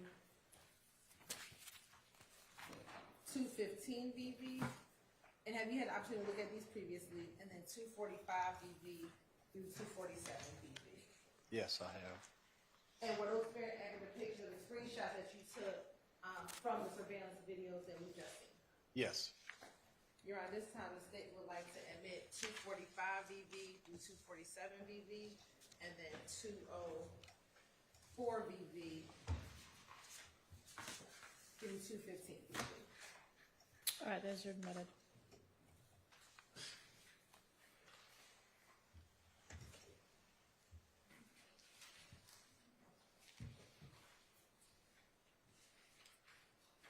Now, Investigator Hogan, how many homicides have you handled where there has been a vehicle associated with the potential perpetrators of the homicide? I hadn't kept count, but a great number of homicides or vehicles are utilized. For those cases that you have, about how many of those cases does this target vehicle have tinted windows? Judge, Your Honor, relevance. Can you establish the relevance of that? Yes. Let me back up. The Audi vehicle that you were observing, did it have tinted windows? It appeared to, yes.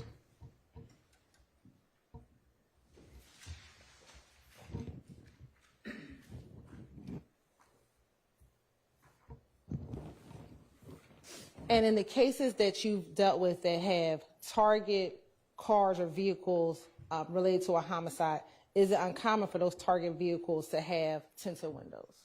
Relevance. Seems sustained at this point.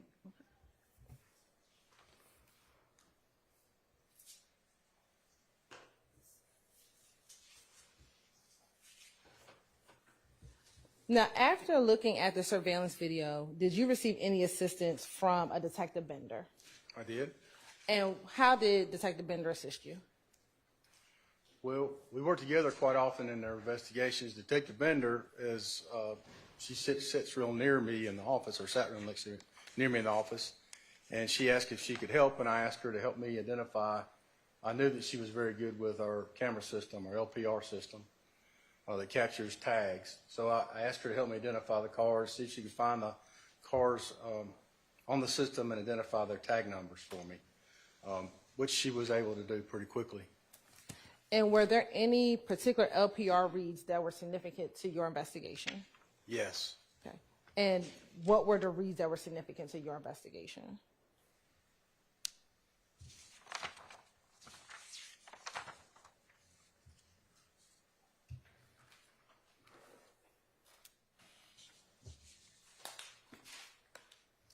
So Detective Bender was able to find a white Audi that hit on a license plate reader at Windsor at Richardson Street, which is right around the corner, at 9:49 p.m.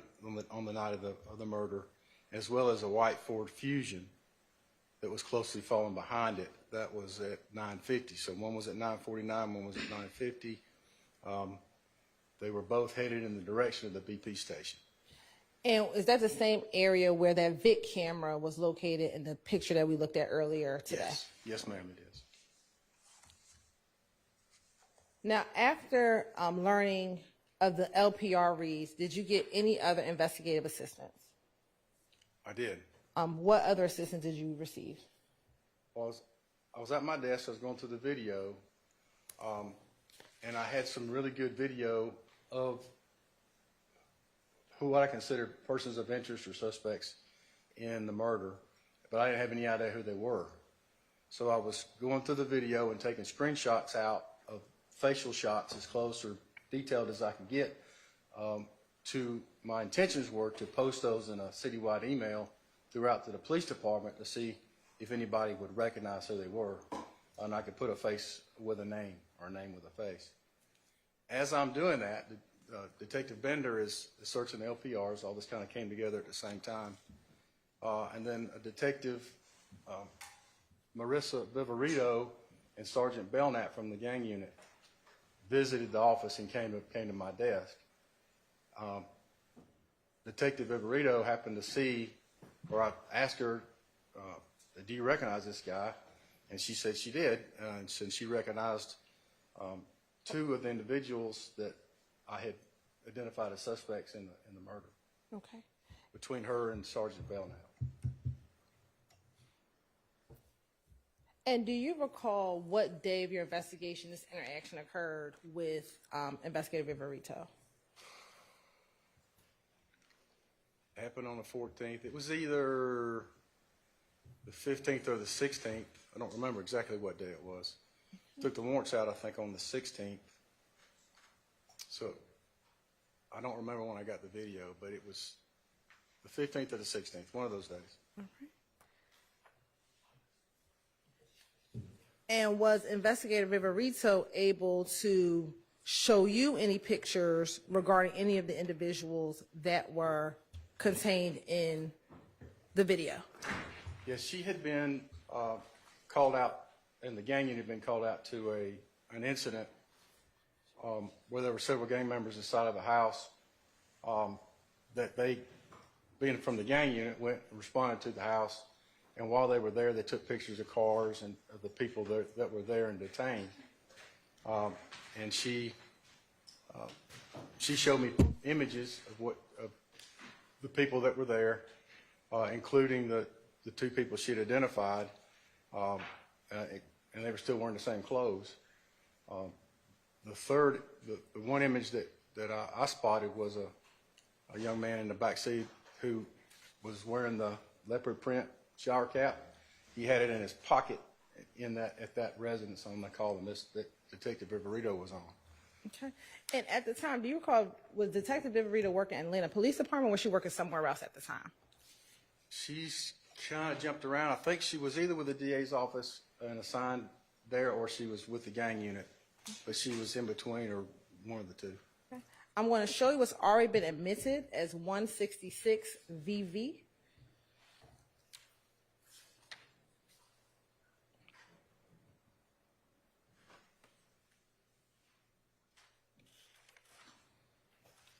Okay. And does 166 VV, is that the image that she showed you when you saw her at APD headquarters? This is the image that Detective Viverito took on the call she was on after my murder. Again, the pink hat, the hoodie, the same hoodie, and you recognize the face. Okay. And I'm going to show you 167 VV. Was this another one of the pictures that she showed you while you were at APD? Yes. Okay. And were you able to get a name for the individual in 167 VV? Yes. And what was that person's name? Miles Farley. And then were you able to get a name for the picture, for the person who was in 166 VV? Yes. And what was that person's name? Shannon Bernard Jackson.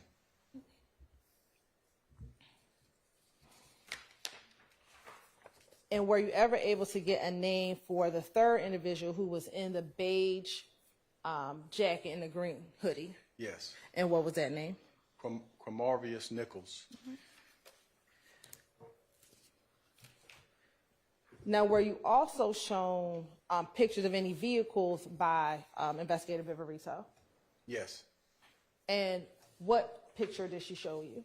I remember seeing a picture of the Audi.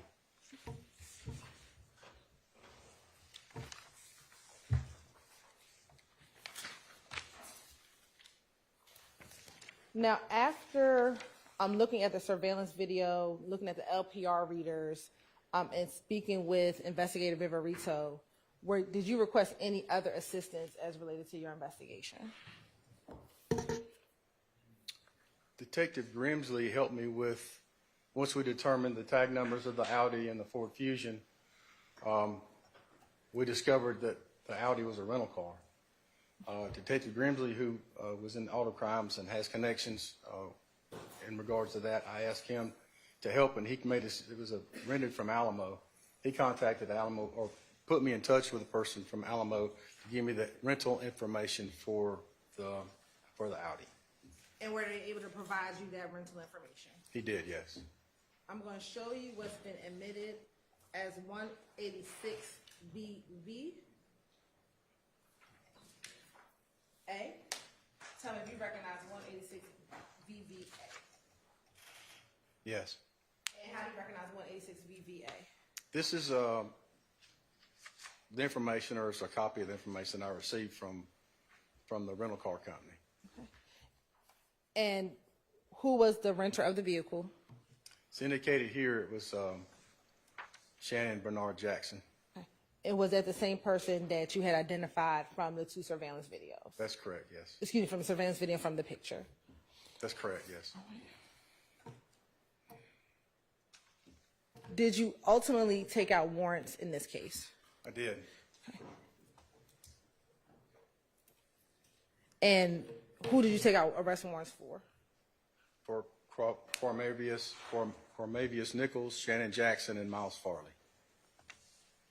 And for what charges? For murder.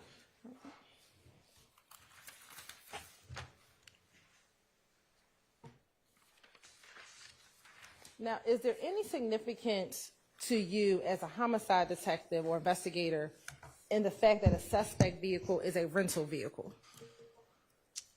Yes, I've found in my experience that,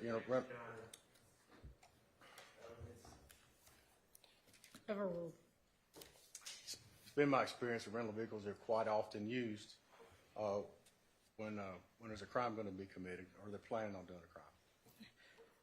And what about, is there any significance of tint on vehicles as a homicide investigator? My experience that people at tint windows are trying to hide who's in the car, or prevent people from seeing inside the car to see who's in it. Court's indulgence for a moment.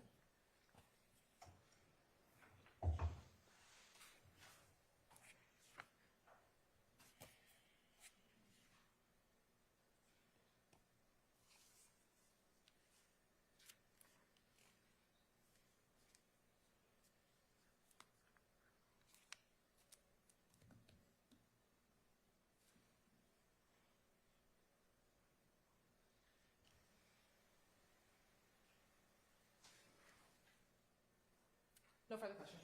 All right. I assume there's going to be a cross of this witness. Do y'all want to take a break before, or is it just going to be short? It's going to take us to the end. Okay. I mean, I figured it was going to take a little while. So let's take our afternoon break, and then we'll come back with the cross of this witness.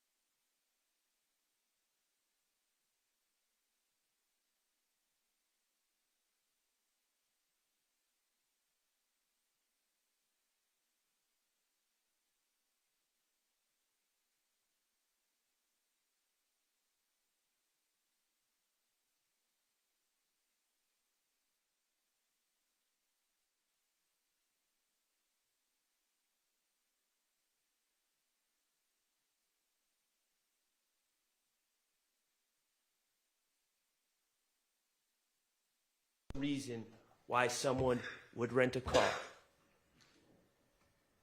I don't see why not, sure. Could that be a reason why someone would repeatedly rent cars for years, switch them up, so people couldn't track him down and kill him? Could that be a reason? Overruled. Could that be a reason? Sure. How about an individual whose friends had just been gunned down 3 days prior? Could you envision a situation where that individual would want to rent a car so no one knows what he's driving? Objection, speculation. Overruled. Yes. Okay. And tinted windows. You said tinted windows can be used to commit crimes because you can't see in as well. Could conceal an identity. That's correct. That's what I said, yes. By that same logic, couldn't tinted windows keep people who are trying to kill you off of your scent, off of knowing what you're driving? Yes. Especially 3 days after they have murdered 2 of your friends in cold blood? Sure. Could that be another reason why someone would rent a car? Yes. Could that be a reason why someone would rent a car and break a rental agreement and put tint on those windows? Yes. Thank you. You're welcome. All right. This warrant that you took out, sir,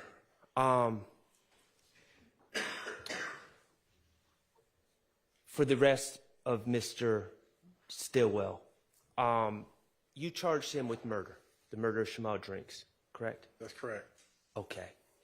And you specifically charged him with the shooting of Shamal Drinks, correct?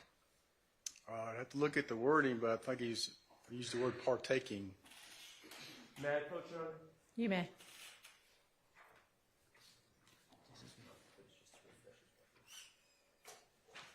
Would looking at a copy of the warrant that you took out assist you in remembering the wording?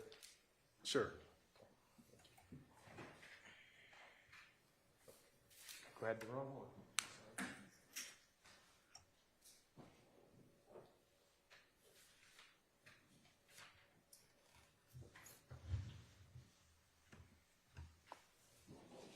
Got it. Thank you. And just refresh your recollection, and if after your recollection is refreshed, if you could look up. Sure.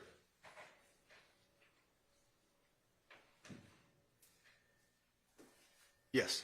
Okay. And in fairness, you did say participate. Yes. In the warrant, but you said by shooting Shamal Drinks. That's correct. Okay. On 3/14/2022. That's correct. Okay. So specifically, your allegation in that warrant is that Mr. Stillwell was the shooter of Shamal Drinks, correct? Yes. Okay. And we've talked about some of the evidence that you think you have on this case. Let's just call it what it is. I know that we've been referring to the man in the pink hat, okay, or the man with the slime or die shirt. You have BP video from the corner of Windsor and Fulton Street, correct? Yes. Clear video. It's very good, yeah. And it shows my client wearing a Pink Floyd hoodie and a pink hat. And it shows Mr. Guamarvius Nichols, correct? Yes. And it shows Mr. Miles Farley, correct? Yes. Okay, cool. And you had that video, and then you also have these rental records of renting the car on that day. Now, let me ask you this. Is there any indication at all, if we're talking about planning something, is there any indication at all that anyone would have known that Shamal Drinks was going to show up at the gas station at that time? No. Okay. Not that I know of. Okay. Do you know where Shamal Drinks was coming from? No. Okay. And then you have video from the FedEx, correct? I do. Okay, and that shows Windsor Street. Yes. And you maintain that that video shows that my client in his white Audi pulled up next to Shamal Drink's car. Yes. And you maintain that that video shows that my client shot Shamal Drinks. Participated, yes. Okay. I mean, your theory is that my client was driving. Yes. Okay. And your theory is that the shot was fired out of the driver's side of the car. Oh, the Audi, yes. Yeah.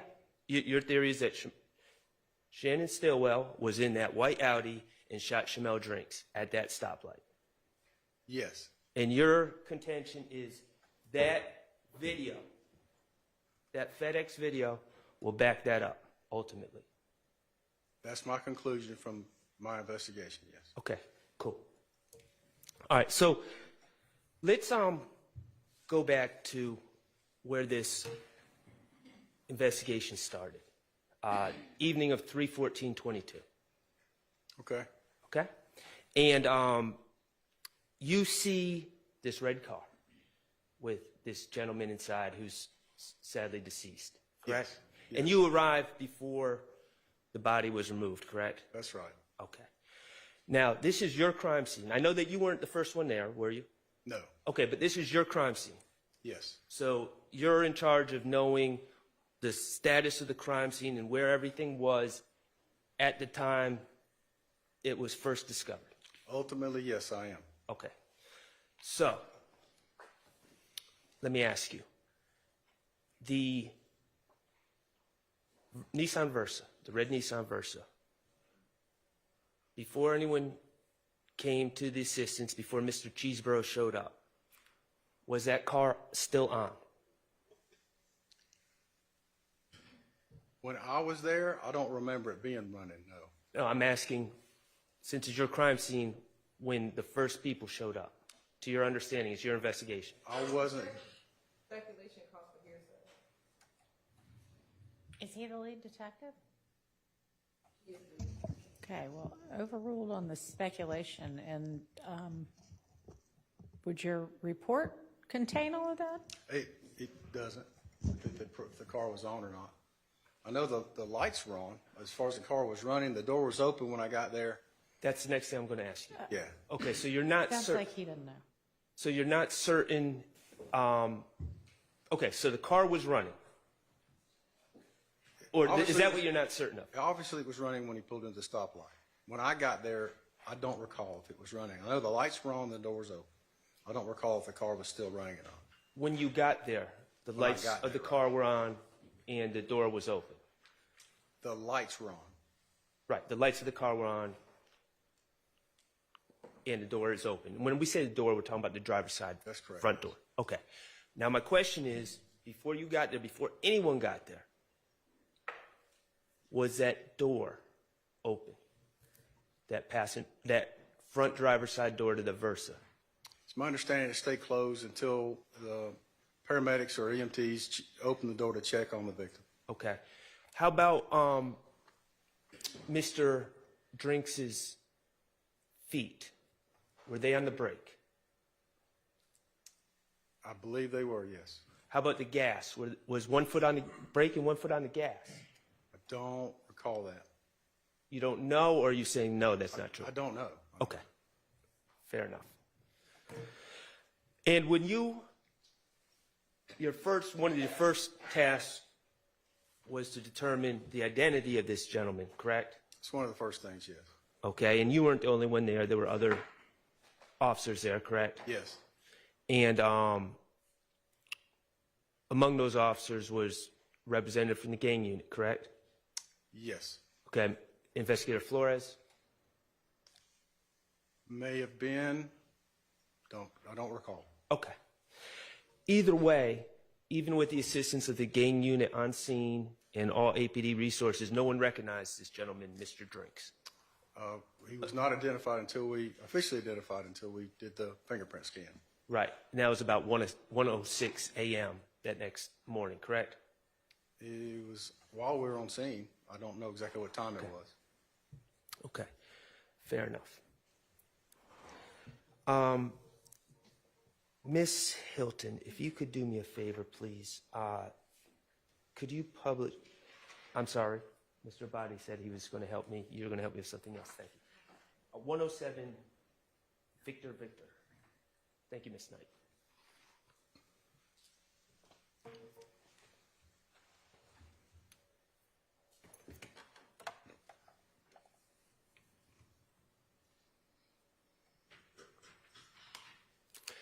Cell phone, do you see that cell phone in Exhibit 107, Victor Victor?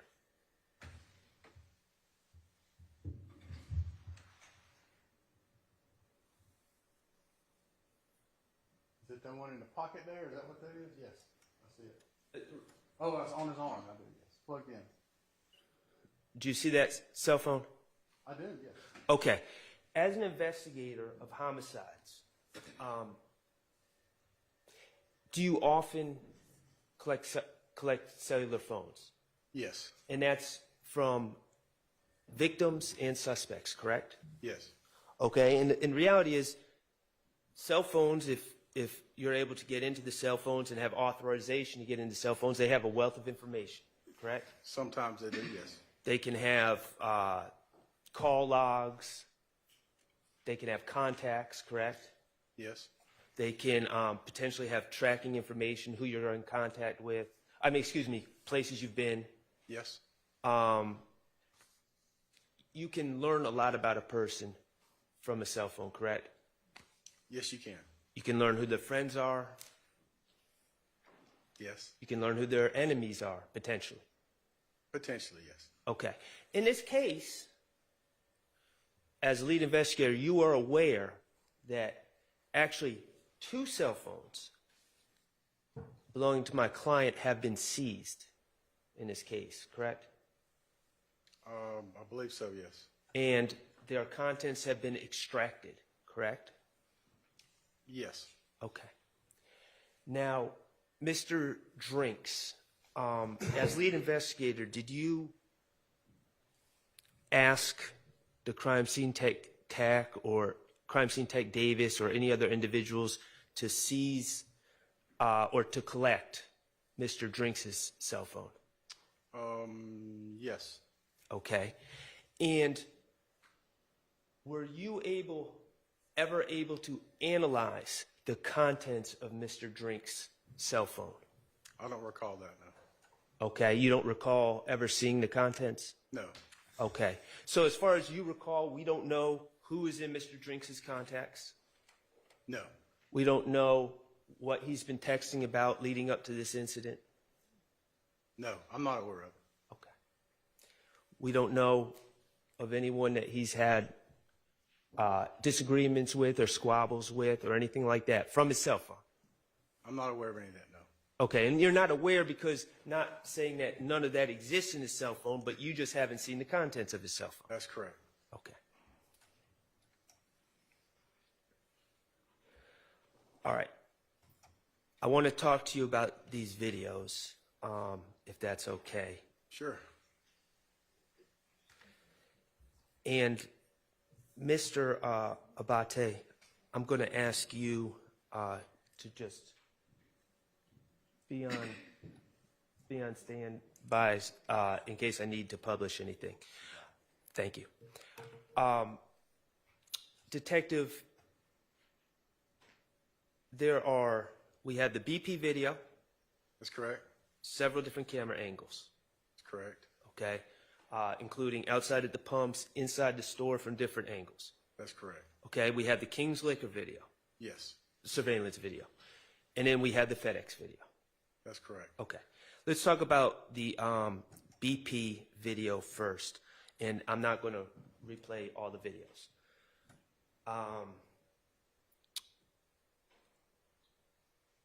You see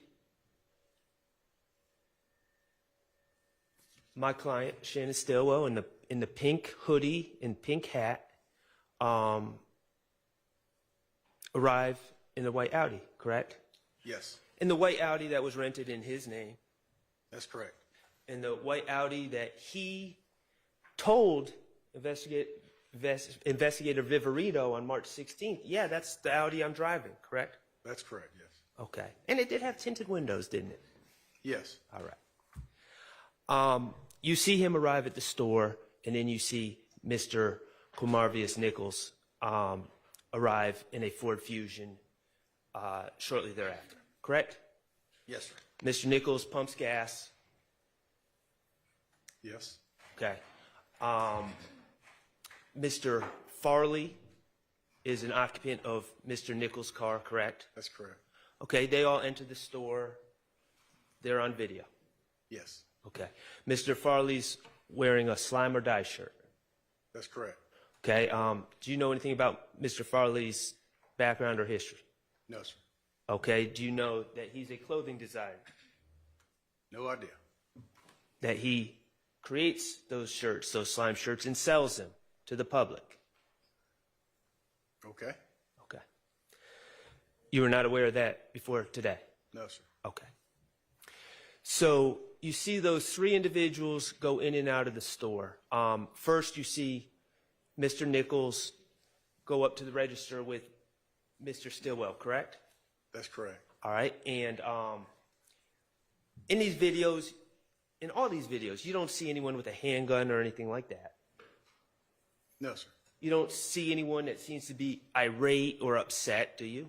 No. Well, maybe some people in the store, but not these three individuals. That's correct, yes. All right. You see Mr. Nichols make a purchase and buy some gum for Mr. Stillwell, correct? Yeah, he bought something for him. I couldn't tell what it was. Okay. But yeah, he did. And this is the first time Mr. Nichols was in the store, before he pumped his gas, correct? That's correct. That's correct. And you see Mr. Nichols joking around with the clerk, acting like he's pulling out all these bills. Right. And then you see Mr. Farley come in. Yes. And you see Mr. Stillwell turn around on Mr. Farley and act like a monster and kind of scare Mr. Farley, and Mr. Farley does this weird pirouette. Right, yes. They're playing around. That's correct. Okay. Everyone seems, from the video, no one seems upset. No. Okay. Later on, you see Mr. Nichols come back in the store to make another purchase, correct? Yes. Okay. Do you know what he purchases? No. Okay. Ms. Hilton, I'm going to ask if you could play the video of where Mr. Nichols comes into the store for the second time and makes a purchase.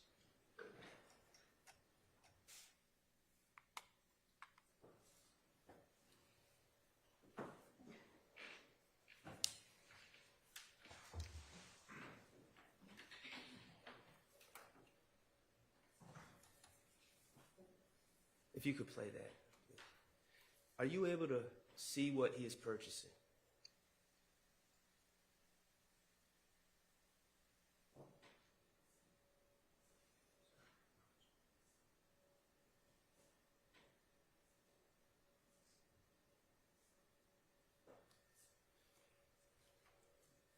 It looked to me to be like some Black and Milds, maybe. Okay. That's a guess. I don't know. Okay, appreciate that answer, and I know that it's noted that it's just a guess. And you can stop. That's it. Thank you. Your Honor, may I approach with DS-56? You may. Sir, I'm approaching you with what's been marked as DS-56. Do you recognize that image? Yeah, it's the image from the series of video we just watched. Okay. That's a still image from the video we just watched? It appears to be so, yes. Okay. And is that a fair and accurate representation of the video we just watched? Sure. Image from the video we just watched? Sure, yeah. Okay, thank you. Your Honor, at this time I would move to admit DS-56 in evidence. No objection. It's admitted. Permission to publish? You may.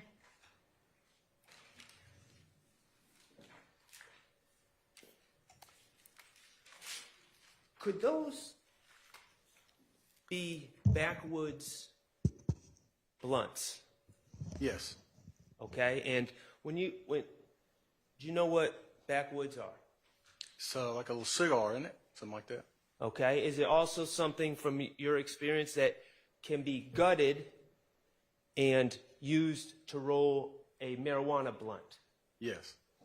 Okay, how long, to your knowledge, if you know, have you ever seen anyone, we'll just say on video, through police, through detective work, have you ever seen anyone roll a marijuana blunt?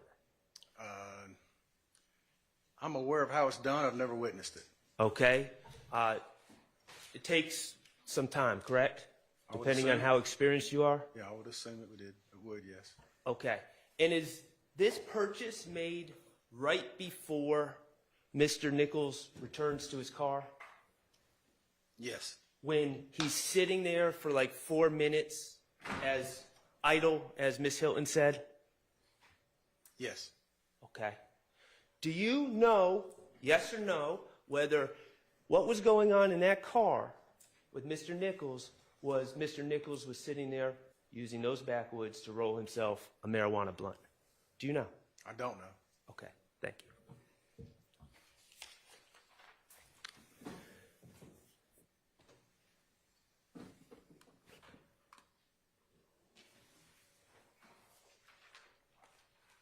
Okay, in the entire BP video, we see Shamal Drinks show up, correct? Yes. Okay, and again, no indication that anyone was expecting him to show up. No. Okay. While Shamal Drinks was present at the BP, he walks into the store, correct? He does. How many times does he walk in the store? Once or twice? Just once. Okay. And he makes a purchase. Correct. And there's apparently some other man on the video that's trying to steal some condoms or something, and the clerk is having a problem with him, correct? Yeah, there's a little kerfuffle. Okay. So do you see a man getting into it with the clerk and then suddenly pulling condoms out of his pocket and throwing them back at the cashier? I remember that interaction. I don't know his condoms, but yeah. Okay. And then Mr. Drinks has some interaction with that individual, and they leave together out the store. Yes. Okay. Do you know who that person is? The person that Mr. Drinks was interacting with? Do not. Okay. Have you ever interviewed the clerk about what was going on in the store? No. Do you know who the clerk was? No. Okay. Throughout the entire time that Mr. Drinks is on the video, and quite frankly, Mr. Stillwell is on the video at the BP, Mr. Farley, or Mr. Nichols, do you see any interaction between Mr. Drinks and any of those three individuals? No. Do you see any hostility between Mr. Drinks and those three individuals? No. Okay, Mr. Drinks was having some hostility with the clerk, right? He was observing that, but yes. Okay. But not with these individuals. You don't see any mean looks or anything, do you? No. Okay. So then we go to the King liquor store video. Gotcha. Okay? And just to be clear, do you know how we have timestamps on some of these videos and no timestamps on other videos, right? Yes. Okay. The videos that have timestamps, and I understand that King Liquor and the BP are under the same management, right? You don't know? Not privy. It makes sense, but Okay. I'm not privy to that. All right, but do you have any reason to believe that the BP video, the timestamps would match perfectly with the timestamps, or they're perfectly synced up with the FedEx video, for instance? Oh, I don't know. Okay. And do you have any reason to believe that any of these videos would be perfectly synced up with phone records or anything like that? Like records held by Sprint or another phone company? No.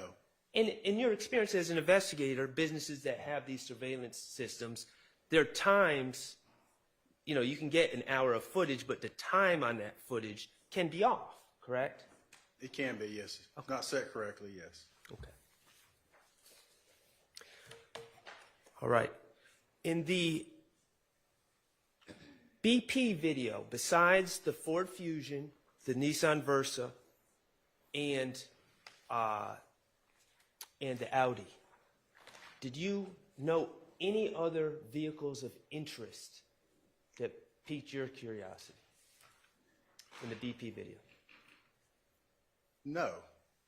Okay. How about in the King's Liquor video when you see 3 cars driving up Windsor Street? Did you see any other cars that piqued your curiosity? No. Okay.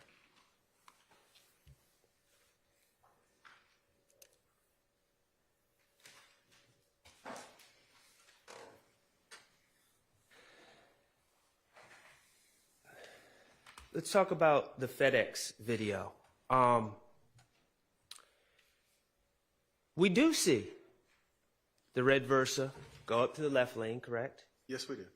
And we do see what appears to be the white Audi, and especially when you link it up with the BP video, end up in the center lane, correct? That's correct. And then we do see the white Ford Fusion end up in the right lane. Yes. And we do see the white Audi run a red light, don't we? We do. Okay.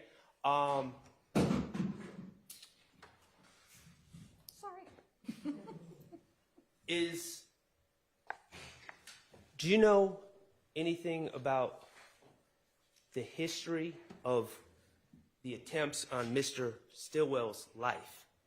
I do not. Okay. You don't know that in 2015 a car gunned up behind him or sped up behind the car that he was in and riddled the back of that car with bullet holes? Objection, he said he doesn't know about any attempts on Sustained. Have you ever heard the name T.R. Jones? No. Okay. Anyways, you see Mr. Stillwell run that red light in the white Audi. I do, yes. And then you see Mr. Nichols in the Ford Fusion run the same red light. Yes. Okay, cool. In that video, we see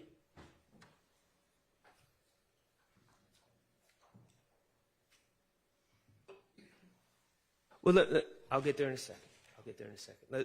Let's talk about LPRs. Detective Bender helped you with the LPRs in this case, correct? She did, yes. And you consider this an important part of police work because you're able to track the movements of specific cars.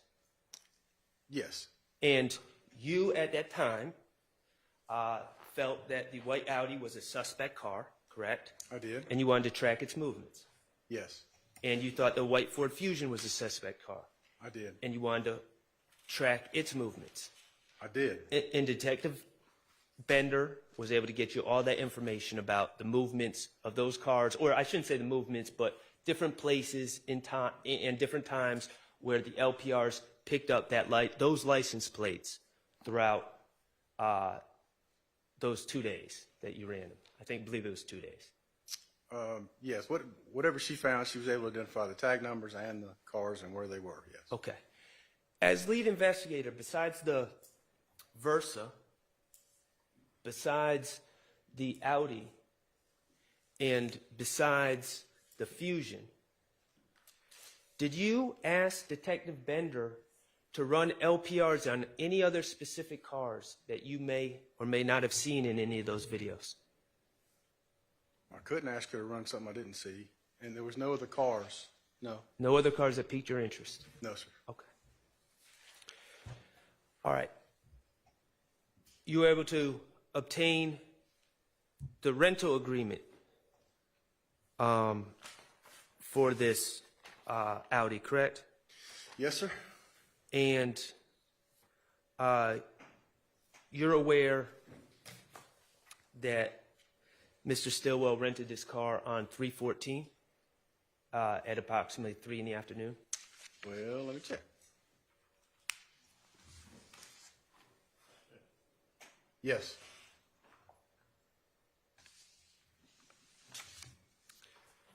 That's correct. And you are aware that he gave all of his personal information, his license, his signature, his phone number, his address. He appeared on surveillance at the Alamo. He did all those things while renting that car. Yes. And you're aware that in the early morning of March 16th, which would be 2 days after this incident, Investigator Viverito and Investigator Flores spoke to him in the back of a police car after the house he was in was shot up, correct? Yes. And they took pictures, right? Yes. And you're aware that he told Investigator Viverito, yes, that's the car I'm driving. He did. And you're also aware from the Alamo records that later on March 16th, 2022, he actually called Alamo to extend his rental on that car until March 20th, correct? I wasn't aware of that. Okay. Could you look at your investigative summary, if you would?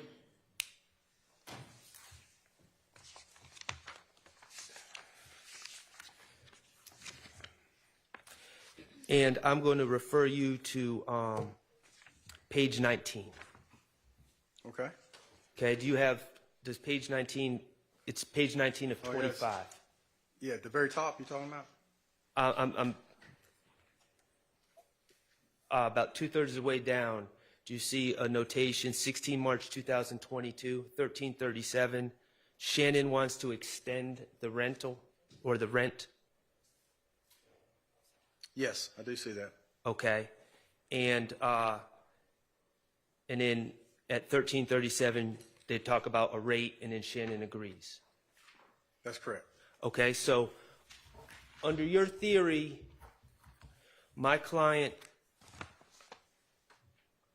appeared on video at the BP with this rental, is on video shooting man out of the driver's side of this rental, and then 2 days later is telling Investigator Viverito, that's my car, right? Yes. And then also later on March 16th, seeks not to get rid of this car, but to extend the rental. It appears so, yes, sir. Okay. All right, let's talk about gunshot residue. You testified earlier in this case, and we talked a little bit about gunshot residue, right? Yeah, we did. And you said you got to be careful about gunshot residue because of the false positives. Right, yeah, you could be Okay. anywhere in the room. If a gunshot goes off, we all in here would have gunshot residue on us. Right. We're talking about microscopic particles. That's correct. That are expelled out of a vehicle, out of a firearm when a firearm is shot. That's right. Okay. And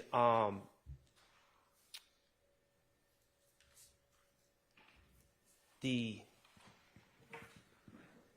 particles are expelled in a way that you just said, if someone shot a gun in here, we could all have gunshot residue on us. That's correct. Okay, and that would be unfair if I shot a gun to say, well, you have gunshot residue on you, because that would be a false positive on you. That's correct. Okay, but gunshot residue does detect if a gunshot was fired in the area, correct? Yes, it's evidence of that a gunshot was in the area, right? All right, especially in fabrics and cloth and things of that nature, correct? That would make sense to me, but I'm not an expert on it. But yes. Okay. Well, those type of materials would not be subject to something like hands, where you could sweat the gunshot residue off, correct? That's correct. Okay. And in this case, that FedEx video that you viewed, we see traffic lights, right? Yes. We can see brake lights, correct? Yes. We can see headlights, correct? Yes. What we don't see is a muzzle flash, do we? No. Okay. Now, you testified about shell casings. Yep. And you said you looked all over for shell casings on the scene. We did, yes. And shell casings are the cartridges that are expelled when a gun is fired. That's correct. Okay, and there were at least 2 or 3 shots fired just from looking at Mr. Drinks' the red Versa, correct? At least, yes. Okay, so you were looking for 2 or 3 or possibly more shell casings on the road, correct? Yes. Okay, and you didn't find any. None. And your conclusion was, you know, of course, maybe you missed them. That's always a possibility. But the other possibility, as you stated in direct, is the gun wasn't, the person who's shooting the gun didn't put the gun outside of the car where you would see a muzzle flash. The gun was actually inside the car when it was fired, correct? Yes. Okay, and certainly if the gun is inside the car, that would cause gunshot residue to be spread throughout the car. You assume so, yes, sir. Including the headliner, correct? Yes. Okay.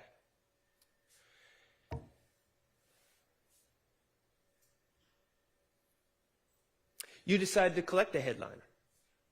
Say again? Well, let me ask you that because I don't know that for certain. You worked along with CS crime scene technician Antoinette Green to process this car, correct? The car being the Audi. Mr. Stillwell was arrested on March 17th. I'm trying to recall, because it's not in my report. I knew you were going to, but I don't. Do you have anything to refresh my memory? Do you have a crime scene report with my name on it? Because I don't. I don't have anything written by you, sir. Yeah, I don't. Okay, but let's try to work through this. On March 17th, you know that Mr. Stillwell was arrested on the warrant state. That you brought on March 16th. Yes. Okay, and he was arrested in Atlanta. He wasn't in another state or anything like that, correct? Correct, yeah. Okay. And when he was arrested, he was actually still in the white Audi that he had extended the rental for, correct? Yes. Okay. And the Audi was collected as evidence, correct? Brought to police impound. That's procedure, yes. Okay. Are you not aware that crime scene technician Green, do you know who Antoinette Green is? Is she a crime scene technician with APD? Yes. Are you aware that she processed that car?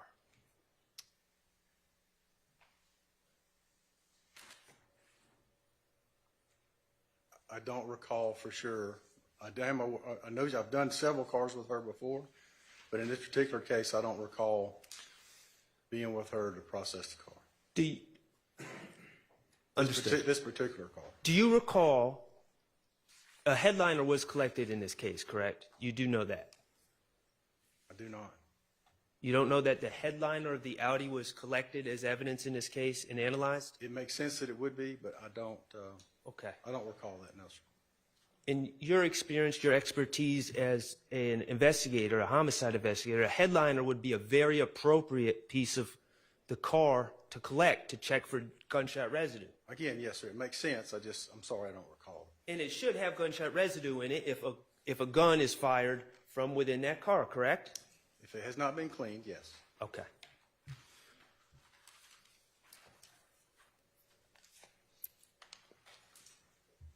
All right.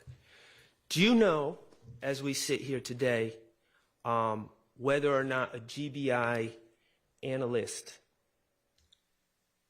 tested that headliner for gunshot residue? Do not.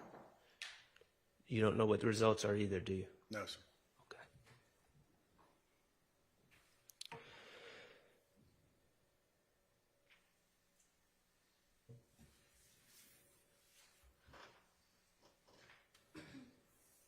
Okay. You took out warrants on March 16th, 2022 at 6:39 p.m., correct?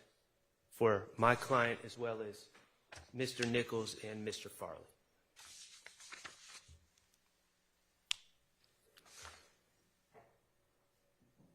Yes, well, 6:40 p.m., but yeah.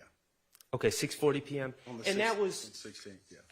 And that was right after, or shortly after, you had that conversation with Investigator Viverito in police headquarters, where she identified the people that were in the BP That's video. correct. Yeah, her, the Sergeant Belknap, yes. So once you had an identification from the BP, that's when you move forward with the arrest warrants against Mr. Stilwell.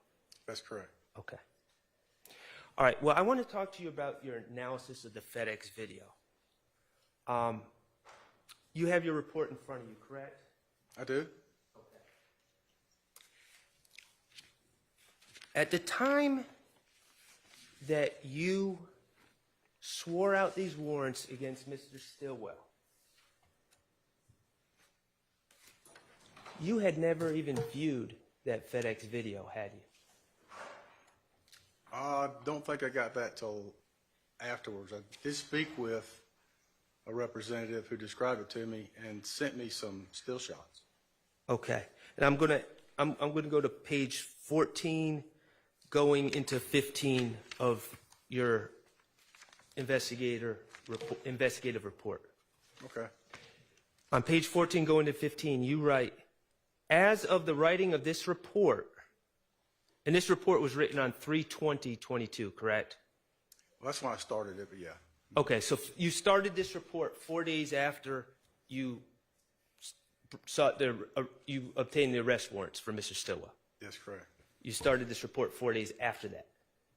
Okay. Yes. And- This part, now I had notes and all that stuff, but Understood. And you say, as of the writing of this report, the actual video from FedEx has been requested via a subpoena, but has not been received. The above pictures were sent to me by a FedEx corporate officer who told me that he had watched a video which shows that the two white cars pulled up alongside the red Nissan, forming a straight line across the road. And then suddenly the two white cars sped away against the red light and the red car stays in place. That's verbatim from your report, correct? yes, sir. And your report is accurate to that fact. It is, yes. You, at the time of writing this report, and certainly at the time of bringing out warrants against my client, you had not watched that FedEx video. No, But you had spoken to someone at FedEx corporate that sent you some still pictures, correct? that's correct. And had told you what they felt they saw on that video, correct? That's correct. Okay.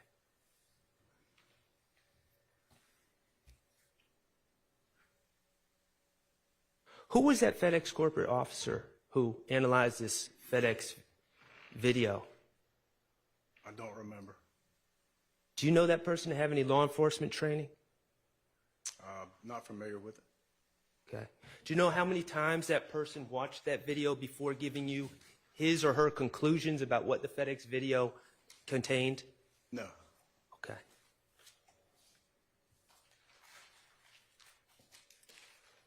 When did you finally receive the FedEx video?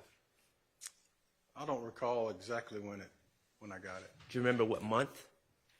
No, I don't remember. When did you remember when you first watched that FedEx video? I've seen it several times, but I don't remember when I first saw it, no. Was it months after bringing out these arrest warrants on Mr. Stilwell? No, it wasn't months. It was a few days probably. A few days would have been 4 days afterwards you started writing this report, and you didn't even have the FedEx video then. So could it have been longer than a few days before you watched the video? It could have, yes, it could have been. Okay. And of course, you brought those warrants on March 16, 2022, without any gunshot residue results from that white Audi. That's correct.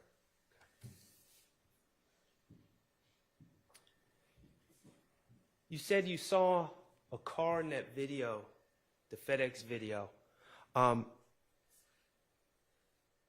Ms. Hilton, could you play the FedEx video for me? Thank you. And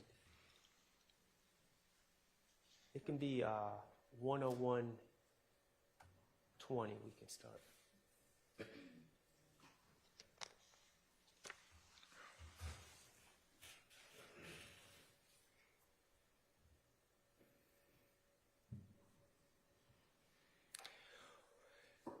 I think it's fair to say you saw a car making a U-turn on the video, and you saw it was a little odd. Yes. It piqued your interest? Well, it just, yeah, it did. I wouldn't say it piqued my interest. It just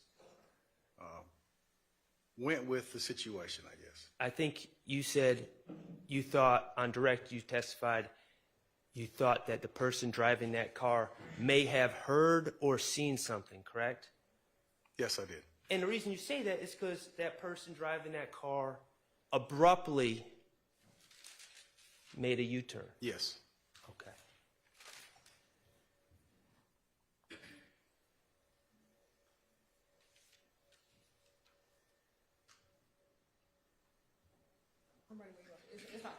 Oh, I'm sorry. If we could go to 101:20. Yeah, just.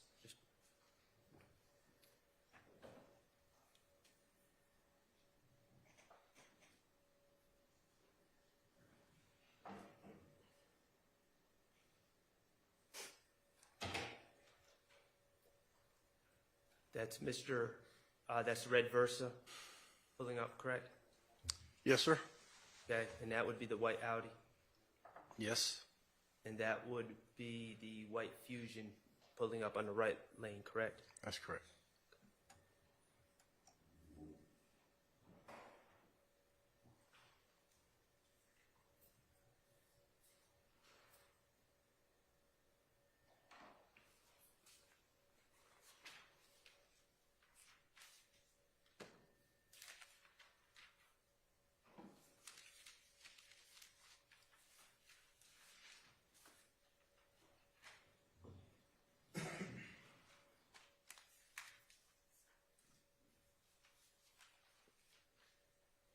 That's not the car that makes the U-turn, is it? No, sir, I don't believe so. Okay. And Mr. Stillwell is now running the light. He's no longer there, correct? That's correct. Okay. We see now this car pulls up and makes that interesting U-turn, correct? Yes, sir. And your determination is maybe they did that because they may have seen or heard something, correct? Maybe. Okay. I have no further questions. Thank you. Anything, Ms. Weinstein? Redirect?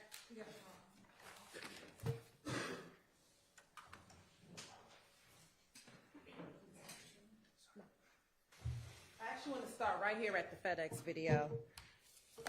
Was there anything in the video, once you actually watched it, that was inconsistent with what you were told by the FedEx person? No, ma'am.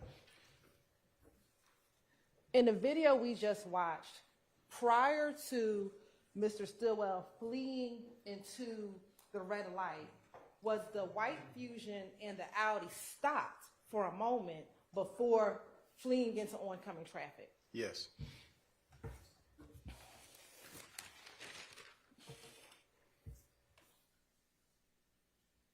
Now, Mr. Shard asked you a number of reasons as to why a person may rent a vehicle. Do you remember him asking you that? I do, yes. Or why they may put tint on a window. Do you remember him asking you a series of questions? Yes. Can a person place tinted windows on a rental car to conceal themselves in an attempt to seek revenge on the person that they think may have killed their two friends 3 days before? Yes.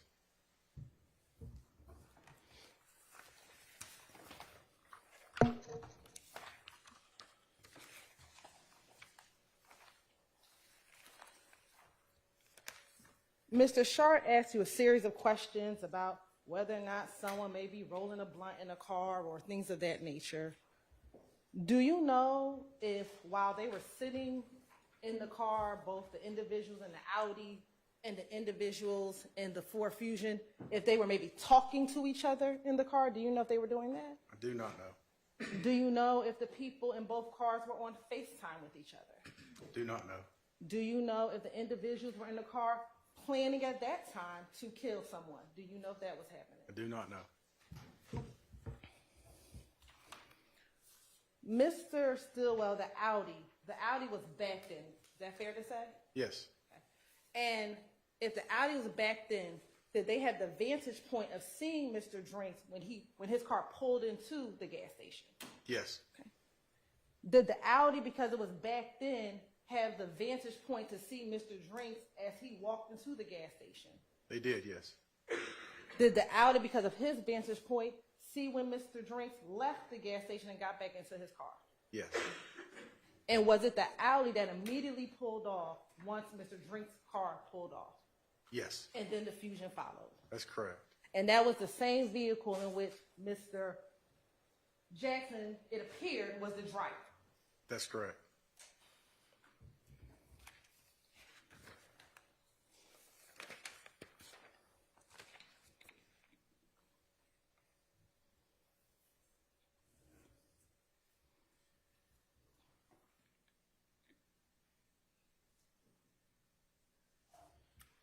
Mr. Shard asked you a number of questions about the facial features of, I think, both Mr. Nichols and Mr. Stillwell while they were inside of the gas station. Do you remember him asking a series of questions about that? Yes. Do you know what their facial expressions looked like while they were in the tinted vehicle? No. Do you know if, as they saw Shamel Drink walking into the car, that their facial expressions changed from what they looked like inside of the BP gas station? I think we're getting to facts, not evidence. It's complete speculation at this point. Sustained.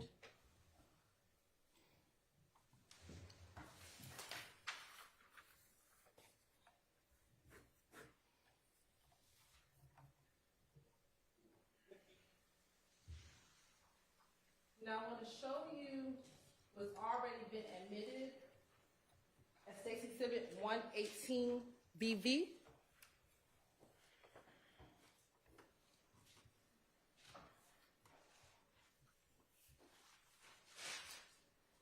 And I'm going to go to 9:49 p.m. the read.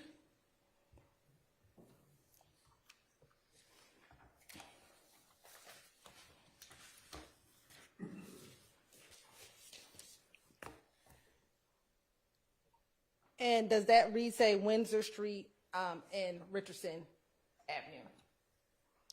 It does, yes. Okay. And is that location that's not too far from the BP gas station? That's correct, yes. And at what time is the Audi passing the LPR reader on Windsor and Richardson Street? 9:49 with 6 seconds. And Mr. Shard asked you whether or not the surveillance video camera times are accurate. We're looking at this time here at 9:49 and looking at the surveillance video timestamps, especially at the BP. Would that help you determine if whether or not the BP gas station video was accurate or not? Yes. Okay. And based on looking at both the LPR reader and the timestamps on the BP video, are those times, do they seem to be accurate? They seem to be similar, yes. They're not exact, but they are similar. Okay. And about how far would you say the Richardson and Windsor is from where that BP gas station is? Not far. It kind of depends on traffic and the light, but anywhere from a few seconds to a minute or two. Okay. Now, Mr. Shar asked you about the headliner and gunshot residue. Do you remember those series of questions? I do. If a car is cleaned, could that remove any GSR that may have been in the car? From what I understand, yes.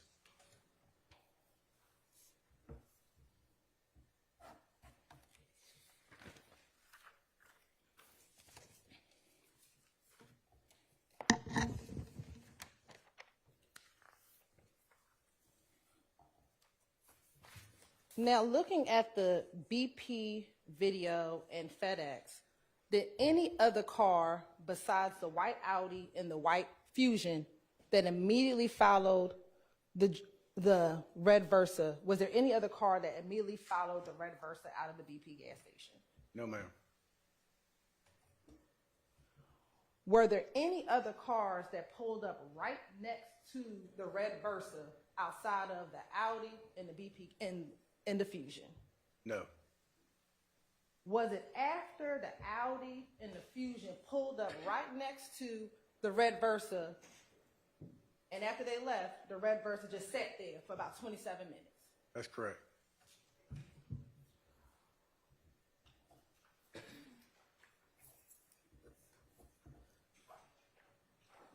The damage on the red Versa, is that all on the driver's side, on the passenger side of the red Versa?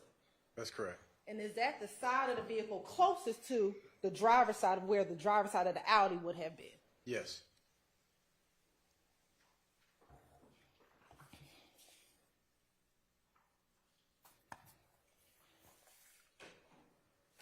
Now, Mr. Short asked you a number of questions.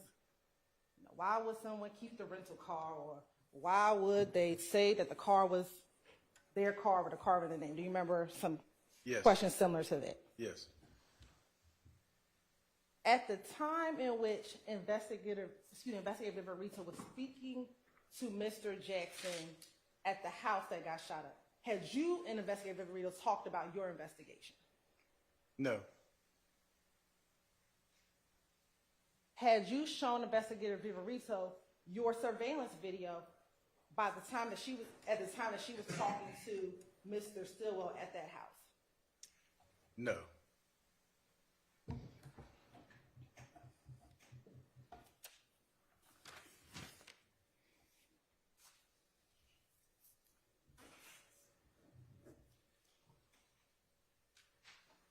Prior to talking to Investigator Viverito, did you know that there was a white Audi at a house that was recently just shot up? No.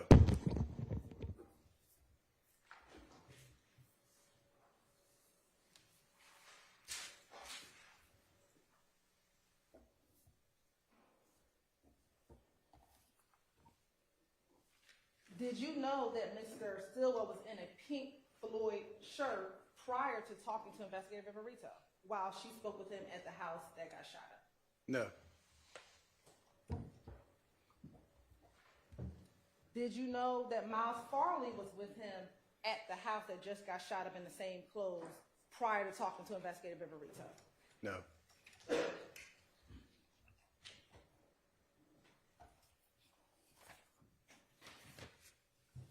Were you ever made aware of an individual by the name of Demekion Garlington was also at the house along with Miles Farley and Shannon when Investigator Viverito spoke with them? No.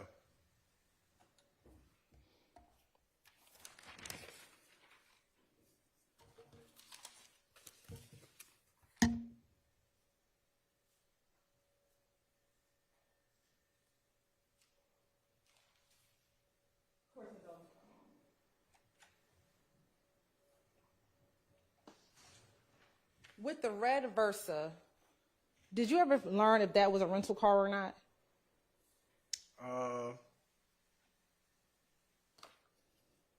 No.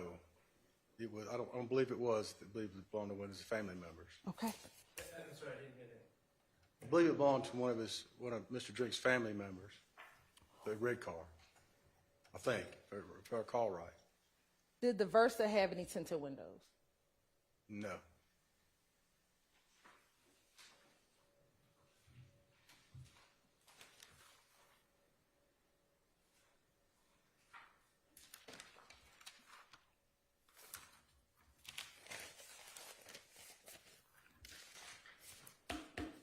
Court's indulgent for one moment.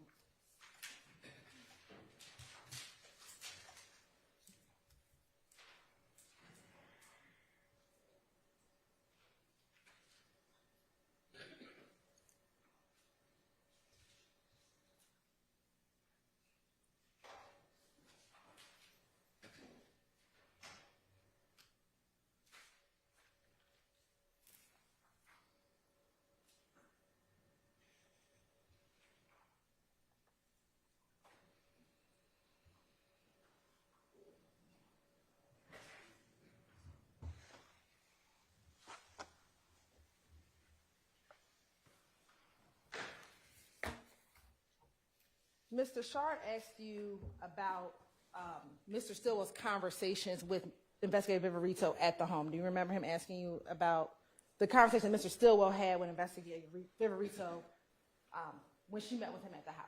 Yes. To your knowledge, did Mr. Stillwell ever tell Investigator Viverito why he had tinted windows on a rental vehicle? No.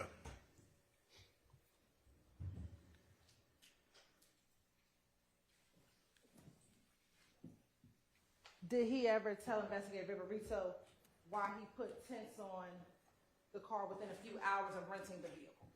Objection, Your Honor. That's not enough. Sustained.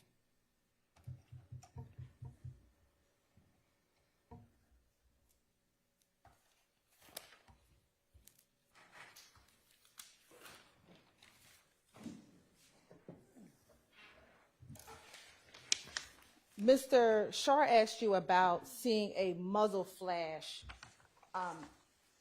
at the light. Did you see any muzzle flashes at all on that surveillance video? I looked for him, couldn't see any, no. But was there still a deceased individual sitting at that light once you arrived on the scene? Yes. All right.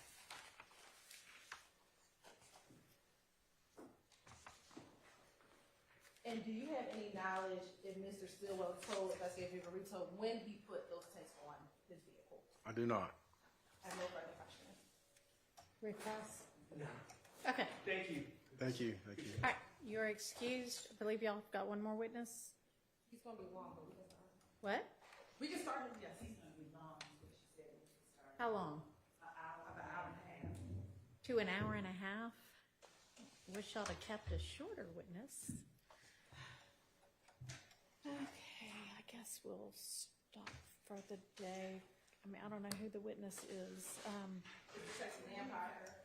Who? Detective Vampire.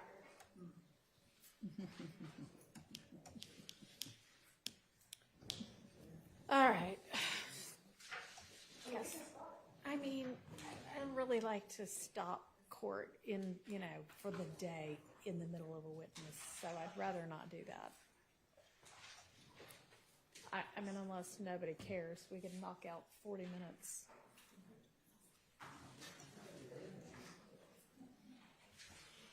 We can also approach if y'all want to discuss.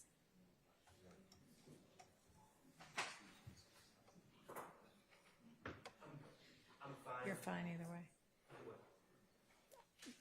Whatever you think. All right. We did just do a number of All right, ladies and gentlemen, I'm going to excuse y'all and remember that y'all will not be back with us until Tuesday because Monday is Veterans Day. For any veterans, thank you. So I'll see y'all on Tuesday. In the meantime, do not look at any kind of accounts or read or listen to or in any way absorb any kind of accounts or information about this trial or anybody involved in it. Don't talk to anybody about the case. Don't let anybody talk to you about the case. And we'll see y'all on Tuesday. Hope you enjoy your little break for a few days.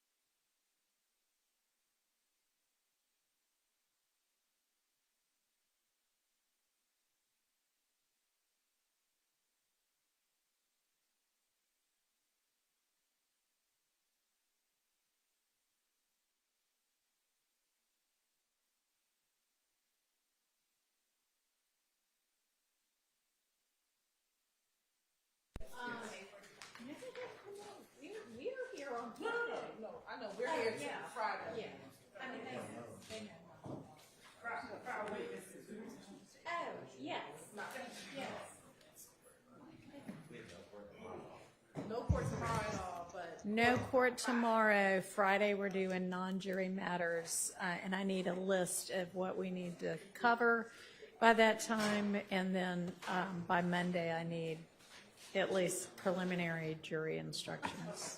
Me standing here was trying to get ahead of being told that I hadn't responded to Ms. Persfield's Oh, no, emails. no. I mean, I know y'all have been in court all day. The but- plan, I think myself and Mr. Weinstein are going to meet tomorrow morning. Okay. And we're going to do everything we can to compile a list and get it out to the court Okay. and the state as early as possible from our perspective, what needs to be on the agenda on Friday. Great, thank you. I wonder if it'd be possible, maybe we'll have nothing on the agenda. I mean, that would be fantastic, but highly unlikely. Yeah, I mean, honestly, y'all, if you want to like work amongst yourselves to narrow down whatever we are going to have for Friday, that would be fantastic. In all seriousness, I think one of the biggest things that needs to be litigated, I have, and I'm not trying to speak out of school, but I've had conversations with Ms. Hilton, and there's talk about what they're really going to seek to admit from my client's phone. Right. And also from the wiretap, and there's rumors that that might be pared down. But I think what they're seeking to admit and also the mechanics of how that would be admitted, I think are probably something that we need to discuss, especially as it applies to Investigator Viverito. Okay, well, y'all can discuss that amongst yourselves first. And certainly, I know we've definitely had indications from Ms. Hilton that the wiretap and cell phone evidence was going to be pared down. It's probably time, if you have not shared yet what that paring down is, to share that with Mr. Sharp. So that all right. Judge, you said the jury charges will start on Monday or Tuesday? No, I'd like for y'all to have to me at least your preliminary stab at what y'all are going to want for jury charges. And I'm not saying we're going to take them up then. We're going to be doing trial next week. But The reason I'm asking is you also asked about Mr. Yeah. What day? I don't know. I don't know. I mean, how... Do y'all want to just come up here and discuss scheduling?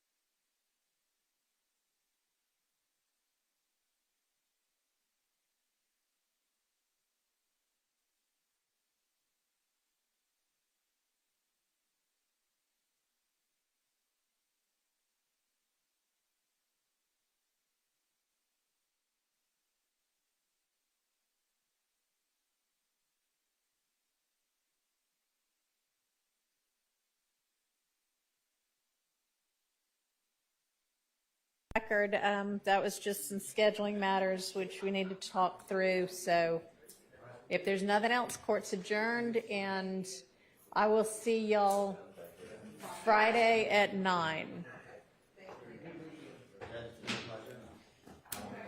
You won't?